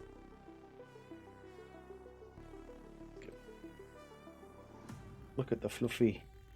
See, it's like I say, look how much of a difference, it's still solid color, but just adding a bit of fluff to the texture. We haven't even added any of the floof cards yet. We're just adding bits of floof to how it looks, and it helps a lot. Those bits can be quite big because it's like around the tail.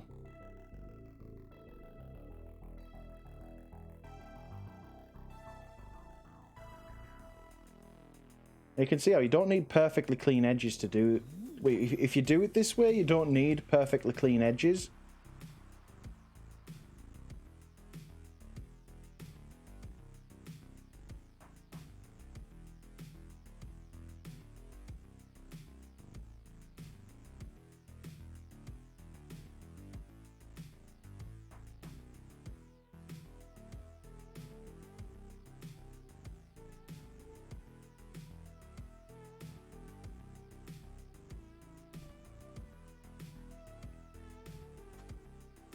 go.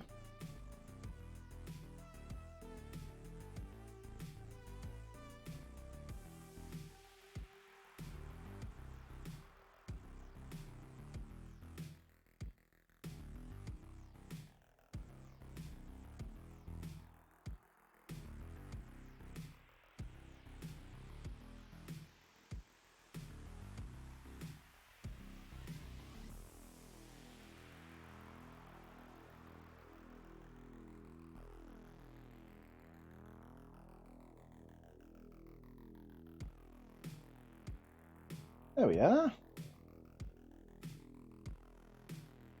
Right, so we want these to be a little bigger. Oh. Blender, please, behave. Behave oneself, Blender. Thank you.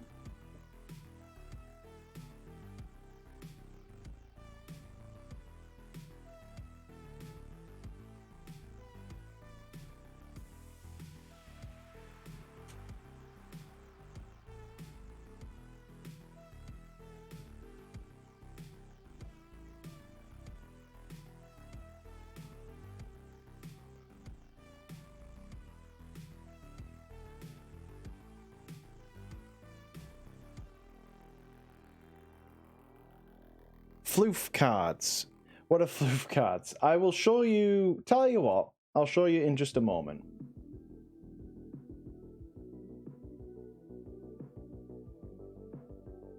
So, what are floof cards? Floof cards are the little things that you see on the backs of tails and such. If I go to Sketchfab, and let me go to my profile. So what's a floof card? A floof card is, find a good example. Where's it? I'll just go to more recent.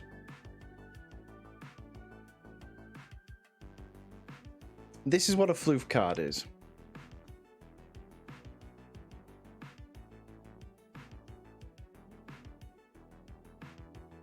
Once it loads, come on, there we go. These on the side here are what's called floof cards. Now in Sketchfab they do kind of look a bit janky, but that is what we want to be creating. Why nice are they called? One, my furry friend. Oh, hey, Kuda. Welcome. I'm Cade. I make furry 3D models and such. Welcome to the stream. If you have any questions about 3D art or such, feel free to ask them. But yeah, well, welcome. And these are actually quite simple to make. I don't want to take away from what you're doing. But... No, it's fine. It's fine. I don't mind showing. Like I say, I want to show people when it's active.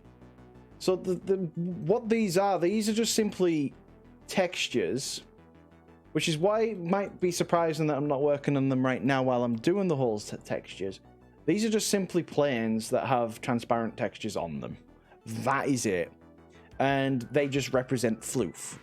And you have a few of them on the model, and it just, see, there's a couple down here on the legs. If I turn the inspector off, and see how, like, in VR chat and stuff, it just brings out the leg a little bit. It doesn't carry a whole lot. The model, this is the thing. Your model still needs to be good. Like, the actual form, the shape, the anatomy, the appeal of it, it still needs to be good and it needs to be there. But floof cards, they make it look floofy. It's pretty much, that's it. It makes it look a lot more floofy. The only thing with them is they are very, very tedious to make. I'm not going to lie about that. They take a long, long time to make, but they are worth it. They are worth it. And to be honest, I'm pretty much ready to move to the floof card part of it. Oh, wait a sec. There's still the feet. The feet! How could I forget about the feet? It's terrible. Right. And dominant here would be the blue.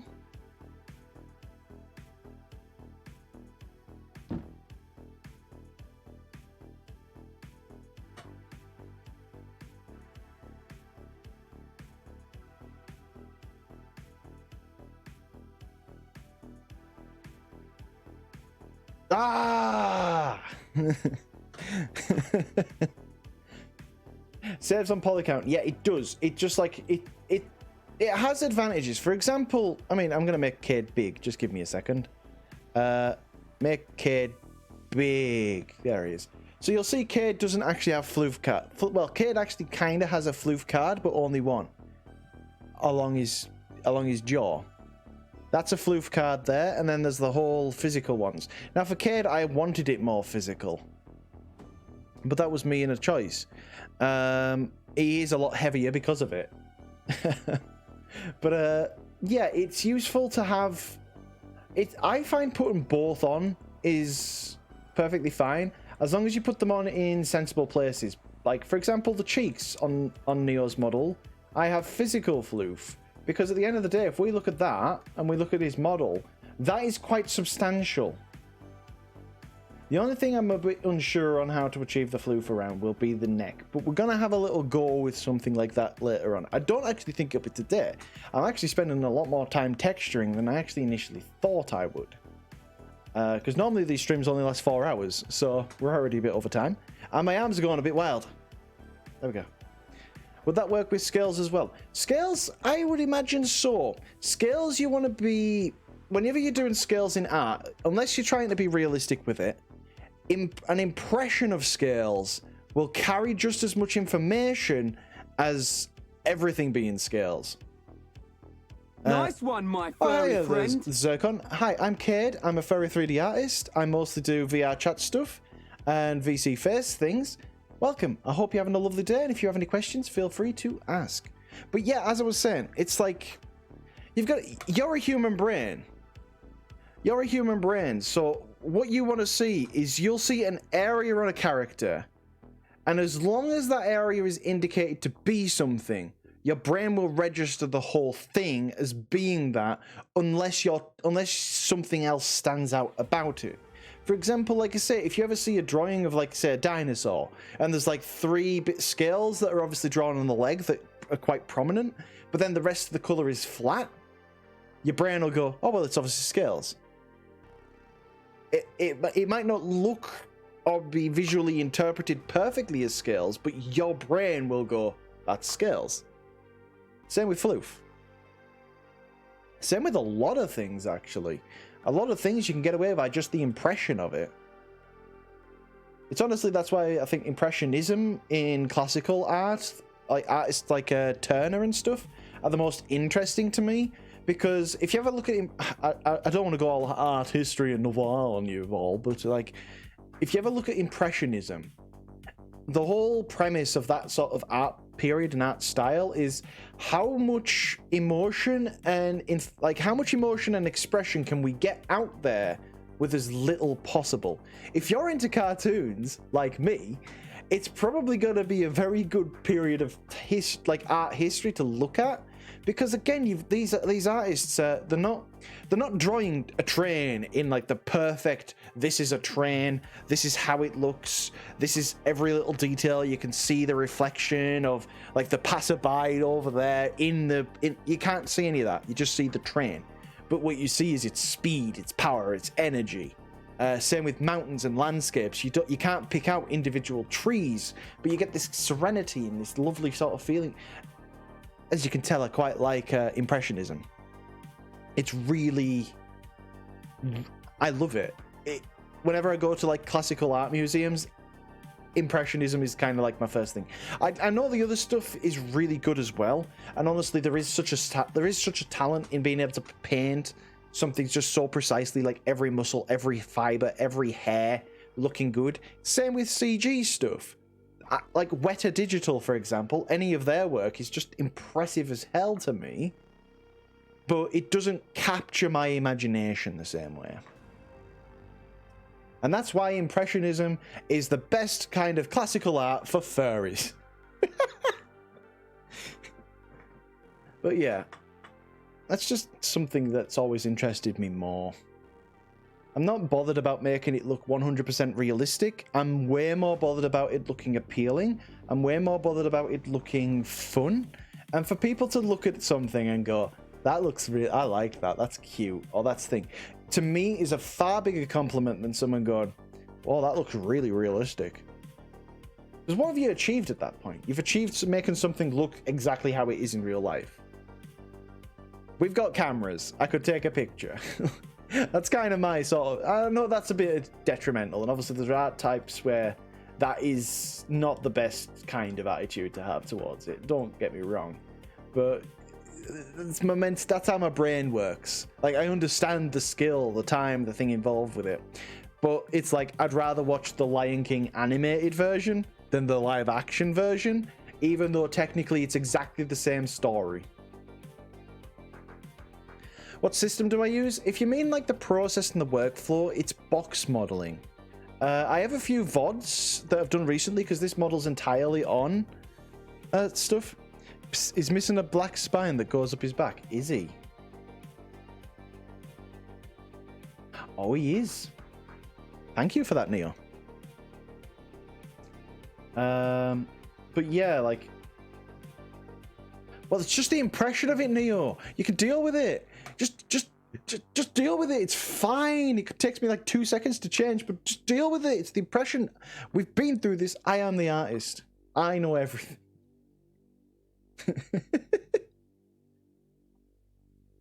God, imagine actually dealing with somebody. I mean, I went to fine art at college, so I did deal with a couple of people that thought that they were the artist and they were the next, like, absolute greatest artist mankind's ever seen. How far does it come up the back? Never enjoyed that attitude, though. It comes quite far up. It actually comes to about this point. Oh. So let's grab the blue.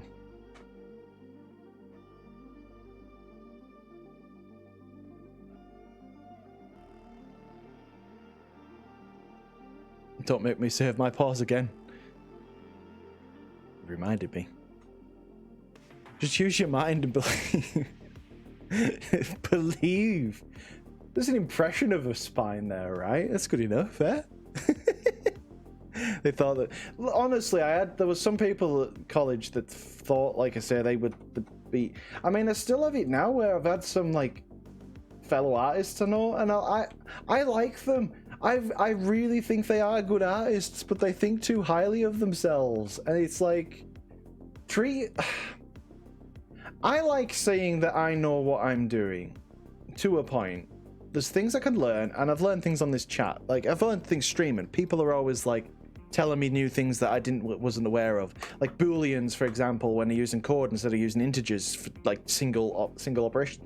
I'm not the smartest man out there, but I know what I'm doing to make a character model. I can do it. There's just ways I can do it better. But I don't pretend like I know everything. Even when I'm doing these tutorials, it's why I'm so, like, specific about, hey, this is how I do it. And I do say it might not even be the right way. It's just how I've learned to do it. And, like, the things that I learn from what I enjoy, like I say, things, again, like the classical art stuff.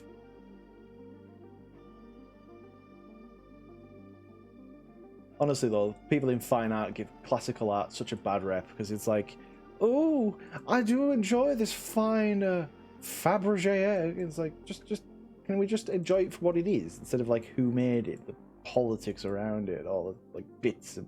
I don't know, I just get... Bleh. Have a YouTube channel? I do, and it's called exactly the same thing it is here, Kid Art. Go, follow, like, subscribe, give me your soul...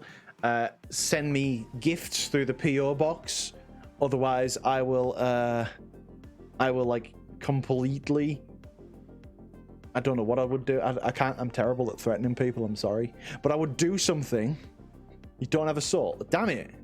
Who do you sell it to? I'll go to them. You have soup. Soup will do. Soup will do. But for now, I have to drink water. Thank you for the. Link there, Leonidas.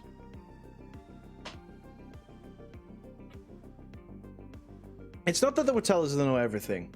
For example, when I was at, this is later than college, this was actually at university. And I'm not the best painter, I'm not the best artist, and especially back then, I'd lost a lot of confidence in my own art and such, so I wasn't producing the best best things at all back then. And I admit that. I'll completely admit that. But I was at uni and we had these critique sessions, right, where you'd all meet up, like everybody, like half of the groups would meet up, and we'd go over and we'd then critique work. We'd say like what we felt about things. If they said like they wanted to go in this direction, then they'd do this. And, you know, we'd go back and forth and we'd be all critical and such. It's what you'd expect at a critique session at a university. But I remember there was there was one specific person that I'm referring to here that I remember they showed a painting. And it was a really nice painting, right? It was good. It was very well made. Draftsmanship was brilliant. Lighting was nice. The problem was the expressions. There was these two characters. There was an elf that was kind of like in a treetop, and then there was like another one that was on the ground. And they just kind of looked at each other. And like they just looked a bit scornful. You know, like imagine your friends told a really bad joke and you're like, oh my, what are you saying? You know, that kind of like, I'm annoyed, but I'm not exactly like full on angry. But then she was talking about this painting and what it actually was in the story that she was basing it off from. And it's like, these two want to kill each other. They're like at each other's throats. They want to really, they're like murdering each other. And I just looked at it and I was like, if I'm being honest, I don't see that. I see two guys that look quite angry, like look pissed off with each other, but they don't look properly angry. I feel like the body language needs to push a bit more, so like they're leaning forwards or something, or one's like raising a fist, because right now they just look a bit pissed. Like it looks like he's told him a bad joke. And I remember saying that to her and she took it so badly, and I'm like,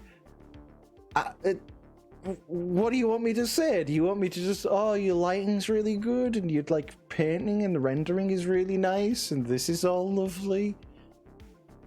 Because I could do that if you want, but it's not really critique. It's just me stroking your ego at that point. Like, I'll take, like, people critique my models all the time. Even now while I'm fairly confident in them, I get critiques like I'm still getting quite square heads, for example. Fingers look a bit weird sometimes. You know, I'll take critique. I don't want it all the time. I'm not one of those kind of people where like, oh, I want my work critiqued all the time. No, I enjoy it when people enjoy my work, and I enjoy enjoying my own work, if that makes sense. But there are times where like I want to sit back and I'm like, right, how do I improve this? Where do I go better? What's right? What's wrong? And I'll take it. But just, yeah, there was just so many people. That was just one instance of that. That wasn't the only one. There were plenty, and she wasn't the only one with that attitude as well. And I'm just like, I wasn't good at the time. Very much. Like, as an artist, I was like, again, I was all over the place. I was not confident in myself. I was unsure of exactly where I wanted to go. So I wasn't producing really good work.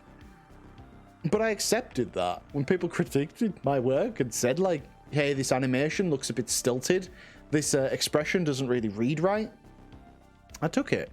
And I still take it nowadays, like I said, because I want to provide the best models to people.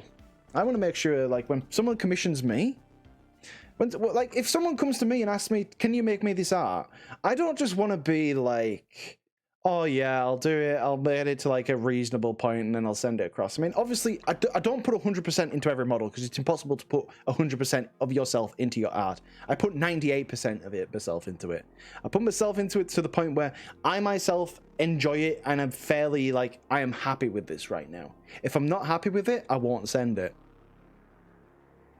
But yeah, you hate when people did that in class, just said like, yeah, this looks really good. I don't like it as well. If you're at a critique session, I want critiqued. I want people to tell me where things are good, for sure. Tell me where things have possibly improved over the last few things that I've done, for sure.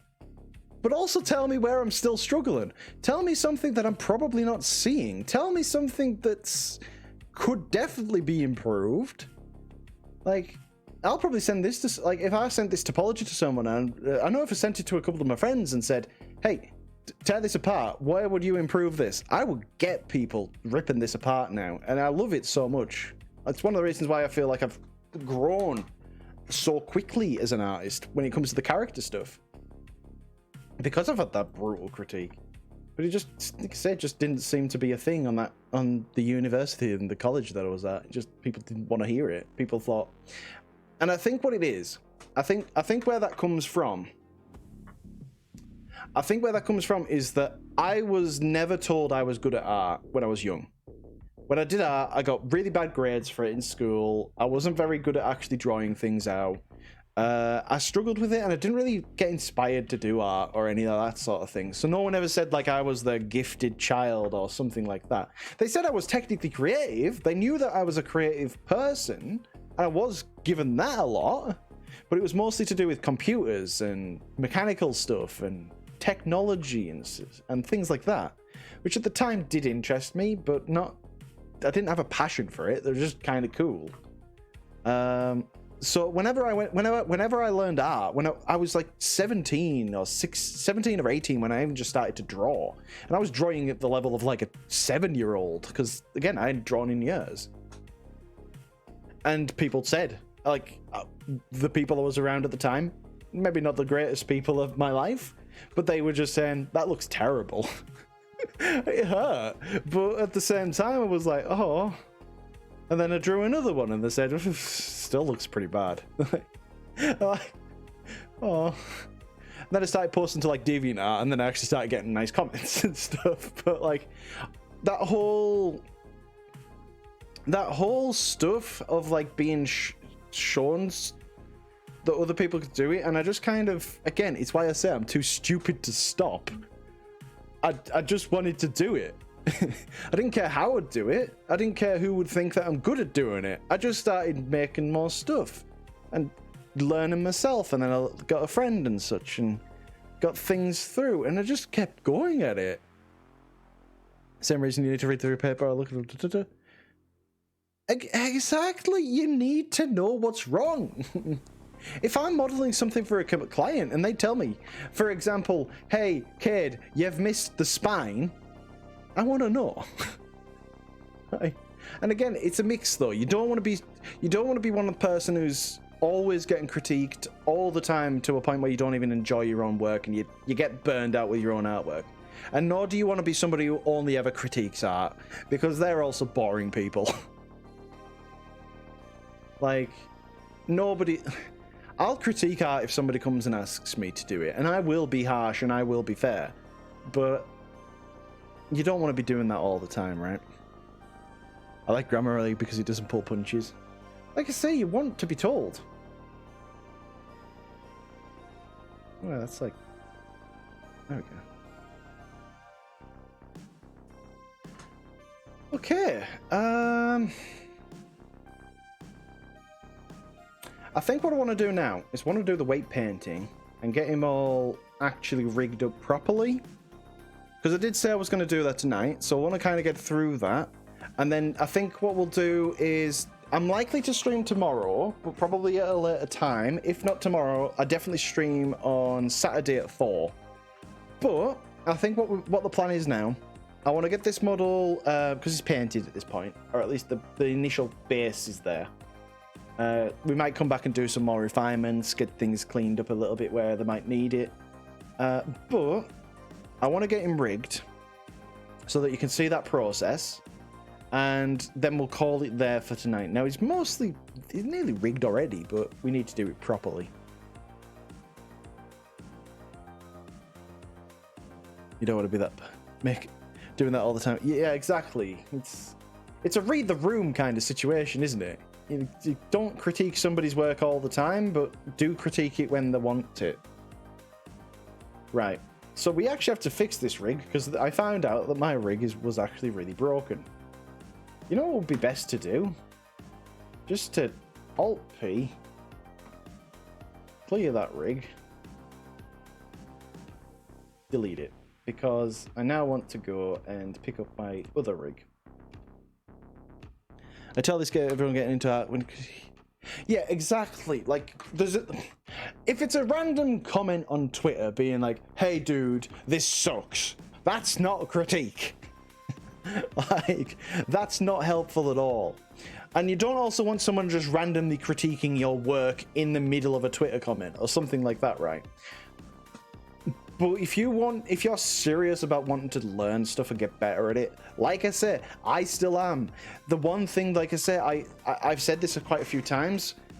I love doing the freelance furry stuff, but one thing I really, really miss and desire that will never get in this job, doing the furry stuff, is I don't have hands, please. I'm trying to be serious. Hands. Thank you. One thing I won't get in doing this is a mentor. I don't have a superior to answer to. I don't have a person where I'm like modeling something and then they go, oh, that's bad, you need to change this around, or this is bad. Because obviously I've got commissioners, and commissioners will tell me what they think and what they feel, but they're not, no offense to you, but you're not an artist. You don't know where my topology could perhaps be better. You know what your character looks like and what it should look like, but the actual technical, kind of like say like draftsmanship, modelmanship, I don't know what it would be called, 3D. There's no one to tell me like that. That's one thing I really miss.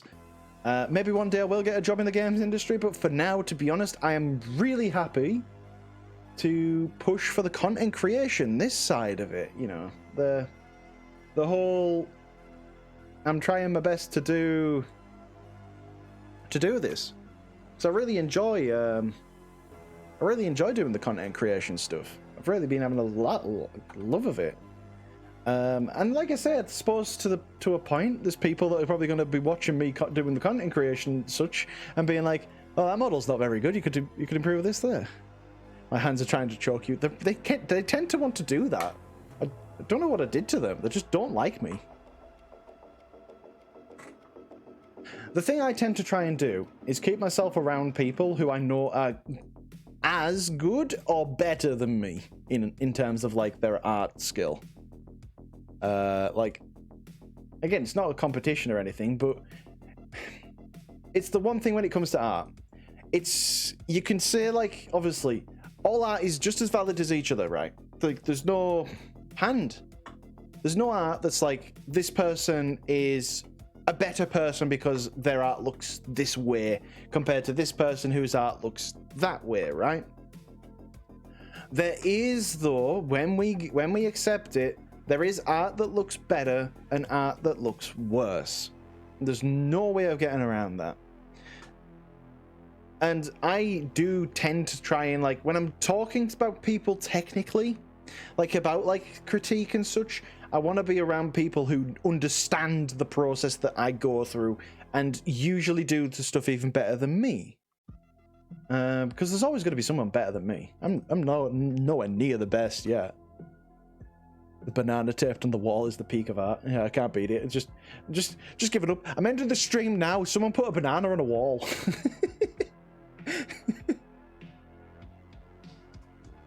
I might get a bit of flack for this, but I actually kind of like modern art like that. And like I said, I know I said before, my favorite kind of art is impressionism when it comes to like proper art. But I do like the art where it is kind of, hey, here's a thing and you gotta think this way. That's Banksy, that shredded painting. Banksy's, funnily enough, one of my favorite modern artists. Mainly just because he just keeps complaining about our government, which is something I can very much agree with. But like, at the end of the day, I'm not gonna lie. Literally yesterday, when hands, please stop trying to choke me. Thank you. Literally, when I was at the other day, I was actually talking to my boss because obviously I was in the process of leaving my job. I'm kind of staying on Wednesdays now. That's it. I'm only working one day a week, and it's mainly just to get me out of the house, so I'm not staying in my own room and becoming like my own thing. But I was showing my boss my website, K-Dart, literally the website with all the furry stuff on it, and we were talking, and his brain just wasn't like clicking. It was like, I know you make money doing this, I know you get people involved and people like this, but I just do not understand it. It's like Bitcoin to me. It's something that I know people do, but I don't know why. And I was like showing him that it's somebody completely out of everything. And just I kind of forgot where I was going with this, but Yeah, I think kind of fused myself.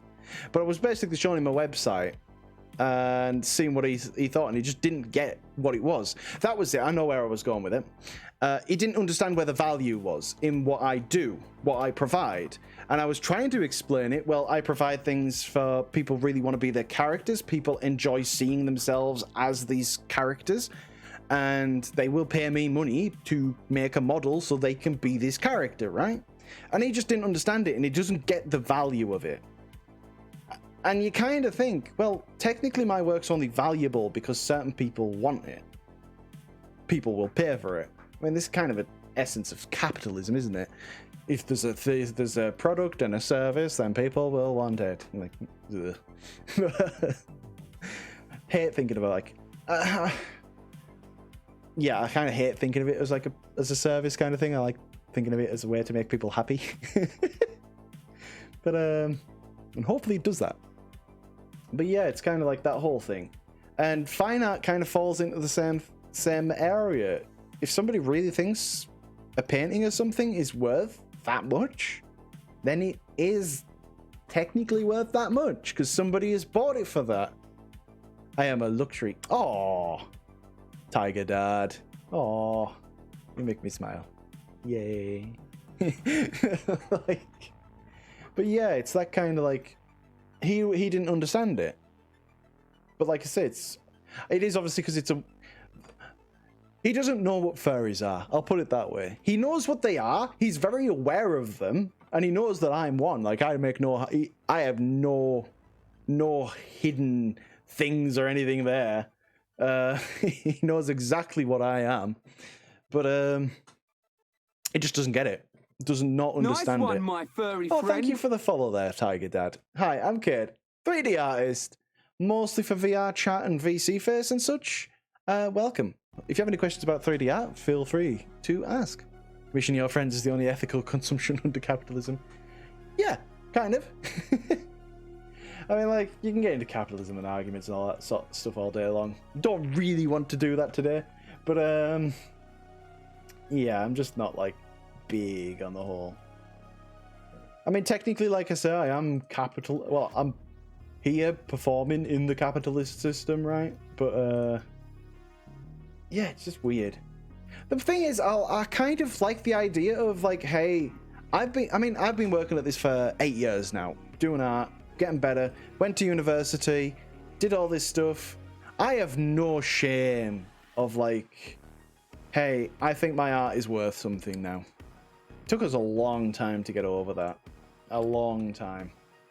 Like I say, the first commission I did took 2 months and I charged 50 quid for. It was not really worth it for the time and the effort that went into it, but yeah, it was like the first commission I did, so it took us a while to get over that. Bump, bump, bump.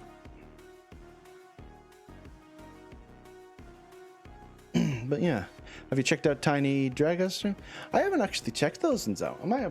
I will need to check out more art streamers, because I won't lie, I haven't actually watched many people stream art myself.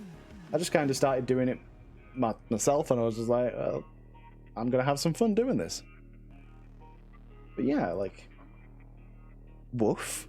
Tigers? Do tigers woof? Woof.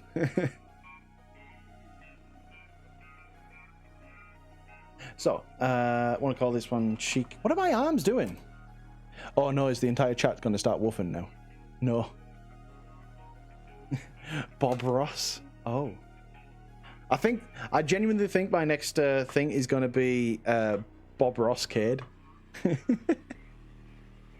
I keep losing symmetry and I don't know why or how to fix. Symmetry in Blender is... I hate it. I hate symmetry.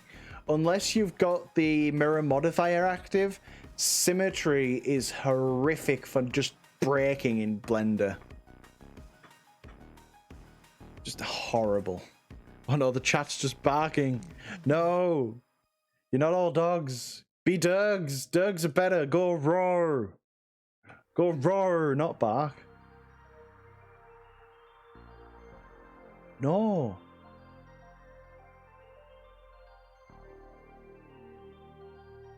Good to look at it. So someone put Yeah, exactly. It's kind of like, oh no, JT emote barks. Oh no, they're powerful. Bark. But yeah, do you want to do fairy models? Or I have done mechanical stuff in the past. One of my favorite models was making a Panzerhund from Wolfenstein: The New World Order. I really enjoyed doing that. I lost the model to it though. I still have the renders. But yeah, dies horribly is dying away. No worries, no worries. You have a lovely night now, dies horribly. I love saying that, it's great. But yeah, you have a lovely night. Okay, so I want one there. And I want one there. I'm going to move this group of them, like bum, bum, bum, bum, bum. I'm going to move this group of them, which is bum, bum, bum, bum, bum, by those bones. Hydrate. Let me grab my bottle of water. Let me grab my bottle of water. Like a proper British person, eh?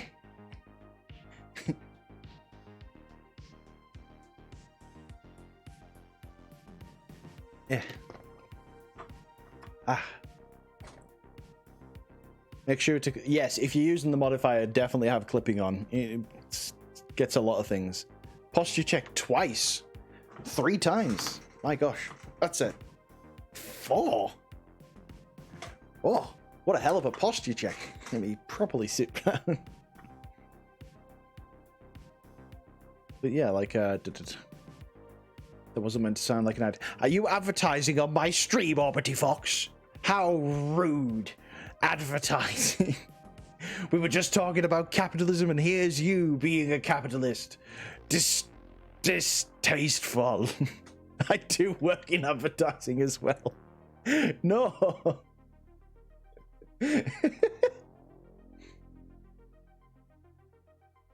Grab that. I think I just moved one of these bones by accident. No, I didn't. That's actually fine. And you're going to be subdivided into 3.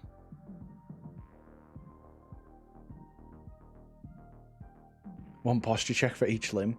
Is it like Fallout or something where I can get my limbs crippled? It's like crippled limb, crippled limb.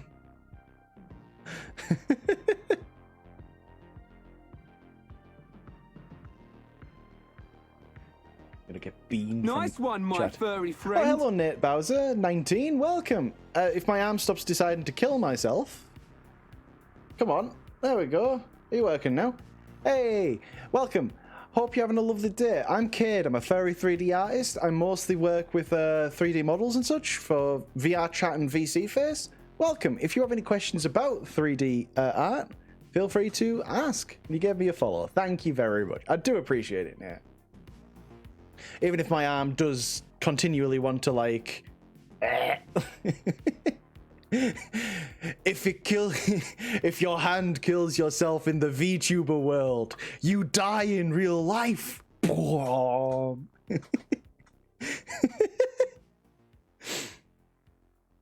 saw you for another stream. So, oh, that's nice. I'm glad. Like, I hope you enjoy the streams. I hope everybody enjoys them.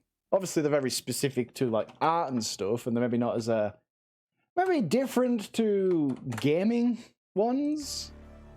But hey, I hope people learn stuff. If you die in real life, you die in VR. No, that is the real threat. No more VR chat. No.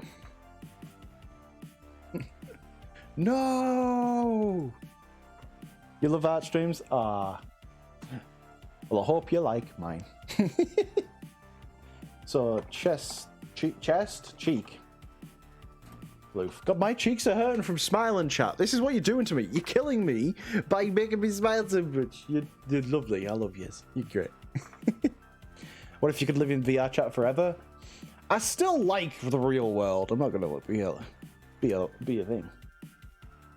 Art streams are nice to have in the background. They are. Like, again, I don't watch many streams myself, but when I have done it, they usually have been in the background. Oh no, cheek floof. Cheek, loof, or 2. Ow. Let's capitalize that one as well, just to keep the naming. And symmetrize.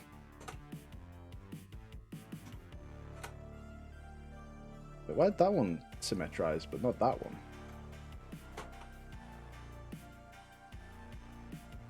What? Okay, if you got to do it the hard way.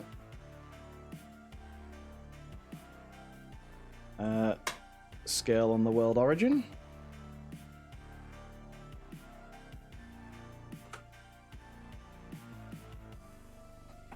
There we go. Boom. Oh.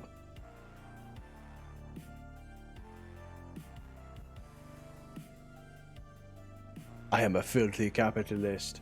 Capitalist pig! No, like... My kind of stance on it is kind of capitalism is fine if everybody gets an even playing field to at least give it a go. But that's not kind of the case at the moment, is it? So it's a bit there. But if everyone were to have an equal chance to do what they think they could do, then great. That would be fine. I would have no issue with it at all. Because I am kind of like, I mean, it'd be a bit hypocritical of me to say, right? I've put a lot of time and effort into learning a thing that I can do that I sell for money. Like, and I'm kind of proud of the fact that I've got to that point. But at the same time, it's like, realistically, did I get an advantage? Probably. Because of where I am from, where I am things. Yeah. I'm not a very good political thing. Like, I had really bad political takes when I was younger. Very... ones I regret. But, yeah, just...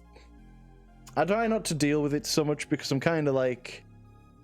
You know, I'm not an expert when it comes to stuff. I'm a white lad, comes from England, so I'm not really in any major position to say anything to the only thing about this is like I'm bisexual, and sometimes I get people being confused what bisexual even means. It's like, it means I'm attracted to two people the same way you are attracted to like one kind. It's not that hard, people, but apart from that, there's not really much stuff I have to deal with in person, kind of thing. Bi pride. Exactly, I'm wearing my bi pride glasses. If you notice the blue on one side and purple on the other.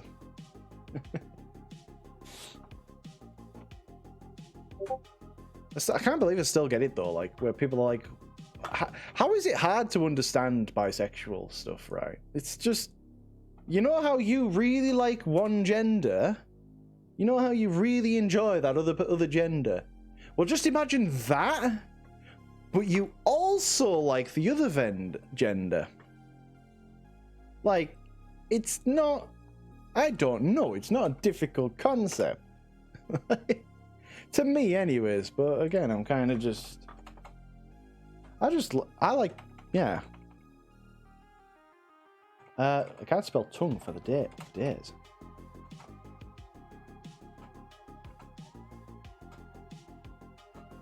There we go, tongue hole one, my gosh. Yeah, and the other thing I never get as well is whenever you hear like, oh, bisexual people and pansexual people never get along because of this. And I'm like, well, I'm bi and my partner's pan. We get along just fine. I don't see an issue with it. It's just what it is. Do we want this floof to wiggle as well? I think that'd be excessive. Would it be excessive if this yeah, maybe a bit, yeah, it would make weight painting really difficult, actually, thinking about it. Let's get the rest of this all sorted. Ooh, the feet are actually a bit bigger on this one.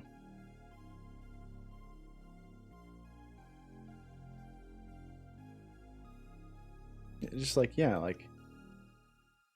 I mean, I'll never hide from who I am and that nowadays. I used to a bit. Like, I used to be I wasn't ashamed, but I would be a bit like, reserved with it all, where now I'm just like, nah, I am who I am, and I enjoy what I enjoy. If you don't like it, well, it sounds like a you problem. For sure, it's not a me problem. Not anymore. Tall beans again? Yeah, we are working on beans again. So that needs to be there, and then that needs to be there.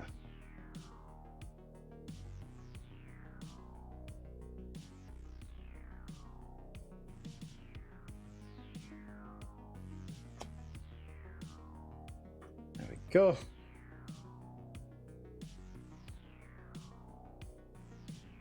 But yeah, like I said, I'm not a smart man.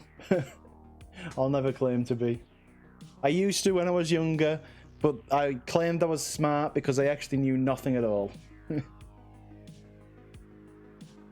And actually, when I had a tip recently, which was place that actually further down, so I might place that there and see how this works. Okay, hands. It's funny how these hands were made completely independently, and you can go and check that on stream, yet how they pretty much match up with the rig already. Then again, I did have the rig on as well, didn't I? So, not entirely fair.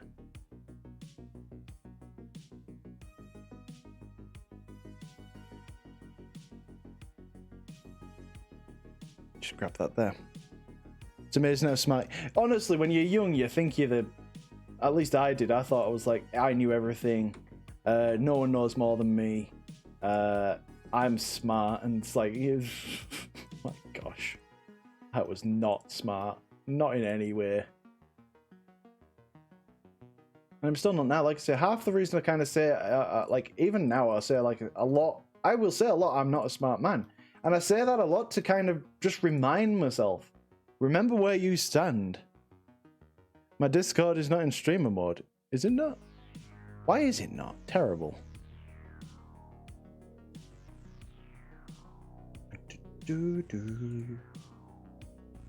Streamer mode.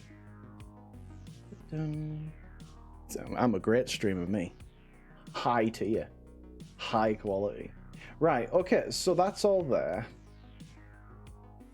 Is there anything else I'm missing? I don't think so for now. These, for the time being, need separated off.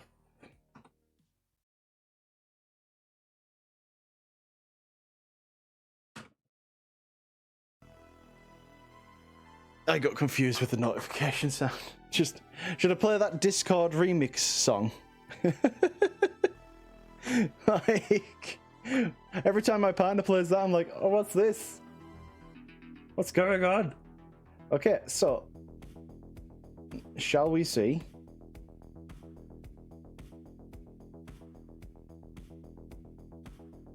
And this is with my working rig now.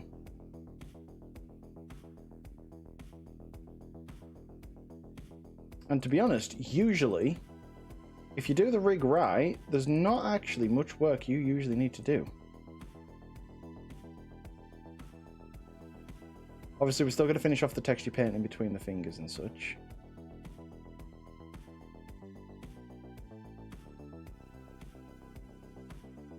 Yeah, they're not looking too bad. Oh, that'll need sorted though.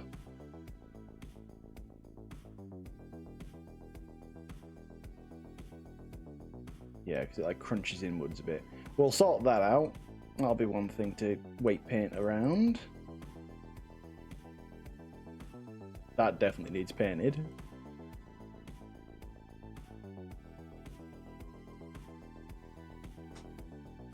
The Derg needs sleep. No worries, Leonidas. You have a lovely day. His pain's like ripped off a fingernail. I know. There they are. They're still there.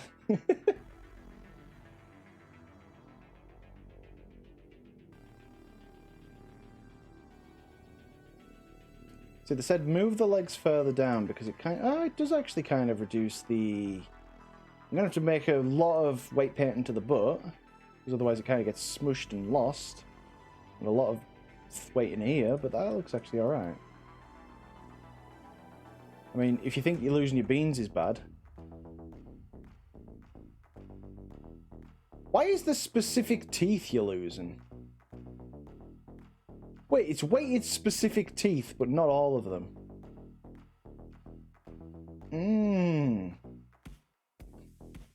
Uncomfortable. Crunchy.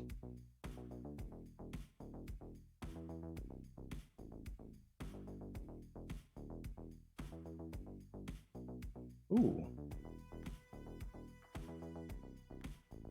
Okay, that's gonna need some painting as well. What time are we on? Oh gosh, I'm like an hour over. I might... I think we might call it here, and I might continue this later. Tomorrow or on Saturday? But, you know... I'm sorry I've done it again. I hope you don't mind not having toe beans. For this. I know what'll make yous all happy. We girls. Were there duplicated teeth? No, what it's done is it's like, when I've done the automatic weight painting, it's grabbed some of them, but not all of them. Like, you can see where the teeth actually should be. There's like a couple missing there. Hmm.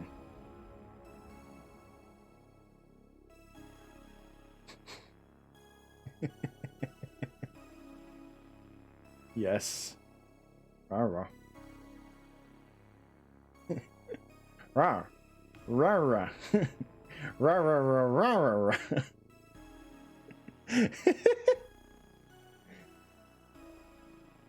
Give us a wisdom. Rah. Rah-rah. Good. Stop playing with it, kid. But yeah, I think... so... Let's go over what we've done. Let's go over the process so far, what's left to do. And in all honesty, we should actually have the first version of this model done by Sunday. That's when I would kind of estimate us to be ready. What we've got left to do, sort the rig out properly. The rig's fine at the moment. It's obviously working. There's no issues there. But we want to refine it. We want to make sure things like the hands and all that work fine. We want to make sure the head actually works properly. Might actually make more sense to leave it to the next stream as well. Hand. Because what we can do next time is what I was going to do the next time anyways. We'll sort out the rest of the rig and we'll make sure it's all working and he's not losing his beans when he lifts his hands up. So I'll show you how to add items and stuff like that there. We'll then add the floof cards. That might actually take quite a while, but we'll get through that. Then, hopefully in the next stream, we'll have time to do the visemes, which is how we talk. It's actually... And we'll start to get to the more technical side of the model for the VR chat stuff and the VC face stuff. I don't know how far we'll get through that. So what I'll say for now is we'll get the rig finished and refined next stream. Then we will get the hair cards at least started and hopefully done. If they get done really quickly, we'll then move on to the visemes and some of the technical stuff. After that, we will then move to our first VR chat port. JT just popped on. Guess we have to rate him? Guess we do, I suppose, don't we? I'll check who else is on as well. Because obviously I want to see who else and see if there's any other artists or stuff that anybody would like. Because I want to support other artists as well. So let me have a quick look at who is online and such. But yeah, so we've done a lot to do. We've got pretty much all the texturing done. We've got the basic rig and all that sort of pushed on. We got all the UV mapping and all that done. We've done quite a bit. And you know what? I'm going to save it because otherwise I'm going to probably lose something. And I also want to save that image. And your body image. Oh no, it is saved, but just to be careful, just save it again. So, you wanted to ask me something? If you want to ask, what would you like to ask before I end the stream? I'll give you a couple of minutes while I have a little look who's online.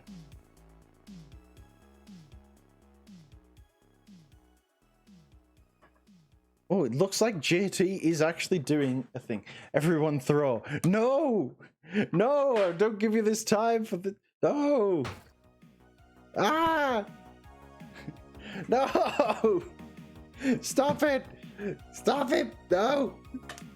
No mean! I've been a good boy today. I've done my work.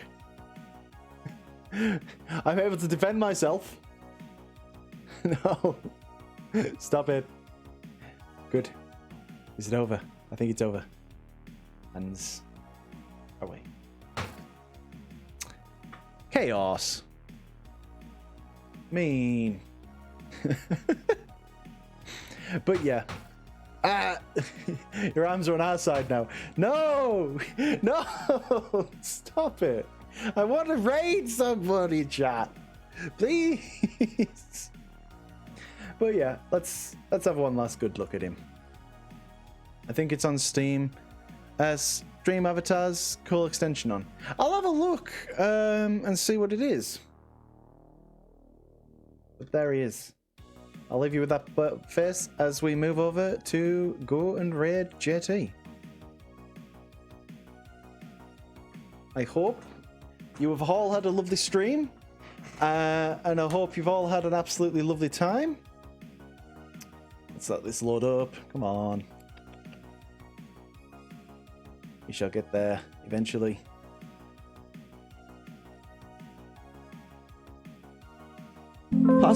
Oh, sorry about that. And we do. Bye, everyone. Let's go and raid him. 3, 2, 1. Tomorrow. Peter M07. Make sure you send me. Sorry, this looks really sloppy, by the way.